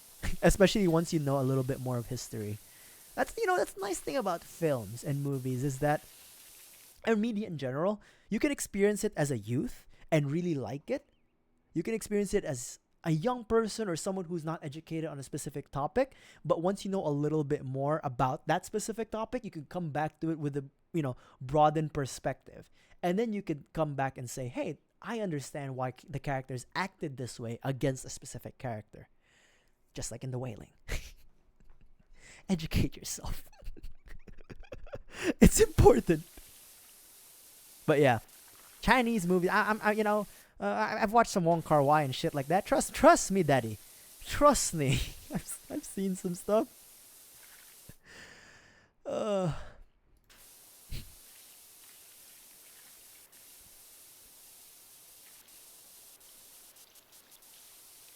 You want me? Okay, I'm Filipino, right? That's like one of my defining traits, being Filipino. I will describe to you the Filipino movie called Frigidaire or refrigerator. That's what it basically means. So, there's this lady who has chosen to return to the Philippines after a long stay in America. She found that her life in America was unfulfilling and that she missed home in the Philippines. So she decided to come back home. Now, the reason why she left the Philippines was because her mother went insane and killed her father. And then this whole time while she was in America, her family home was just left abandoned, but still in their family's name. And she decided to come back home to the Philippines, not only to find herself, but also to live in that old childhood home where her mother allegedly killed her father. Okay, we've set the opening plot, right? Now, when she moves in, there's like B and C plots, obviously. So the main plot is there's a haunted fridge in her house that her mother allegedly killed her father in. It seems like it's demonically possessed. The B plot is her old childhood friend who was once fat, got jacked, owns a business, and is still in love with her. That's the B plot, and he wants to get together with her. The C plot is that her ex-boyfriend from the US has followed her home to the Philippines in hopes to get back with her and is trying to lure her in with like the promises of getting like acting roles in Hollywood. How is he gonna do that? Apparently he's a famous actor in Hollywood. I don't know. This is a Filipino movie. They can just make shit up. The D plot, there's a D plot, by the way. The D plot is that there's this there's so many subplots. The D plot is that there's this corrupt attorney, this lawyer who's trying to get the deed of the house so he can give it to his client so they can build a condominium. So that's all the plots, right? But we'll focus on the A plot, the fridge, the demon fridge. So, Bear, stay with me now, Fruit. Stay with me now. So you can do this. So we're gonna do the A plot. The A. So the demon fridge, right? So as this girl, like, we'll call her Andy because her actress's name is Andy Eigenman. She's half German, Filipina. Andy Eigenman. So Andy goes home and she wants to start a restaurant, like a catering business from her home, right? So she's gonna cater food. And then she's always using this old ass fridge. And it still works. Why would you sell it, right? Like, she just moved back to the Philippines. She only has so much money. Why would she spend money on a fridge if one is already working in the house? And then, later on, she has like these visions of every time she opens the fridge, there's like a hand in the jar, an eyeball in the glass, a fucking head in a Tupperware. But she always wakes up from these visions. Like, it's a dream. She then has like this vision of like the fridge calling to her, and there's like this super like cheesy 80s horror movie scene of her opening the fridge. A red light comes out and wind blows from it, and she's wearing like this white evening gown, and you can see her silhouette kind of, and she's like trying to be absorbed into the fridge, and it's like, holy shit, and then she wakes up. And then, like, she's like, this fridge is super weird and stuff like that. And, okay, do you remember the D plot that we talked about? The lawyer who wants to steal? Who wants to steal the will and the deed to the house and the land. He approaches Andy one afternoon, and he's like, Miss Andy, would you like to sell me the house and the land for 10 million pesos or something? And she's like, no, I my family owns this land and stuff like that. She denies it. And he's like, well, if you ever change your mind, you can call me. And while Andy was having a discussion with this lawyer, she served him like a plate of spaghetti.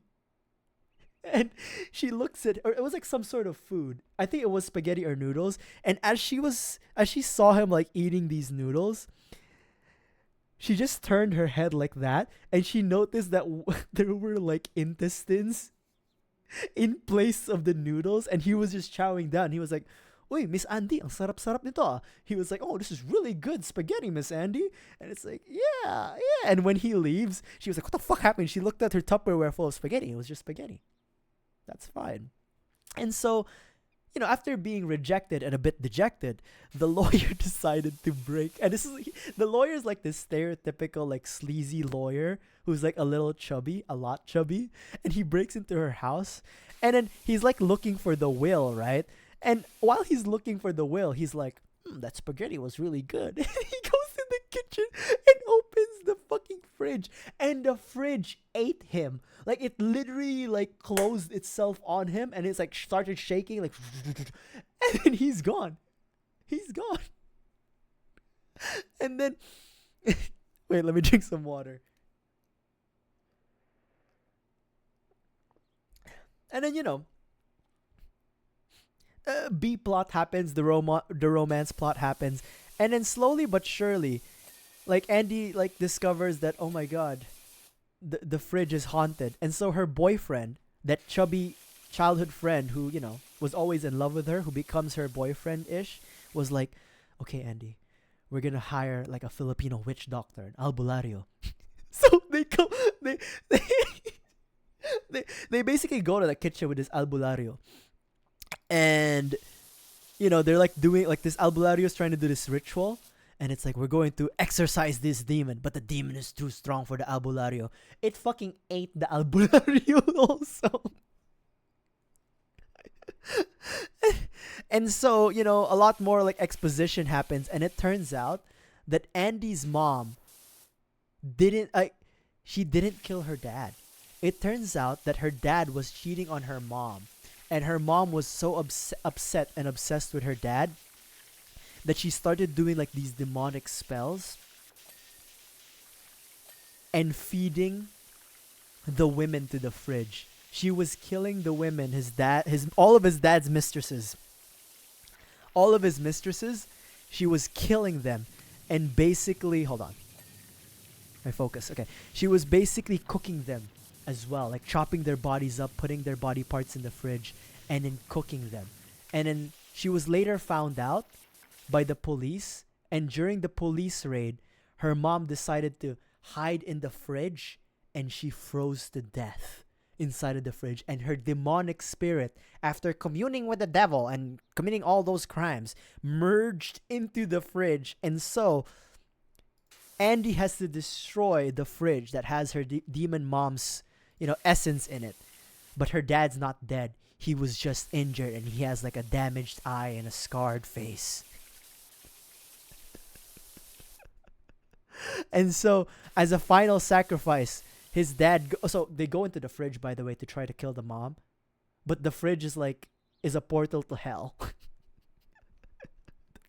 The fridge is also a portal to hell. And so, as a final sacrifice, Andy's dad decides to stay behind to kill the demon mom. And after they kill the demon mom, the fridge and the house explodes. I think the fridge explodes. The fridge explodes. That's not covered in fridge warranty. Oh, you know what's the worst part, Cheerio? When Andy found, and this one's like actually true. Like, this is actually like a plot point. When Andy found out that the fridge was like weird and shit, she wanted to get rid of it. And so she brought a new fridge.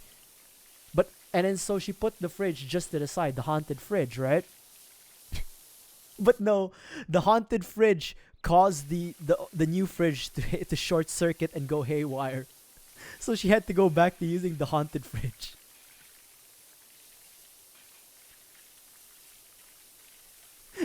So no, demonic possessions is not part of warranty apparently. Actually, I will say there's a lot of like Filipino movies, like horror movies, that are pretty good. Another one is Feng Shui. Or Feng Shui, depending on how you want to pronounce Feng Shui. That one's also very good. Feng Shui is also a very good Filipino horror movie. It's basically like, there's something called a bakwa, which is like this hexagonal thing that has a mirror in the circle. It's a haunted bakwa, and it basically provides good luck to its owners. But the price for the good luck is that anyone who is near the owner, who coincides with the specific animal in the zodiac, in the Chinese zodiac, like tiger, rat, chicken, horse, has to die. So like this is what with like the queen of Filipino horror, Chris Aquino. So Feng Shui. So basically, every time she gets good luck, someone in her close family or friend circle dies in the theme of their zodiac sign. So there was literally a guy, like one of the security guards in her like in her suburbs. He died in a cockfighting ring, and it turns out he was born year of the rooster.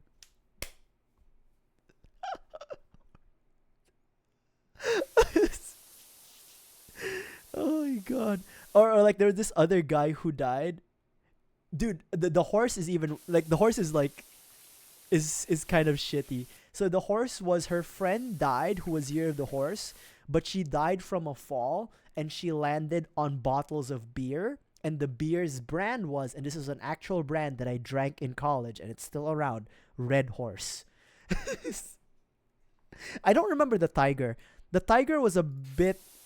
The tiger, I don't know what the year of the tiger was, but I remember the year of the rabbit. One of the deaths for the year of the rabbit was, there was a rabbit bus liner that, like a bus that got into an accident, and its brand was the rabbit bus liner. I think the worst one was like one of the other security guards was no, one of her like tricycle drivers died after getting bitten by a snake. So like like some parts are not that scary. Like getting bitten by the snake, falling off like a roof, or falling off a ledge and falling into a bottle of beers that are Red Horse, not very good. But everything else was everything else was cool, okay?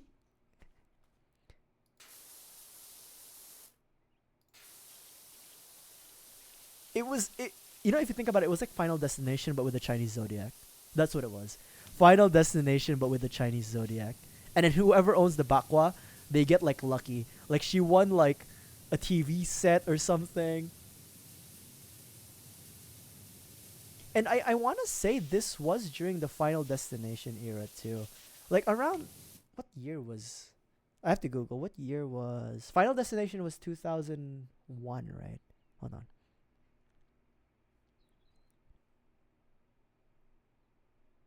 2000. Final Destination was 2000, and Feng Shui was 2004, I think.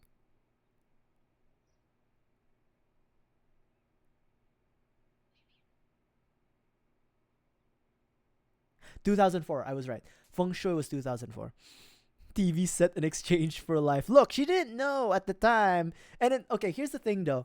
When it comes to Filipino horror movies, it's there's always like a weird Deus ex machina with like how things are explained or how things are solved, right? Like for example, in Frigidaire, the dad kills the demon mom in the fridge hellhole and the fridge explodes. There was no exorcism. An exorcism didn't work, so we just killed the demon bitch.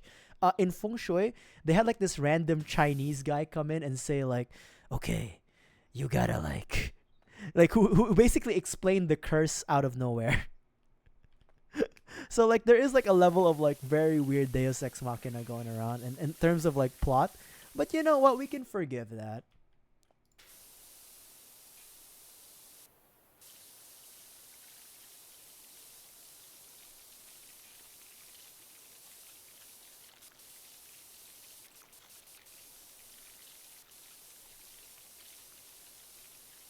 There was another South Korean horror movie that I watched.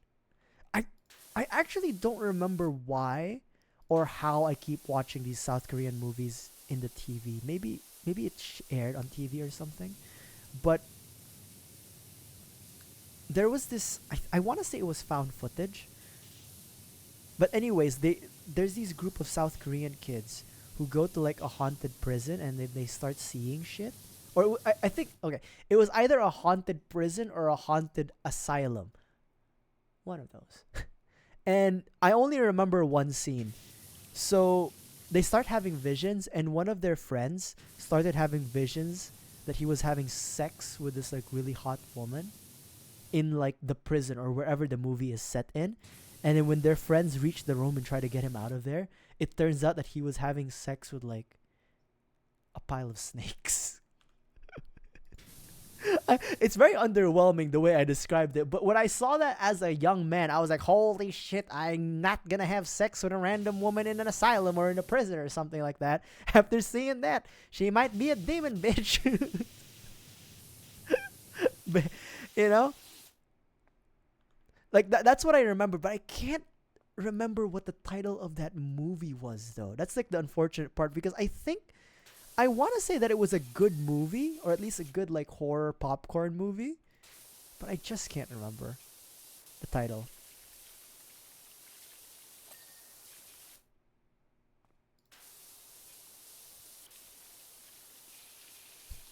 Imagine that, you think you're having sex with a hot woman, turns out it's a pile of snakes. Or like It was like one snake. Oh, like I just remember a snake.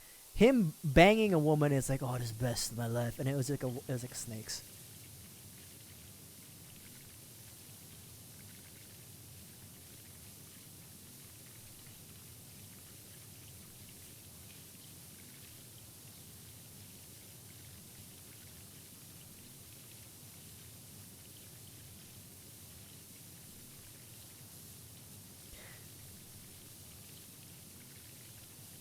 Sounds like a dude. Was it in a haunted asylum, or slash, um, prison? One of these days, I do want to like go to like a haunted area just to see. You know what I mean? Just to see, man. Like it's nothing serious. Haunted motel. Wait, I'm trying to remember. Was there a movie with a haunted motel that I saw? No, there wasn't. There wasn't. I'm sorry, I just drank some water. I haven't seen a movie with a haunted motel. I have. Okay, I have seen The Shining. But like, it's not fun. Okay, this is a lie. I was gonna say like it's not fun to watch or like to talk about good movies. You know what I mean? Or like to talk about like thought-provoking movies sometimes, especially in the streaming perspective. Like from my perspective, talking about really good movies, it's kind of like it's not entertaining to me to like talk about good movies. I feel like it's more entertaining if I talk about demon fridges that eat people.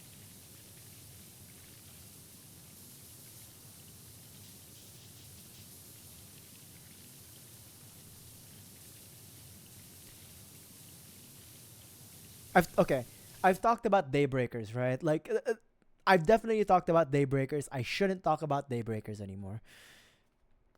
In fact, I talk a lot about Daybreakers, but I don't actually remember the full beat by beat plot of Daybreakers. So if I even talk about Daybreakers, it's just gonna be like random like bullshit. I could talk about 30 Days of Night. I actually saw that in like it was either Star Movies, which was the other TV station that we had that aired movies, or either that or the HBO. I want to say it was Star Movies, but I'm not entirely sure. There's this okay. There's this Thai horror movie that I haven't really seen, but I've heard of a lot. Um, I just remember like the ending of it, or like what my friends told me the ending was. But essentially, like the ending of it was the guy is a photographer, and he's always experiencing back pain or something like that. Yeah, back neck pain, and it turns out like he was involved in the killing and the crime that happened against his girlfriend who died. And it turns out that the reason for his neck pains was that the ghost of his girlfriend was still hugging him from behind, or like sitting on him from behind. So it's like the added weight of his like girlfriend, the spirit of his girlfriend. That one fucked me up. Like that shit scares me. Like even if I'm like, you know, even if I'm like not involved in any crime or criminalities of some sort, the idea that a spirit can latch onto you and cause back pain and neck pain, the fact that I have neck pain right now, scares the shit out of me.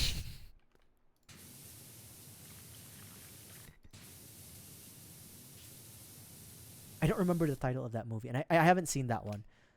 I haven't seen that like Thai movie, but I know it exists. I know it does.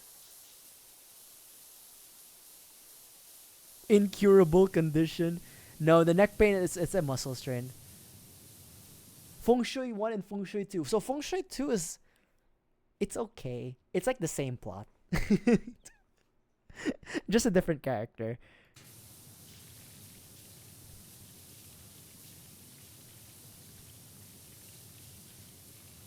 There was an old Filipino like horror movie that got remade a few times that's like super iconic, but I haven't seen it.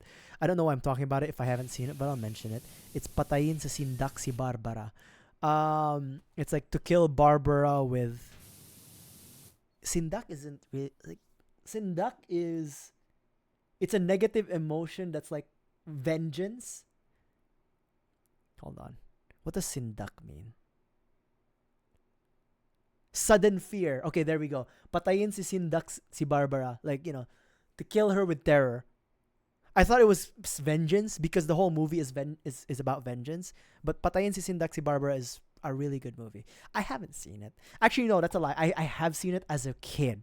Because for some reason, no, it's a very self-explanatory reason. They aired it during Halloween when I was a kid. Patayin si Sindak si Barbara. And it scared the shit out of me, honestly, when I watched it as a kid. But I don't remember the plot. Because it scared the shit out of me. But yeah, that's another good one. Patayin sa Sindak si Barbara is a good one.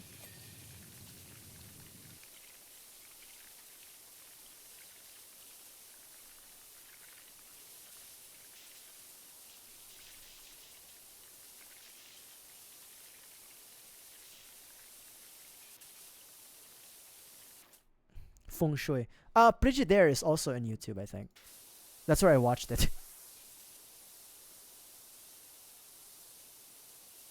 The nice thing about Frigidaire was that it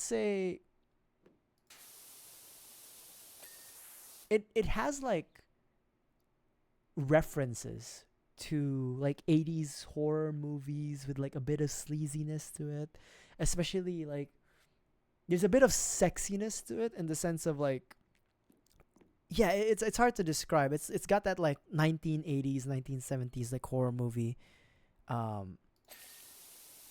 appeal to it.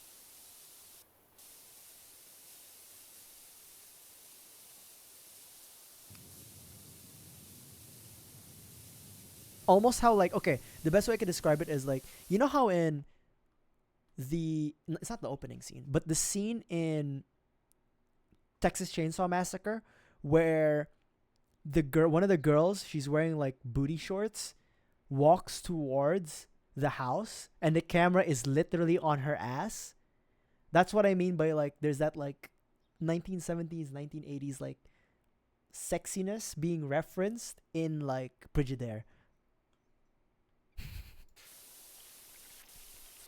It's the way I described it, like you need to have watched Texas Chainsaw Massacre, but you'll get it when you see it, okay? You'll get what I mean when you see it.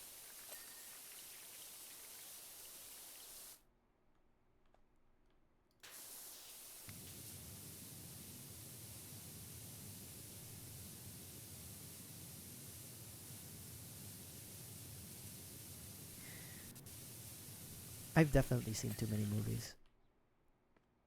Movies that I shouldn't have seen. I still admit Haunting in Connecticut will always scare me. I've seen a lot of like, you know, scary movies, but Haunting in Connecticut, depending on how you want to pronounce it. Haunting in Connecticut will always scare the shit out of me. Again, because of that scene. That scene where like the bodies are in the walls. Never forget that, to be honest. Especially as a kid. I was young when I saw that too.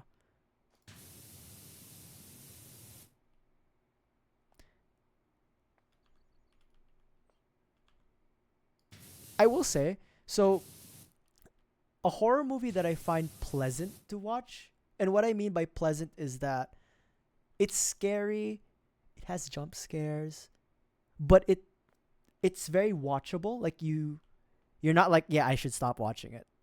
But it's still scary enough, is The Conjuring. The Conjuring 1 especially. Conjuring 2, it's not, honestly, Conjuring 2 is not as scary as Conjuring 1. Conjuring 1 was really scary. I don't remember. No, I watched The Conjuring 1 at home. But I think for 2, I saw it in the No. I'm wrong. I saw Conjuring 1 and 2 at home. It was Insidious that I fucking saw in the damn cinemas. And I will tell you right now, I wish I didn't watch Insidious in the cinemas.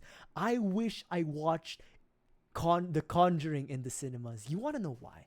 Because in Insidious, there's so many like loud noises in Insidious. And there's so many like violin rubs, like that, like, when you're in the cinema, Thank you for dropping by, Cheerio. I appreciate you. Thank you for sticking with the movie talk. The movie talk hasn't ended yet, but thank you for dropping by. The one thing I didn't, the one thing about Insidious is that there is jump scares. Yes, but with the fucking, what's it called? Insidious. Sorry. No, The Conjuring has jump scares, but in Insidious, it has like those like violin and like these close-ups that is like the worst. Like it's not a bad movie, but it definitely leans into the like jump scary more than The Conjuring 1 and 2. I would still say it's definitely good to watch Insidious 1 and 2. I think I didn't see 3. No, did I see 3? I'm not sure, but I remember watching Final Key in the cinema, and Insidious Final Key, I was just like, this is a superhero movie. So it's not that impressive, Insidious Final Key. But Insidious 1 and 2 is very good. It's very cohesive. I would say Patrick Bateman, but it's not Patrick Bateman. It's Patrick. He's also in The Conjuring. Patrick. Oh my god, what's his name? Not Stewart. Oh, I can't remember. But yeah, the main, like he plays Ed Warren and stuff like that. And he's also in Insidious. But yeah, I didn't like Conjuring. The Devil Made Me Do It. I didn't like The Devil Made Me Do It. The Devil Made Me Do It, just like Insidious Final Key, felt like an Avengers movie. Where it's like they made the characters into superheroes. They added a witch in The Devil Made Me Do It. And I'm just like, really? Yes. Yes, you get it, Fruit. Sometimes like clashing notes and then just high-pitched sounds, yes, they can be frightening. Yes, they can be scary. But when overdone, it is overdone. So that's why I wouldn't advise watching Insidious in the cinemas simply because of that, because it's really loud. Especially like in a Dolby theater, it's really loud. But The Conjuring, especially 1 and 2, I think especially Conjuring 1 is a really good horror movie. I will say Malignant, a James Wan film, has a lot of those high pitched noises, like the violins, but I watched it at home in HBO Max, so I didn't experience any pains. I liked Malignant. Okay, wait, hold on. Let me finish my thought on The Conjuring, The Devil Made Me Do It, and then we'll talk about Malignant. So The Devil Made Me Do It. I didn't like it. It felt like a superhero movie, and I was like, oh, this is just, this is like, it was scary for a bit, but then again, it just became like this weird Avengers movie or like this superhero movie, so I don't appreciate it. I hope with the new Conjuring, The Last Rites, it's much better, but we'll see. Because the unfortunate part about and this is what I find about like American horror, is that for some reason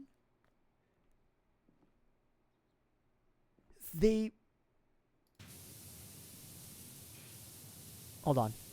For some reason in American horror, and I don't know why this happens, but they make the characters into heroes. I don't know how to explain it, but that's always the folly of like American horror movies to me, especially like if they do sequels, is that they make the hero, like they have like the concept of the final girl, which I don't mind the concept of the final girl, but they lean into like, oh, they survived, they became like a hero or something.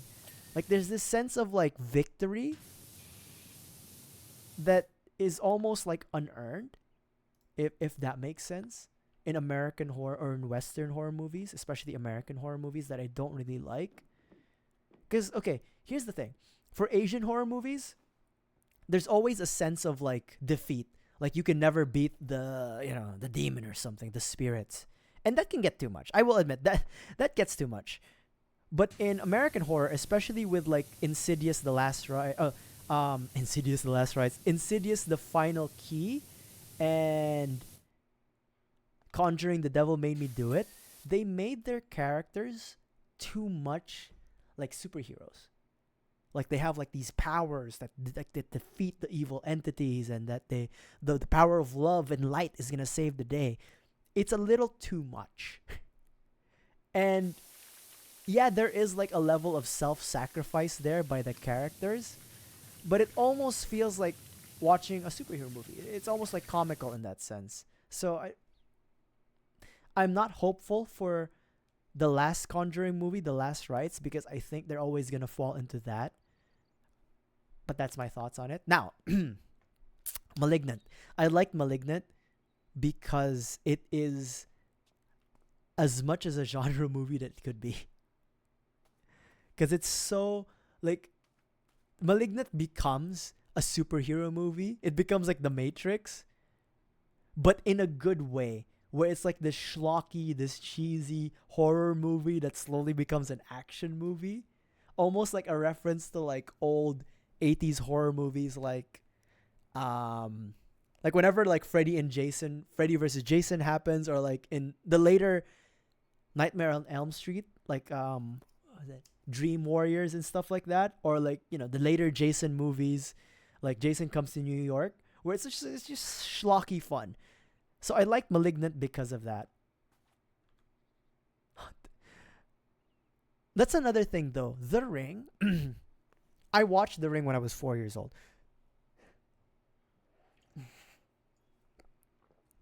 I watched The Ring when I was 4 years old. It wasn't my choice. It was my auntie. My evil auntie. But The Ring was scary to me because TVs were relevant, right? The thing about The Ring was, I haven't seen The Ring sequels, but apparently Sadako just comes out of everywhere now. And I think that's the problem with The Ring, is because the inherent nature of Sadako is the haunted VHS tape. She comes out of your TV from a well. She fucking fucks you up, and then you leave petrified without your soul or whatever. But if you try to adopt Sadako's, like, the nature of Sadako into the modern times, yeah, we're surrounded by screens. But I think it's the analog nature of Sadako coming out of a CRT TV that is scary and that can't be recreated. Cause like I think I saw like a YouTube video about it where like the Ring sequels are like they're basically just like Sadako comes out of your TV, or Sadako comes out of your monitor, she comes out of your phone, she comes out of like the fucking airplane mini TV that's like 3 inches tall or 3 inches in diameter. Like that's, like I don't think that's scary, because that's funny now, right? Like imagine if Sadako came out from like a haunted YouTube video, then it's not scary. Actually, you know what? They could, okay. I say that it's not scary, and I'm here like making a new plot for them, but it's possible to do it. There. Okay. It's possible to modernize Sadako. Maybe. I'm a sucker because I saw The Ring when I was 4 fucking years old, because my evil auntie, who was a teenager at the time, forced me to watch it with her. But I think it is possible to have Sadako be like, from a haunted YouTube video or something, or like a file share. But as I say that, I just remember Unfriended? If you guys remember the Unfriended movie, that was basically it. So no, it doesn't. I think there is just a Sadako is a product of her time, of the analog time, because there is something scary about your TV just turning on. Right? Nowadays you could chalk it up to like, Palantir listening to you. Or Amazon listening to you, right? You can chalk it up to that. But back in the day, I think there's something visceral about Sadako coming out of a TV, especially the world back then, where it wasn't so hyper interconnected like we are now with the internet, where it was unbelievable for your TV to suddenly turn on, switch into a video that you watched like 7 days ago, and then like an evil grudge bitch comes out. I think the grudge is, you can adapt the grudge more. Because the grudge is tied to a house. It's tied to a place. So it's easier to adapt the grudge in our times, in our modern era.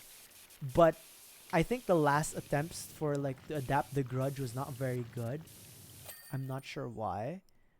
Because you can't really break the formula for the grudge. Like, how do you fuck up that formula? It's amazing. It's an amazing formula. I don't know. I guess it's because it's like, I don't know. It's hard to recreate magic. That's another thing with horror movies, is that if you do it really well the first time, just like with Halloween 1 and 2, just like with The Ring or Ringu and The Grudge, it's hard to replicate it.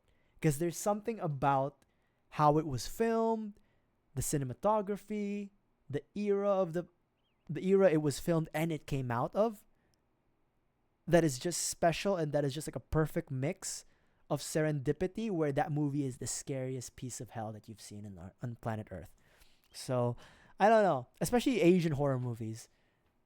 It's hard to remake Asian horror movies, I think also because, and I'm saying this also with like Filipino horror movies, because there have been attempts for Filipino horror movies to have been remade, but I think they are products of their time, and they are products of their environment that have passed and that have evolved. So, like Feng Shui, I just mentioned, right? It would be hard to recreate Feng Shui to have the same level of gravitas it had to the Filipino populace, or like to its viewing populace that it did before. It would have to be like almost like Frigidaire, which is like a not parody or satire, but like it would have to be like a cheeky reference to horror movies of the era, of the past times.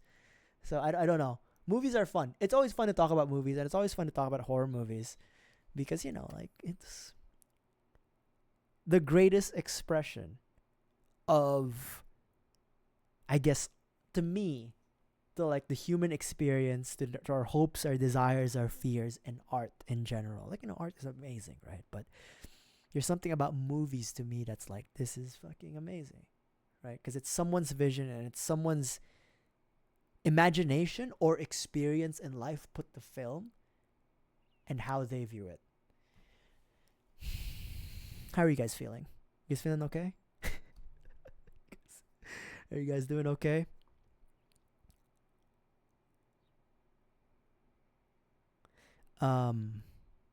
It is 12 a.m.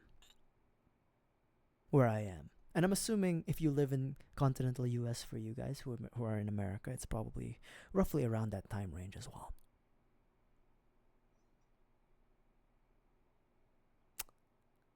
You want to do one more? Are you guys going to stick with me for one more? Stick with me or not? I think we're going to do one more. I'm feeling good. I'm feeling good. I'm sorry, I'm feeling good. Let's do it. Let's do it. One more. Just the forest cottage. Let's do it. Forest cottage. Seems simple enough, right? Okay. Also, in the 2010s, there were a string of movies that were based out of, like, fantasy action movies that were based. You drank a lot of caffeine. Let's go. I overate. I had a P. Terry's, which is a Texas burger chain similar to In-N-Out. I had a double cheeseburger and a bag of fries. And I had some M&Ms in the theater today. I had some pasta before that and a microwavable burrito. So I had a lot of calories to burn.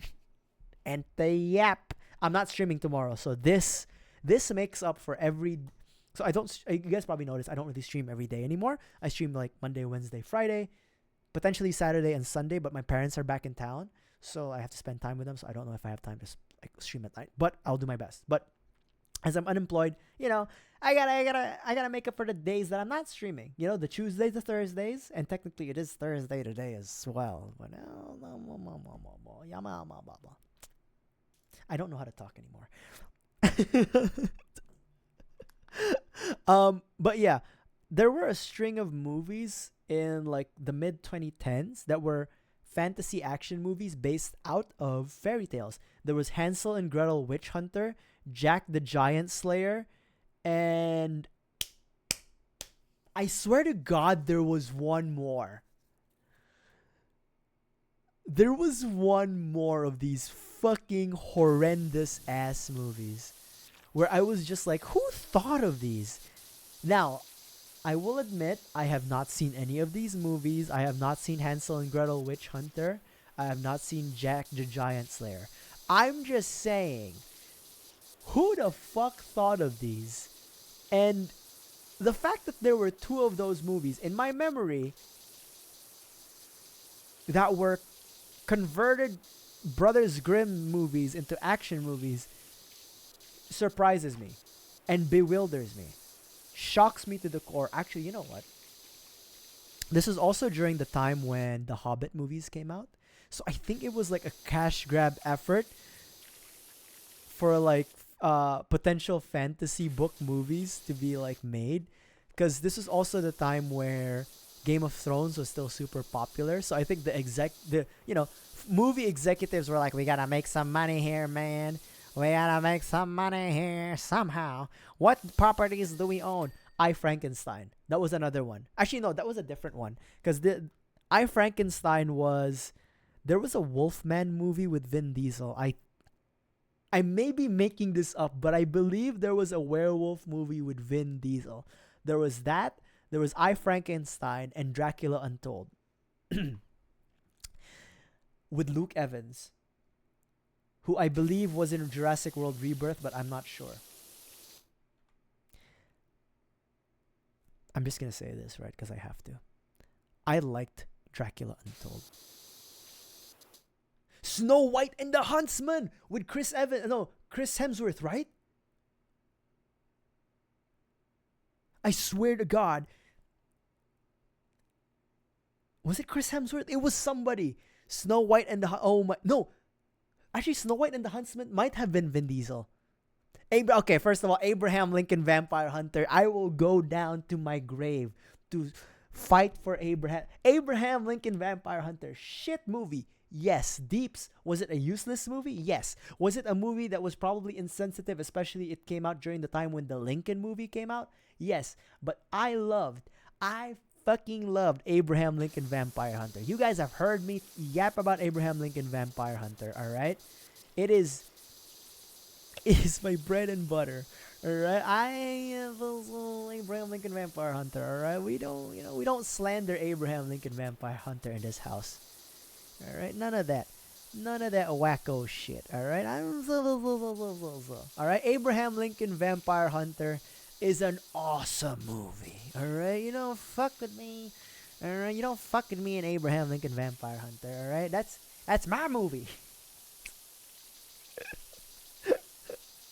You haven't watched a lot of movies? I think it's a good thing, Fruit. I've watched a lot of movies. Not films, huh? Make no mistake, I don't watch films. I rarely watch films. I rarely watch high intellectual films. I watch movies. That's what the Deeps watches. The Deeps is deep into the movies. Pitch Black. Vin Diesel, Pitch Black. I mentioned Vin Diesel earlier. I didn't know what movie he was in. If he was in Snow White and the Huntsman, or if he was in a werewolf movie, but Vin Diesel. A lot of people, especially kids these days, only know Vin Diesel from Fast and the Furious, and rightfully so. Rightfully so. But I am here to say that Vin Diesel is actually a good action star. Okay? I am here to say... Okay.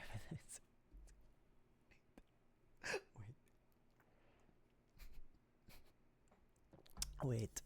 Just wait. This is this whole stream proves that I watch shit movies. Okay, you know what? Fuck it. Remind me to talk about Vin Diesel. All right, remind me to talk about Vin Diesel and Pitch Black. Just remind me. I watched Cowboys and Aliens in the theater. I watched Cowboys versus Aliens in the theater. With my mom. I watched Cowboys versus Aliens with my mom and my uncle in the theater. And I'll be honest, I thought it was the coolest shit ever. And you know, okay, here's the best part. I didn't even know who Daniel Craig was until I watched Cowboys versus Aliens. Legit. I didn't know him as James Bond. Fuck that. I knew him as Cowboys versus Aliens guy with the alien wrist blaster. I like that movie, okay? I watched it with my mom. I watched Cowboys in the cinema. My mother and my uncle spent money. Her brother, huh? My mother's brother, my uncle, in Manila, spent money so we could watch Cowboys versus Aliens. And I liked it. And you know what? That's all that mattered to them. You know, I don't remember if they liked the movie or not. But I like Cowboys versus Aliens, okay? Okay? Okay, Pitch Black. I saw Pitch Black again on TV, but I thought it was the coolest thing ever. That was my introduction to Vin Diesel, truthfully. It wasn't the Iron Giant. It was actually Pitch Black. And that changed my whole that informed my whole perspective of Vin Diesel, because I truly believe he could have been like a really good action star, and for a while he was Triple X Xander Cage. All right, before it was before Ice Cube was part of like the Triple X, it was Vin Diesel as Xander Cage. He was Triple X. All right, kids these days don't even know what Triple X is. It's so lost to time. It's so lost the time that I think Triple X might get a reboot. If anybody doesn't know, Triple X is basically like a stuntman who does Mission Impossible. I imagine Mission Impossible, but with like more explosions and definitely 1,000 times more Vin Diesel. That's Triple X, baby. But yeah, one. So, okay. I watched... So, 2000s was like the Will Smith era, the 90s and the 2000s, right? I watched iRobot, and I liked iRobot. I don't know if anybody remembers iRobot, but I liked iRobot. I liked I Am Legend. I didn't really watch Hancock. It didn't really appeal to me, because it was more of a character drama, especially as a kid, right? You didn't give a shit about those damn character dramas. Obviously, Men in Black was also really good, but in the 2010s, when Will Smith's acting career was slowly waning, he was still a star, but you know, he saw the writing on the wall. Will Smith said to himself, I'm not going to be a star forever, but I think I still have enough star power to help my son. I watched After Earth, the Jaden Smith movie, in cinemas. And just like Cowboys versus Aliens, I watched it with my mom. And this time I remember my mom's reaction to After Earth. She cried during After Earth. There's like that. My mom cried watching After Earth. Not because it was bad. No, she cried. She cried during like Will Smith gives like this fatherly speech of like this positive fatherly speech to Jaden Smith's character about like self-sacrifice or something, about like why his sister sacrificed herself or something like that. He gives like this speech, and I just looked at my mom. Like, I literally looked to my right, And I was like, what the fuck? Why are you crying? I literally like whispered to her, why the fuck are you crying? And she's like, I don't know.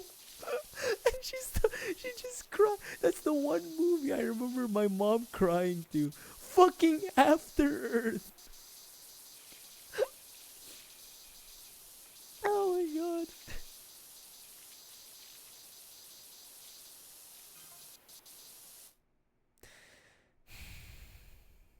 I just remembered. I watched the Battleship movie in cinema, and I liked the Battleship movie. Okay. Say what you will. Is it a stupid movie? Yes. But I liked that stupid movie, okay? Battleship. It's a good stupid movie, okay? Sometimes I feel like some YouTuber out there's probably lambasted Battleship, right? As like this weird cash grab by Hasbro during the Transformers era. That statement is true. I will admit that statement is true, but and it may be my childhood nostalgia as to why I rate these movies well. But I feel like as a society, we need to have a bit more of a stomach for mediocre but creative mid movies. You know what I mean? Especially in the time where like movie franchises like are like a super big thing and everybody wants to start a movie franchise and not have anything new or creative on its own. I feel like as a society we need to start appreciating, you know, creative endeavors that may be mediocre at best. You know, films like Battleship, films like Abraham Lincoln Vampire Hunter. You know, I feel like we should. I'm giving like the best examples of like okay movies, but just like so stupid. Yeah, you know, I do feel like we should allow for like mediocrity or mediocrity with creativity to prosper. Because the thing is, I just came from watching Jurassic World Rebirth. Would I say it's a mediocre movie? Yes. Was there some creativity to it? Yeah. But it wasn't wholly creative, you know, because it's based out of the Jurassic World franchise. It could have been more. It could have been more. And you know what is more? Cowboys versus Aliens. Abraham Lincoln Vampire Hunter. I haven't seen it, but fuck it, Snow White and the Huntsman. That's creative, right? Like, you know, yes, is it stupid? Absolutely. But it's creative mediocrity. You know, there was an attempt. There was an attempt at something. And in an era where like every comic book hero is getting their own movie or TV show and it's not panning out well because it's being rushed. And in an era where like every franchise is being rebooted, like The Running Man. Okay, I will admit the trailer for The Running Man, it seems pretty good. It seems like it's gonna be a good movie, but you know, I just feel like we could have so much. What the fuck? Oh, he's stealing. He's stealing the moolah from the banks. Fuck the man. Power to the people. But you know, I feel like we could do with more just mediocre movies that just make their money back.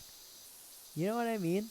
Because like what I hate nowadays is that, especially on like online discourse in movies, and everybody knows that a movie needs to make double its money to make any money at all or make its money back because of marketing. I I hate how everything's like a competition in who has the best franchise. Like, oh, the MCU versus the DCU, stuff like that. Or like they're pitting directors against each other, which is like so gross to me. Like honestly, whenever I see someone like, oh, Christopher Nolan wouldn't do that. Oh, Christopher Nolan doesn't have Christopher Nolan doesn't have the balls of like Denis Villeneuve or Denis Villeneuve or Villeneuve. I don't know. The guy who directed like Sicario and Dune and Blade Runner 2049. I don't know how to pronounce Denis' last name. I'm sorry, but it's so like film and movie Twitter is so gross because they're always like, or people, or just general online discourse about movies and film is so gross because it's like they're pitting things against each other like it's a fucking cockfight. Like, who the fuck cares what Christopher Nolan does or doesn't do when it comes to filming a movie? Who cares what Denis Villeneuve does? Like, shit, dude. Like, we should just be celebrating art as an expression. Like, sure, a movie might flop, but did you enjoy watching it? See, that's my other thing is that, like, I have a very low bar for movies. The question I always have is, did I enjoy watching it? Yes or no? If the answer is yes, then I'm like, okay, I don't hate that movie. I think it's an alright movie. Can I say that for Jurassic World Rebirth? I'm having a bit of reservation because of how mad I am about, like, what it could have been. But you know what? I'll say you can watch Jurassic World Rebirth. It's fine. You know, I just wish we had more shit movies, is what I'm saying. Yeah, sure, those shit movies caused me to watch Devil's Knot. But I'd rather have, a few Devil's Knots in order to have a few, like, you know, battleships and cowboys versus aliens. And, like, Pitch Black and Riddicks. Honestly. Am I just yapping out of nowhere and, you know, old man yells at clouds again? Yes! But that's because I love the movies, man.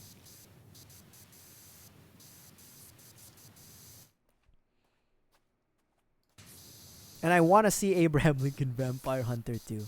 Alright? Sure, the second part of that... Sure, the ending of that movie implies that he did get shot by John Wilkes Booth. And he rejected the idea of becoming a vampire. Sure. But maybe in that universe, he didn't get shot. Or maybe he did get shot, but he did become a vampire before that. And he lives in modern times.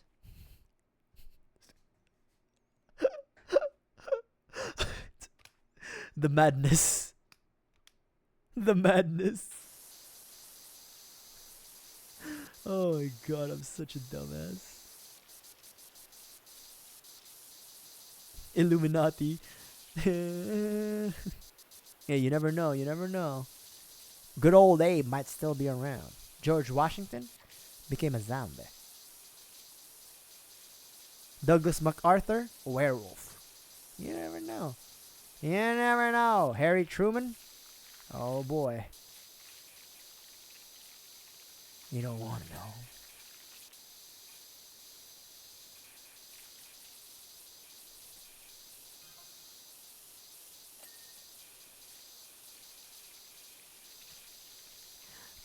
You're right. Let me write that down. let me write that down. Let me write that down.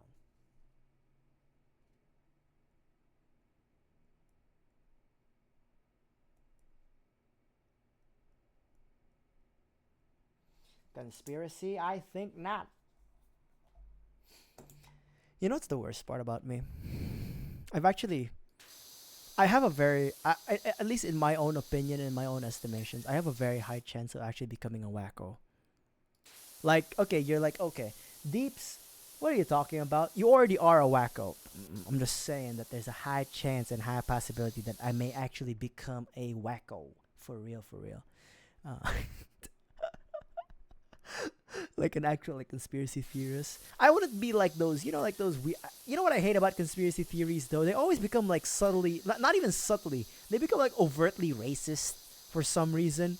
Like for some like for example, like the lizard people, the Anunnaki. I kind of hate how like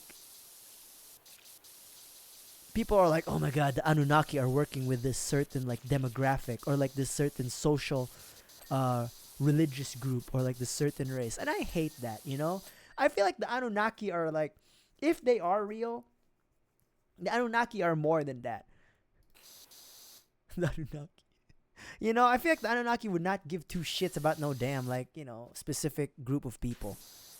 But yeah, I say that I have like the most potential out of all the people I know to actually become a wacko. It's because like when I was a kid, this is true by the way. Let me drink some water. When I was a kid, I used to watch a lot of Ancient Aliens. Oh, ads, sorry. Sorry.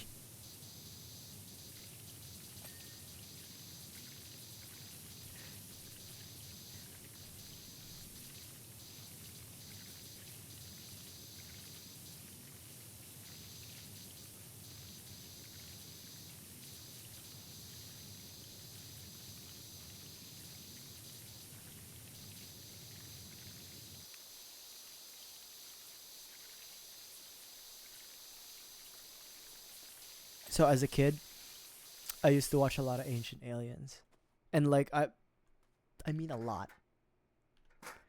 I mean a lot. Like, ancient astronaut theorists believe a lot. Like that, I watched a lot of Ancient Aliens as a kid. I don't remember everything, but I don't know, fucking, I watched a lot of Ancient Aliens because it was interesting. I didn't believe everything, of course. Was I potentially like a little bit convinced with some of those things, but later disproven in my life as I realized as an adult that some of those things were stupid? Yes. All right. What was I convinced? Was I like somehow convinced as a child that like that Mayan carving that allegedly shows like an astronaut may actually show an astronaut instead of just like someone guy sitting on a throne? Yes. All right. Because I was a stupid fucking kid. Teenager. Stupid fucking teenager, alright? And I thought Ancient Aliens was cool as fuck. Because, like, I've always had... I told my witch doctor story, right? I've told my witch doctor stories a lot. How, like, my grandma used to take me to, like, different witch doctors or, like, masseuses who were actually witch doctors and stuff like that because I was a sickly child. So I was always, in line with the supernatural, with, like... the mystic shit, So it was almost like I was made for this.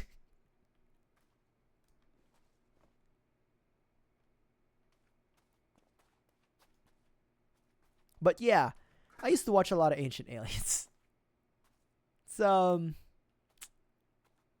too much, some would say. Too much for a child. Oh, we can't use this. Fuck.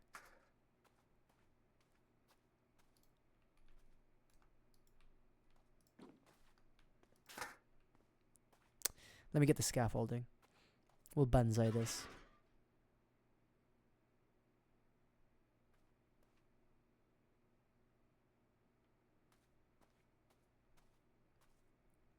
That's why also my VTuber is a failed paranormal detective. Because truth be told, I'm not inspired by supernatural.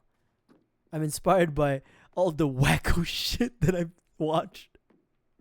From like Constantine to like fucking Ancient Aliens to like my experiences with like potential witch doctors. That's just me. That's what, and I find that fun. I find those things fun. Okay. Good. In all goodness to good, honest to goodness, like I really do find all that shit fun. Like even if it's not real, like who the fuck cares, man? It's not like it's hurting anybody specifically. Some people who get scammed, yes, they are getting hurt, and I do feel bad for them. But at least for the deeps, it's all the paranormal shit that I've experienced. It's all good fun. It's all good fun. I have yet to actually experience anything paranormal in my life or supernatural or preternatural or whatever. So, I'm open to it. I'm not a skeptic, obviously. You can probably tell. I make a lot of logical leaps just to justify the movies that I watch. So I'm not like a skeptic who's like, yeah, no, the supernatural does not and will not and must not exist because science, blah blah blah blah blah. In fact, we just recreated alchemy. Did you hear that? Like how in CERN, they literally blasted atoms at lead and made gold. Or mercury, was it? They like literally made gold out of something that's not gold. Sure, it took like a gajillion amounts of energy. And like they only produced like maybe like a nanogram of gold. But they still made gold. Alright? That's still alchemy. So my belief is one way or another, right? Magic is just science that has not been understood. And honestly, science is kind of boring. So to me, magic is fun. It's more fun to me to like sacrifice a chicken and like do some magic spells using its blood than it is for me to actually like, do some science and physics and shit. Yeah, does that make me a wacko? Potentially. Alright, but I'm just saying it's more fun to do esoteric magic shit than science. In my opinion. That's not, that's not to say I don't believe in science. I am a firm believer in science. In fact, I believe anything scientists say. Aside from that, magic isn't real, because it might be real. You just don't know. It might just be a science we don't know yet. All right, don't discount the magic.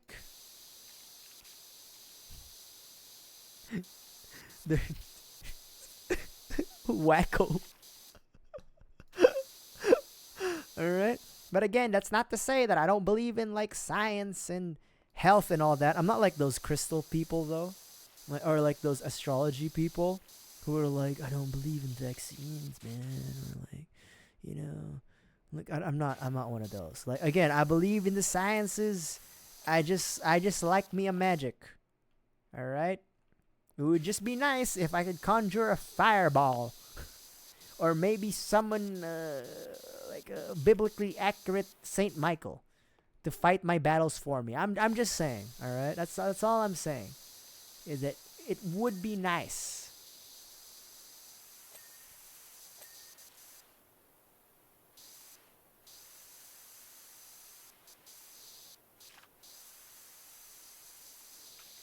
This is the most I've talked in a stream for a while, huh? Yeah, it definitely is. Talking about movies, talking about magic spells.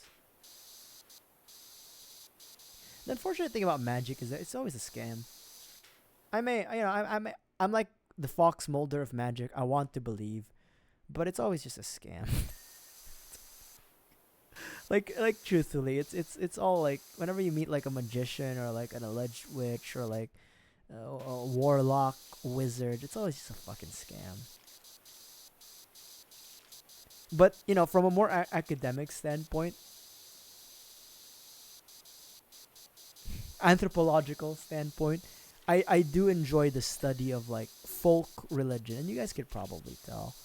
Now, I don't pursue the study myself, but I like hearing people study it and what their findings are, especially in YouTube videos. Like, religion, folk religion. I'm not a religious person myself, but I see the value of the religion. Hansel and Gretel. I see the value of religion, especially the value of faith and belief, as like motivators in human life. In religion especially, I grew up Catholic, so very familiar with Catholic tradition and Judeo-Christian, structures and belief systems. There's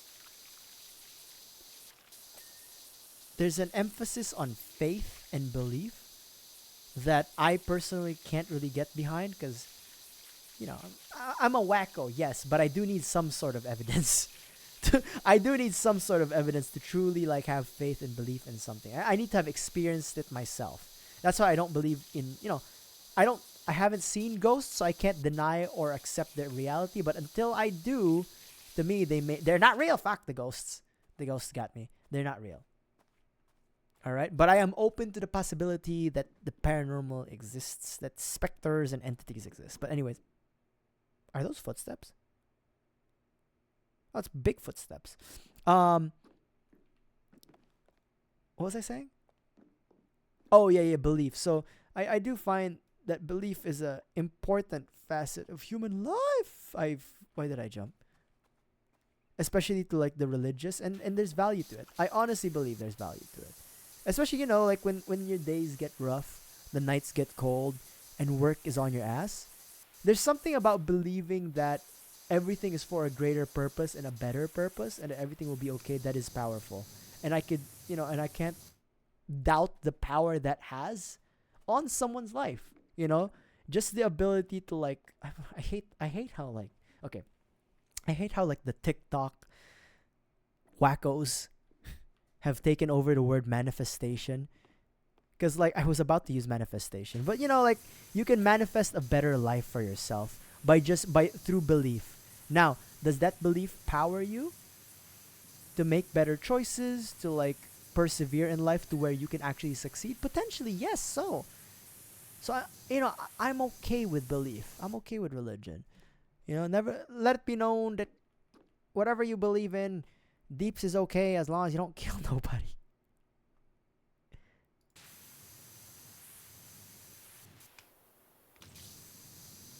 Oh, yeah. God damn it. The hell? But yeah, you know, there is power in faith. Actually, that's also why I like the concept of the tulpa. So the tulpa is like this, I think it was originally like a Buddhist concept or like around Buddhist mysticism.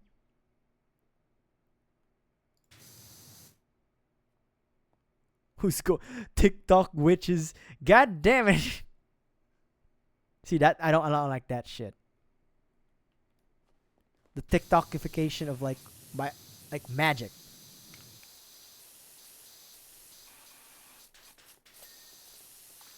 Like you bitches ain't doing shit. Tulpas are cool. You know why I think tulpas are cool? Because it goes with my my personal opinions on belief. How belief is such a powerful tool. Like you can literally fucking will a motherfucker into existence. That's crazy, right? Like, Fruit, I don't know how long you're gonna be a viewer of mine, right? I don't know. I don't know. You know. But here's what I will say. You will be the first to hear this, and whoever else is watching, I don't know if anyone else is watching, but my goal, if I ever become a big streamer, right? Let's say hundreds of people start watching the deeps. They've lost their mind, but hundreds of people have started watching the deeps. I will allow my viewers, yes, upon my death, confirmed death, all right, not like social death, but actual corporeal physical death, body and all, cremation done, ashes spread, upon my death, I will allow my viewers to attempt a summoning of a tulpa using the knowledge they have of me through the streams that I have put through. Now, I did study a little bit of a philosophy. I have, in my life. So I do know that the other cannot be wholly known by an individual. So you don't really know me. But my hope is that I would be streaming for long enough and for a large enough audience to where you guys would have an exact, or not an exact, where you guys would have a pretty good estimation and approximation of how I am as a streamer at most. Because as a person, you guys won't, fully be able to know who I am deep down. But you should be able to create a false, imperfect facsimile of the deeps using a tulpa. So I will allow my viewers to create a tulpa of me upon my death. Mark my words. When I become, I'm never gonna change. I'm always gonna be a wacko. And that is a hindrance to my success. Because I've seen the new big league streamers. They're all, sexy. They're cool. They're cool kids from back in school. That's not me, baby. I'm the fucking kid who watches Ancient Aliens and knows about tulpas and fucking magic and shit. But if we ever get a large enough audience of like hundreds of thousands of people or hundreds or thousands of people, upon my death, I will allow for the attempt of the creation of a tulpa of the deeps. And then, but it has to be like, you have to make a tulpa of streamer of like me, right? You already have the VTuber. Just commission an artist to make a VTuber of the deeps. And then after that, the tulpa, you will have the tulpa of the deeps. I will allow that. Like legitimately, I'm not even fucking with you. I will, upon my death, if I ever reach a form of fame or notoriety in my measly existence as a streamer, I will allow for the creation of my tulpa as long as I have a sizable amount of audience. And that's not just because of an ego, right? That's not just for ego's reasons that I need a large audience. I need a large audience because all of you will have some sort of input into that tulpa, into that manifestation, to where it should be a close approximation of my streamer personality. That is the goal, right? With 1,000 people, you should be able to figure out the deeps. Now, I just realized as I was describing a tulpa, AI chatbots are basically tulpas if you think about it. And I hate that because I don't like AI. I think it's I think it's an aberration. I think it'll slowly cause the decay of human intellect and human ingenuity. But honestly, I think AI is a tulpa. See, you know what I mean? Magic is just science misunderstood. There we go. Full circle, baby. See, catch any streamer, try to figure that shit out. All right?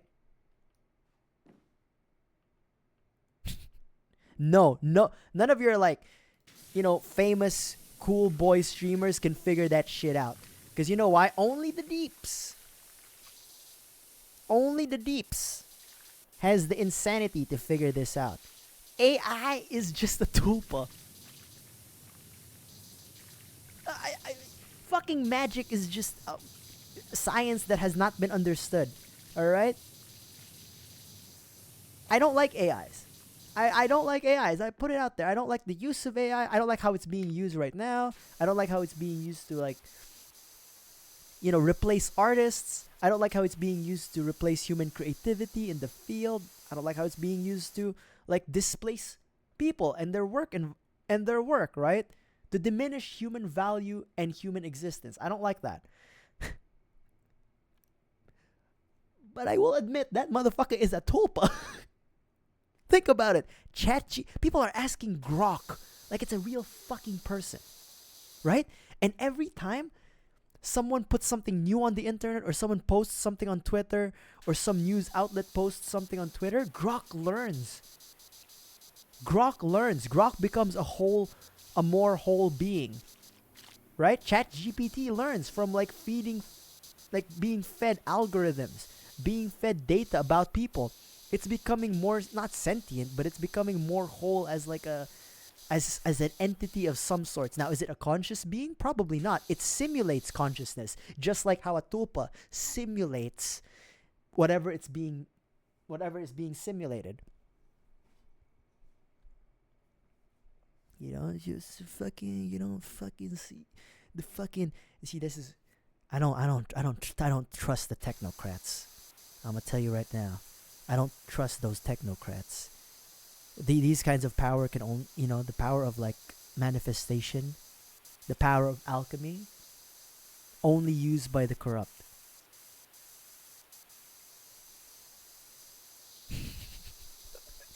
Wacko mode.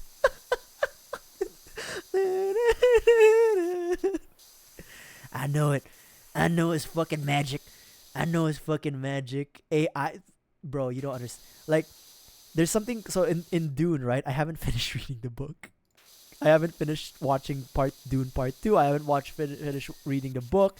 But I will tell you right now, there was something called the Butlerian Jihad, which was a holy war that mankind waged against the thinking machines. I will say it right now. The deeps will join the Butlerian Jihad when it comes.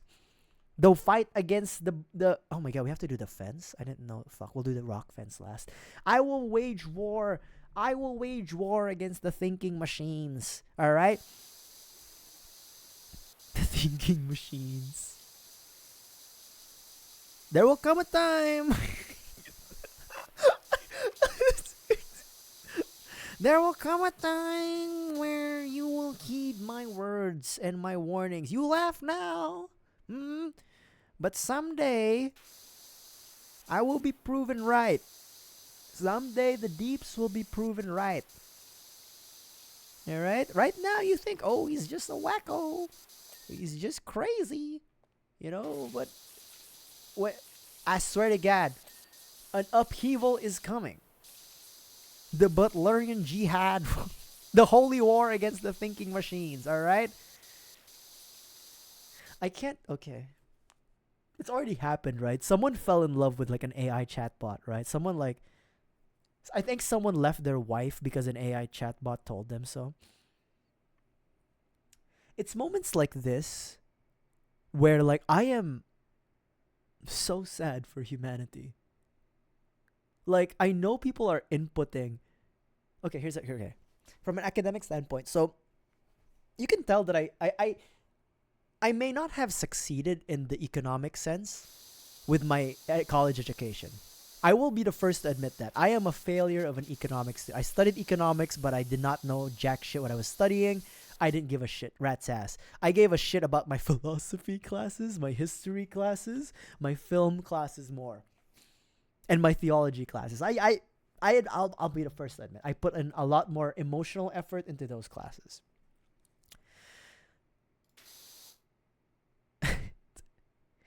But there was, every time I wrote a paper, I didn't have any AI chatbots. It was just all like, just writing, just me bullshitting.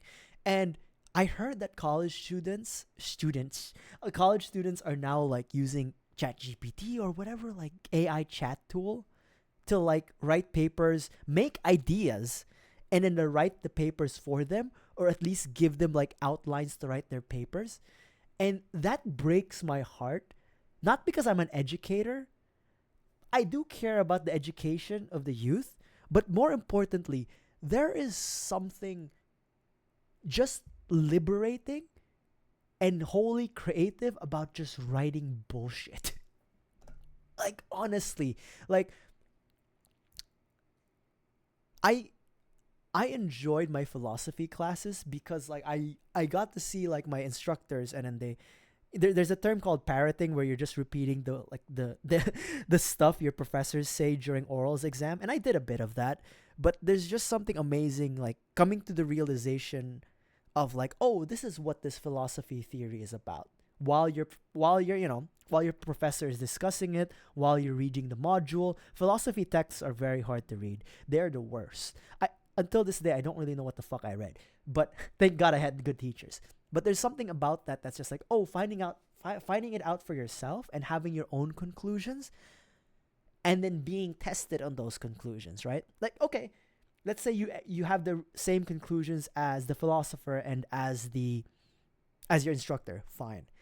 But if you can come in with a different perspective on that philosophy, like let's say I'm oversimplifying it, but the philosophy of the other, or knowing the other by Heidegger, is something along the lines of like, it is wholly impossible for you as an individual to truly understand the other, for what it means to understand something is to fully encompass its being and comprehend all of its existence. So basically what that means is, you can attempt to know someone as much as you can, but you will never know them in their entirety, because you will never, one, live their experience, you will never live in their head, and you will just never be able to fully encompass who they are. And I agree on that, right? That's why I say the tulpa that you guys will make of me will just be a close approximation of my streamer personality, but not perfect, because you can never really know who I am. That's why we need 1,000 people, because with 1,000 people, we can at least try to figure it out, get a close approximation. But it's, if you can like have your own different stance of that, or have your own like oh my god, Deeps, you have to think. I know it's late, but you have to think, Deeps. Or have your own like a way of interpreting that philosophical like statement, and you can defend that in an orals exam without the help of like ChatGPT, then I'd say you're a better off person than someone who did use like AI to figure out like what a philosophical theory is. Because you attempted to engage with the subject, to engage with the theory, to engage with the thought process, and even if you came out of it with a different conclusion, there was still a sense that you engaged with something by yourself. Even if you did have help with people, right? Even if you did have your instructor to kind of like help you parse through the difficult words. So it breaks my heart that kids are using AI to write papers, to write creative papers, and to write bullshit papers. Because bullshit papers, writing them helps you like helps your thought process, and helps you like parse through your own thoughts and like make cohesive statements. Now, I don't make cohesive statements. So, yeah. I don't know how much help that made. But yeah, I am 100% going to join the war against the thinking machines. I just saw someone like hop into chat, hop into the stream, and then disappear as I was doing like that whole rant about like AI and philosophy. I think I know why I lose viewers. Just fucking insane. Oh my god. Fucking wacko.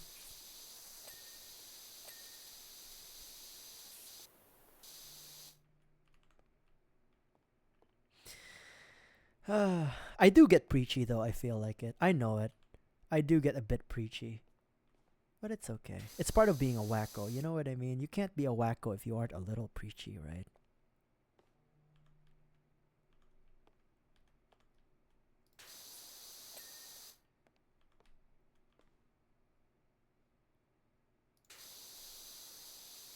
There will come a time.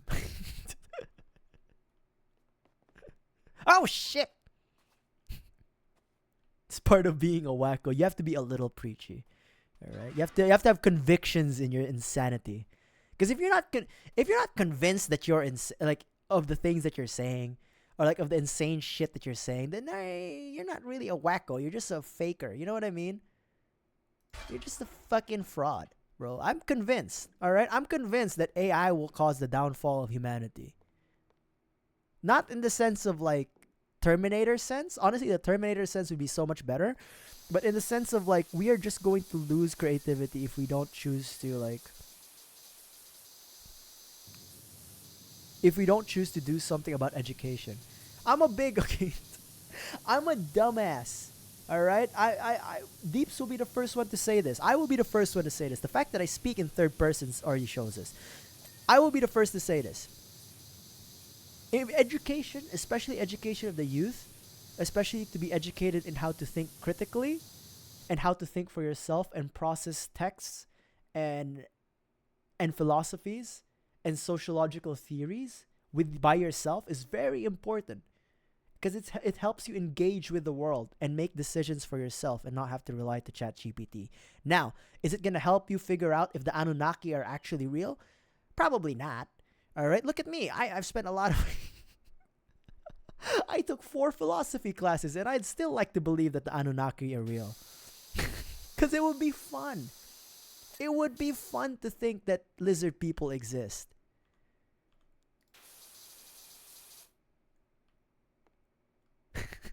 Whack. I'm just a wacko. It's really it.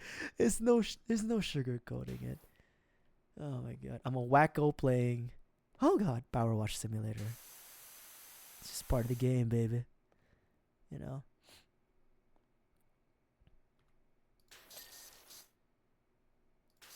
Okay. We need to go through. Okay.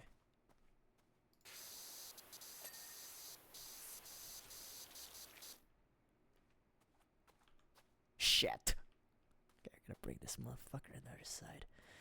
Come on from on the other side. Actually, no, we just climb from here. Let me drink some water. Hold on.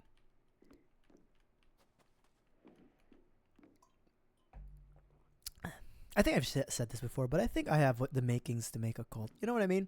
If I just really applied myself and paid attention more during like, not during theology, but during like, so the theology classes I took were more conceptual rather than actual like doctrine. We did have like a bit of doctrine, but it wasn't much.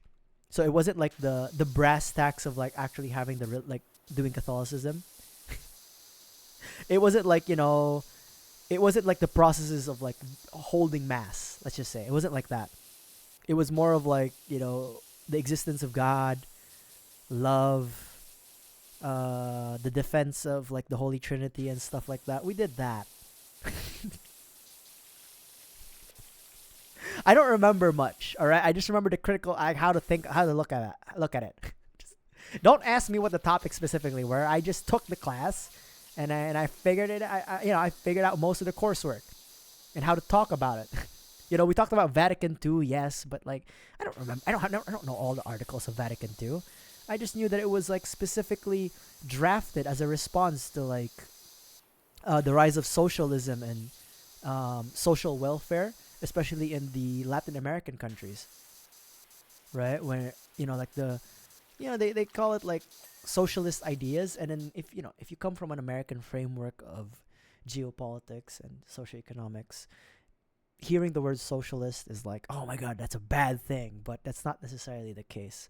That's not to say that I'm a socialist. That's not to say I'm a communist. CIA, don't shoot me, please don't.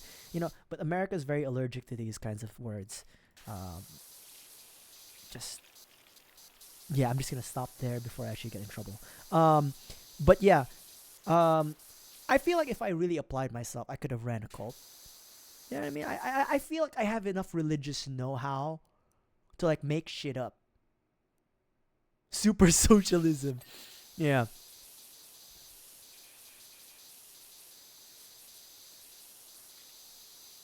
And also like I'm not a pol sci student. In fact, I think I only got like a B in political sciences. And I wasn't very good at it. But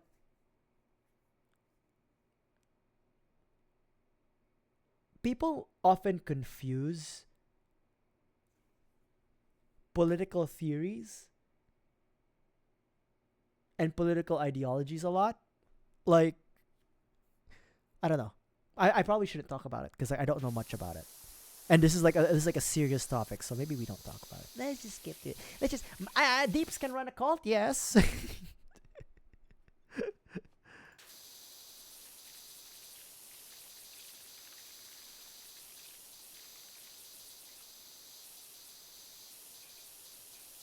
No, actually I was wrong.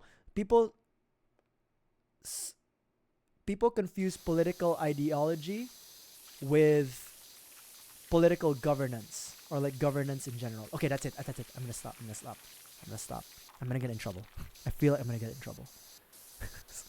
Sometimes when I'm streaming, like I'm like, okay, maybe I shouldn't talk about that. But yeah, oh god. But yeah, I think I could have run a cult. I think I could still. There's still time. There's still time. There's still time for me to start a cult, run a cult, make a cult. But I don't know if I could gather enough of. I don't think I have the heart to do it though. You know what I mean? I don't think I have the heart to like take advantage of like the emotionally and mentally and spiritually unstable.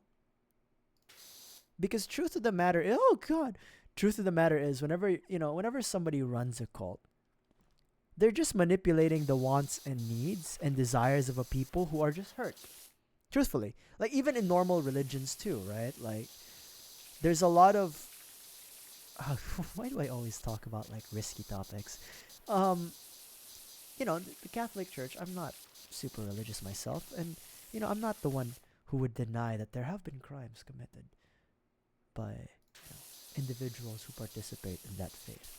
So, it's hard, right? Because on one hand, I appreciate what religion does from a faith and an empowerment perspective. It empowers an individual to, especially most religions, to work on themselves, to develop a sense of identity.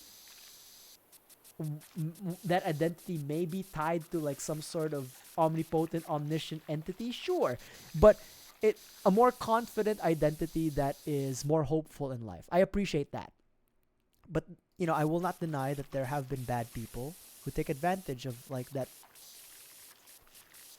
desire of people to be part of a community, to be part of an identity, of a group identity, because it's hard. Life is hard. Life is hard. And if you can find answers to why life is hard, and if it gets better, and it's a good place, it's coming from a good place, it's coming from good people, then I'm not, who am I to lambast that and like, criticize that completely? The Deeps only knows so much. I should stop speaking in third person because I sound like a douchebag.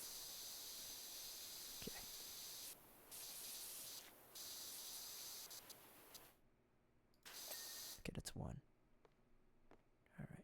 Is this clean? That's clean.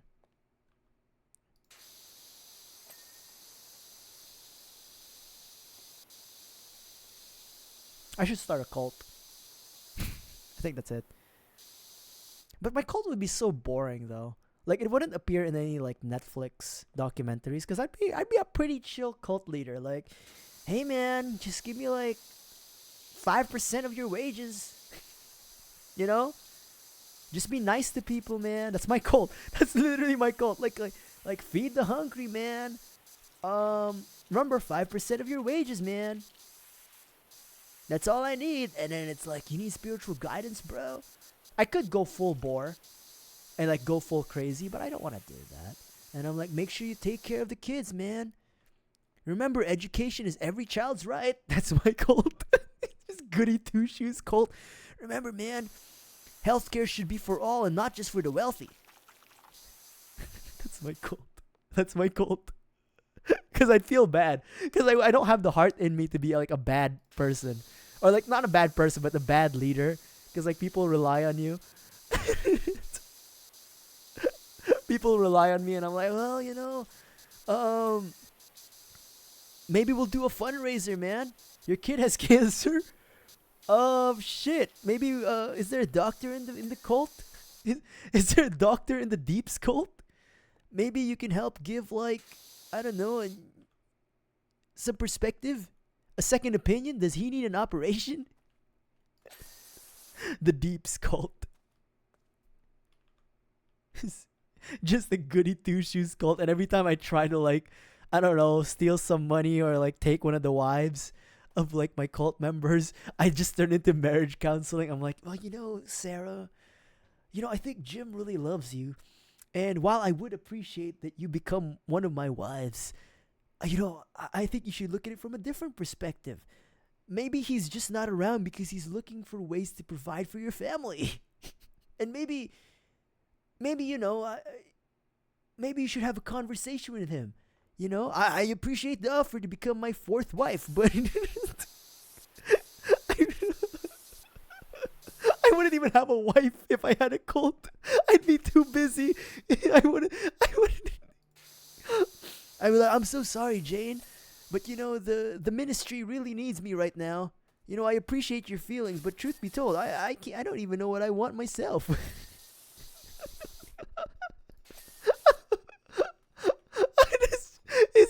I'm just running a church, like an actual good church. That's the cult of Deeps. I'm alone. I'm still the same. Oh God. Well, you know, Jane, I really think. Well, John, you know, I think it's a good idea for Cindy to go out on her own. You know, yes, she's your daughter, but I really think she should start to experiment with like art.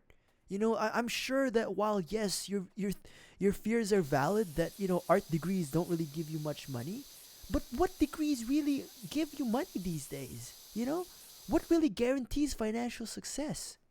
In fact, some people would even say spiritual and emotional and community success is more important, and she can do that with art.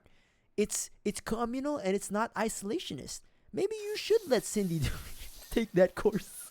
Just help me. The spiritual guidance from Deeps. You know, maybe it's a good idea that she explores artistic venues rather than just, you know, doing math all day.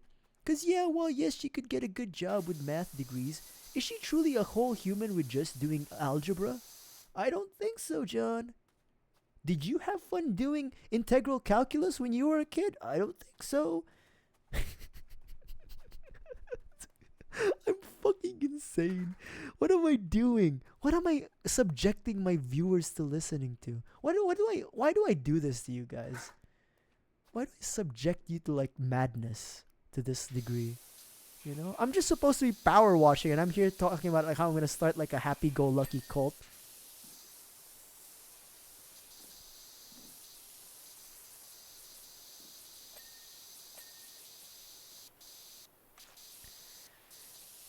Oh my god.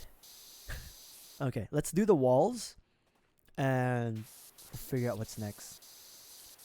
I think this will be our last stage. I think the madness has hit. to a deep level.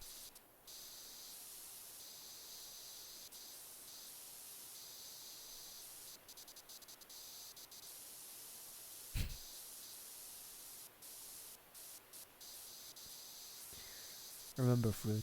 Once we have 1,000 viewers, once I have 1,000 follow, like active viewers, I can die at any time. You know, and I will have. There will be a VOD. I was planning not to have a VOD of this stream, but I'll just have one just for proof. Proof of the tulpa. If there's anyone who denies that Deeps wants a tulpa, they are not a true Deeps believer. They're not a true Deeps fan. They're not part of the Deeps goodwill cult.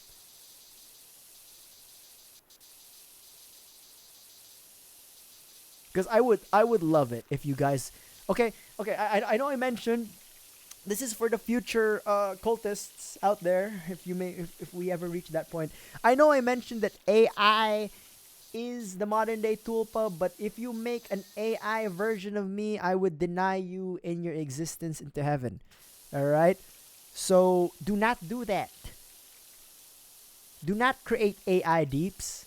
All right. It must be. You must follow the magical procedures necessary to actually create a tulpa through the traditional means, through the traditional Buddhist means. All right, whatever esoteric Buddhist text or pseudo Buddhist text you have to get it. I will not allow for the tulpa to be machine.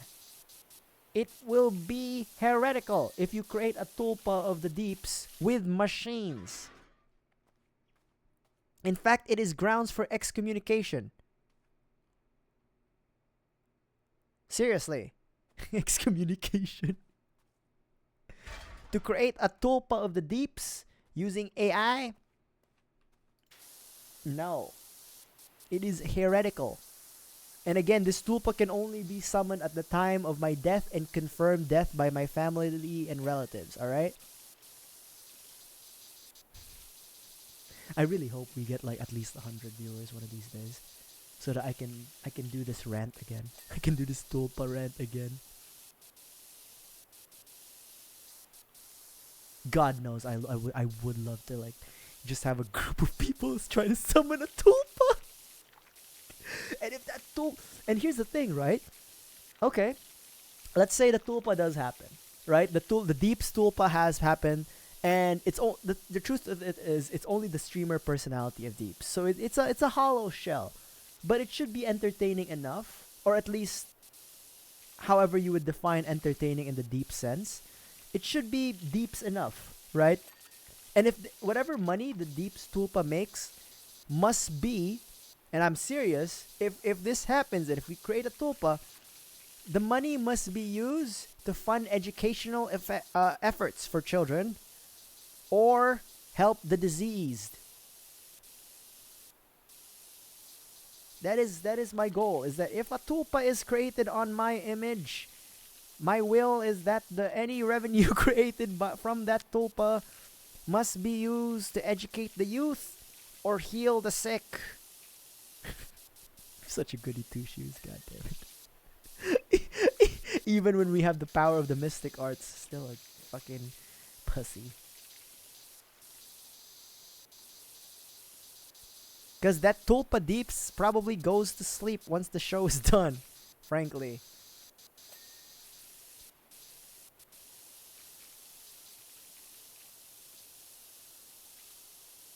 No. If that's the thing.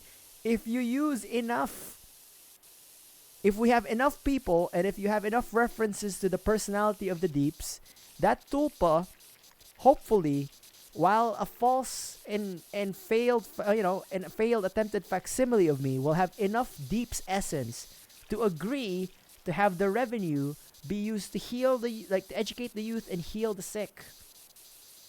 And if it doesn't, that is not a true Deep's tulpa.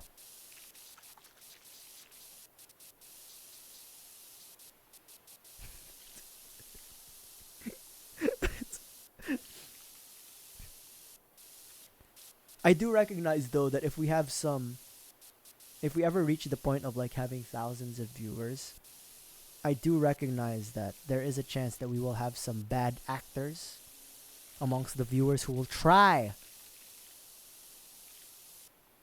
to influence the tulpa or to imbue the tulpa with negative traits. That is, or rather, inaccurate traits that does not coincide with the deeps. The deeps.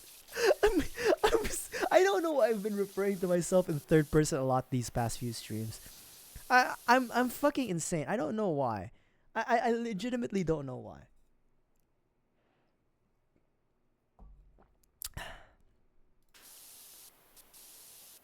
It's insane.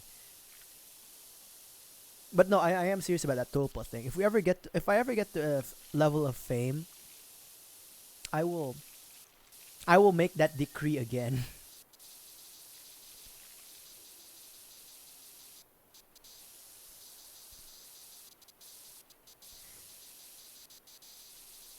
God, I am such a heretic. I would, back in the medieval times, I would probably get excommunicated just for having the thought of like a group of people make like a spiritual energy version of me, a copy of me, a tulpa.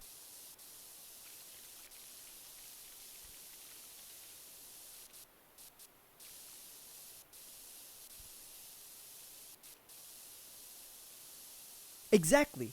See?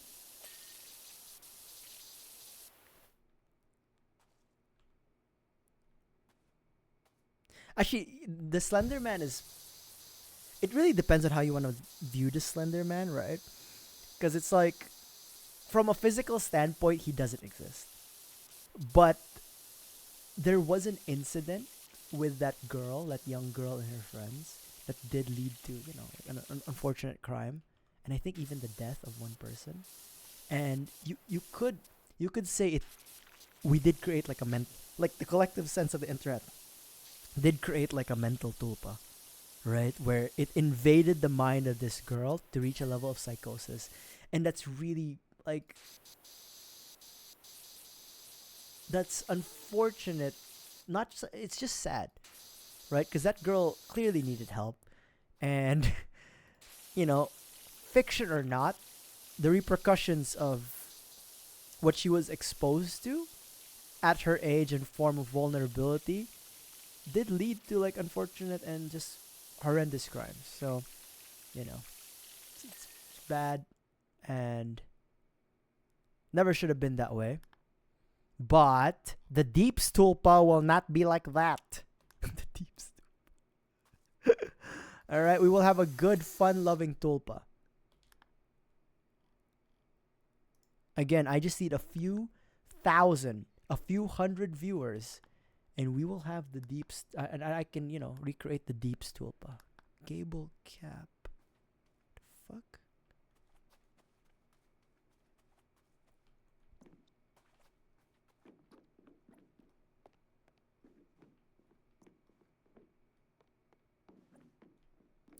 I do think Twitch has a problem. Not enough wacko, not enough whimsical wacko streamers. Like me.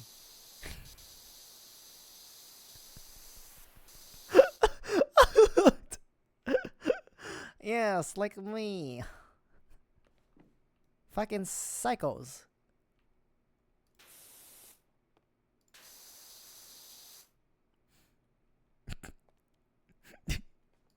Ah, shit! It's fine. There we go.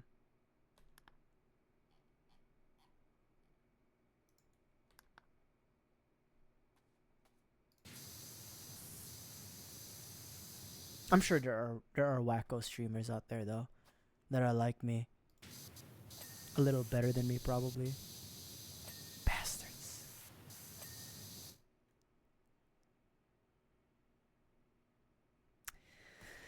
I don't hear voices of the characters I make. I do talk to myself a lot.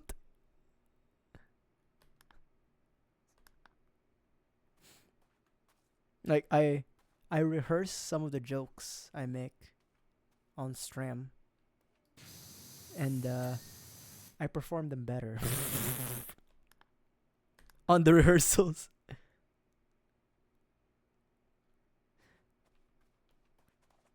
I do understand that though. You know what I mean? That's not like, okay, is it a little weird? Yeah, sure. But I understand hearing your characters' voices in your head, because it I think from a creative perspective it helps. You know what I mean? It probably helps for, like, you're trying to figure out like characterization in your books. Talking about Alan Moore seeing John Constantine in a fucking bar. I think he just saw Sting. Also, Alan Moore is like another one of the is another like wacko. See, that I respect Alan Moore because he's also a wacko.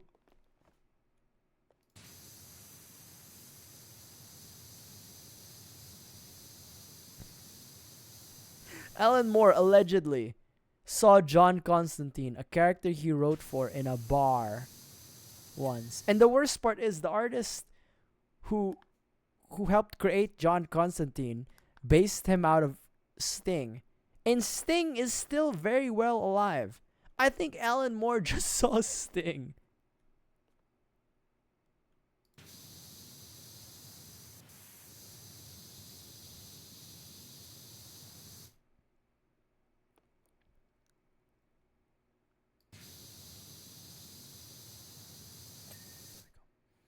Where's the next one? I hate how this is all like 99%. Oh, this is gonna be bad.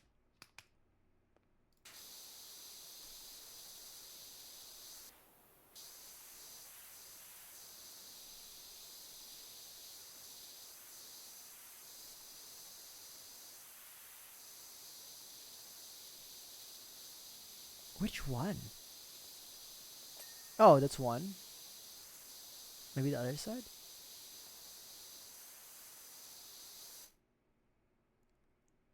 The yellow does not help, I swear to God. I'm pressing tab, but you can't see anything. Also, because it's like 99.9% clean.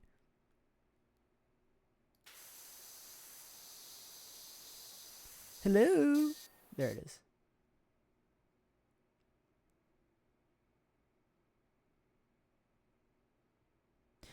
Kind of like how people thought they saw demonic possessions as a kid. Is that a thing?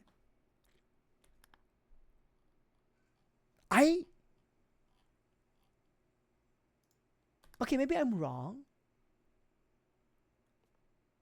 But I feel like I could never conflate a film with like real, like with a personal experience, if that makes sense. I could never confuse like a film with like, oh, I experienced that. That's insane. No, I've never heard of that. That's interesting, because like I associate movies or like things that I've seen, right, in TV with events in my life.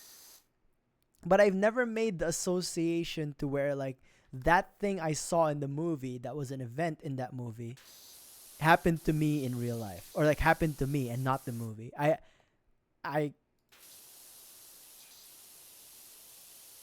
don't know.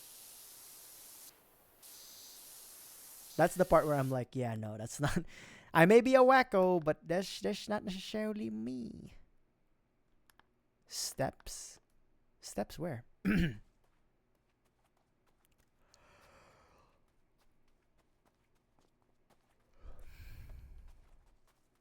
Oh.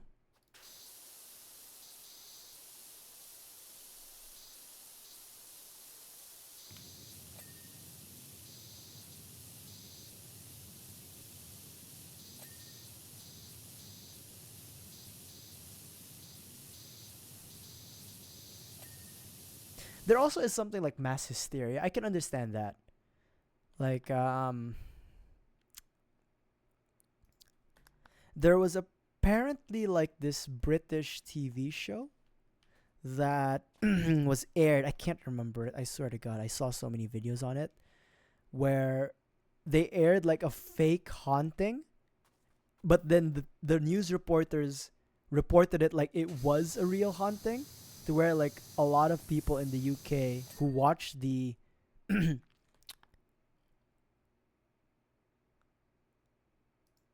who watched the airing of it actually believed that it was a real haunting and that someone actually like died or something, someone actually like got possessed or something like that. Like cases of like mass hysteria and like I wouldn't even would it say would that like fall into delusion? But it's like, you know, mass paranoia and mass hysteria caused by media. I could believe that. Because you know, that's happened a lot. Like I remember hearing a story where like allegedly Orson Welles's radio broadcast of War of the Worlds caused so much a panic because the people who were listening to it actually thought that what like it was actually happening. There's a correlation of exorcisms going up after that movie was made. I get that one though. I get that one. I get like so correlation is not exactly causation, but there's a correlation. You know what I mean? So I get that. That I get of like people seeing like The Exorcist and them thinking that like, oh shit, it's gonna happen to me, because you know, I myself, once again, am a wacko.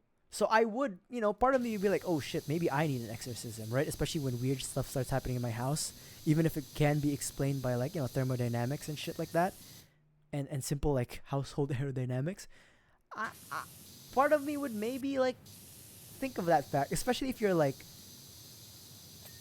you know, I'm skeptical, especially of like established religion, even though I personally believe that it could be helpful. Um, People who are like hyper religious, especially in the Philippines and stuff like that, especially in communities where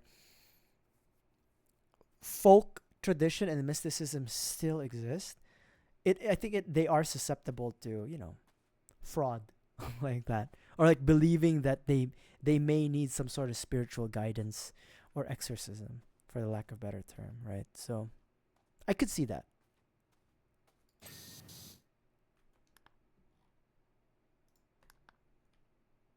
Especially after like watching a movie, yeah, I could see that.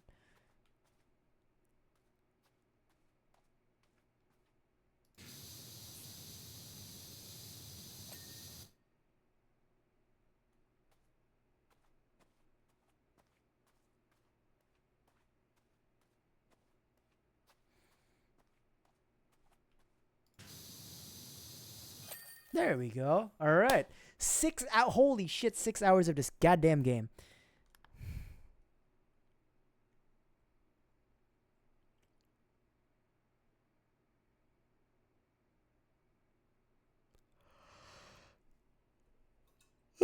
All right. I don't know if you could feel that yawn, but I think that's it for me, baby. Alrighty. So the skate park, we'll leave that some other time. But that's pretty much it. So okay, hold on. Let me take a look at these. None of these really like.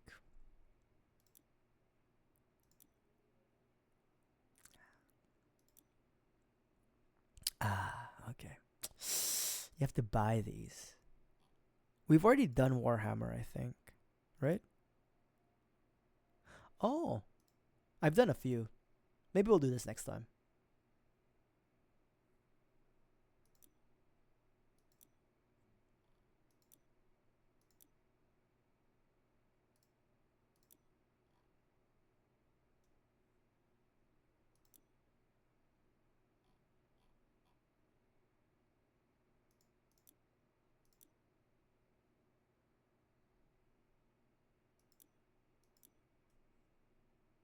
Okay. So, with that said, ads. Actually, I should also have like an ad. It's gonna be a while for like any emotes for the deeps. I should stop talking in third person. It's kind of cringe. You know, it's super cringe. I should.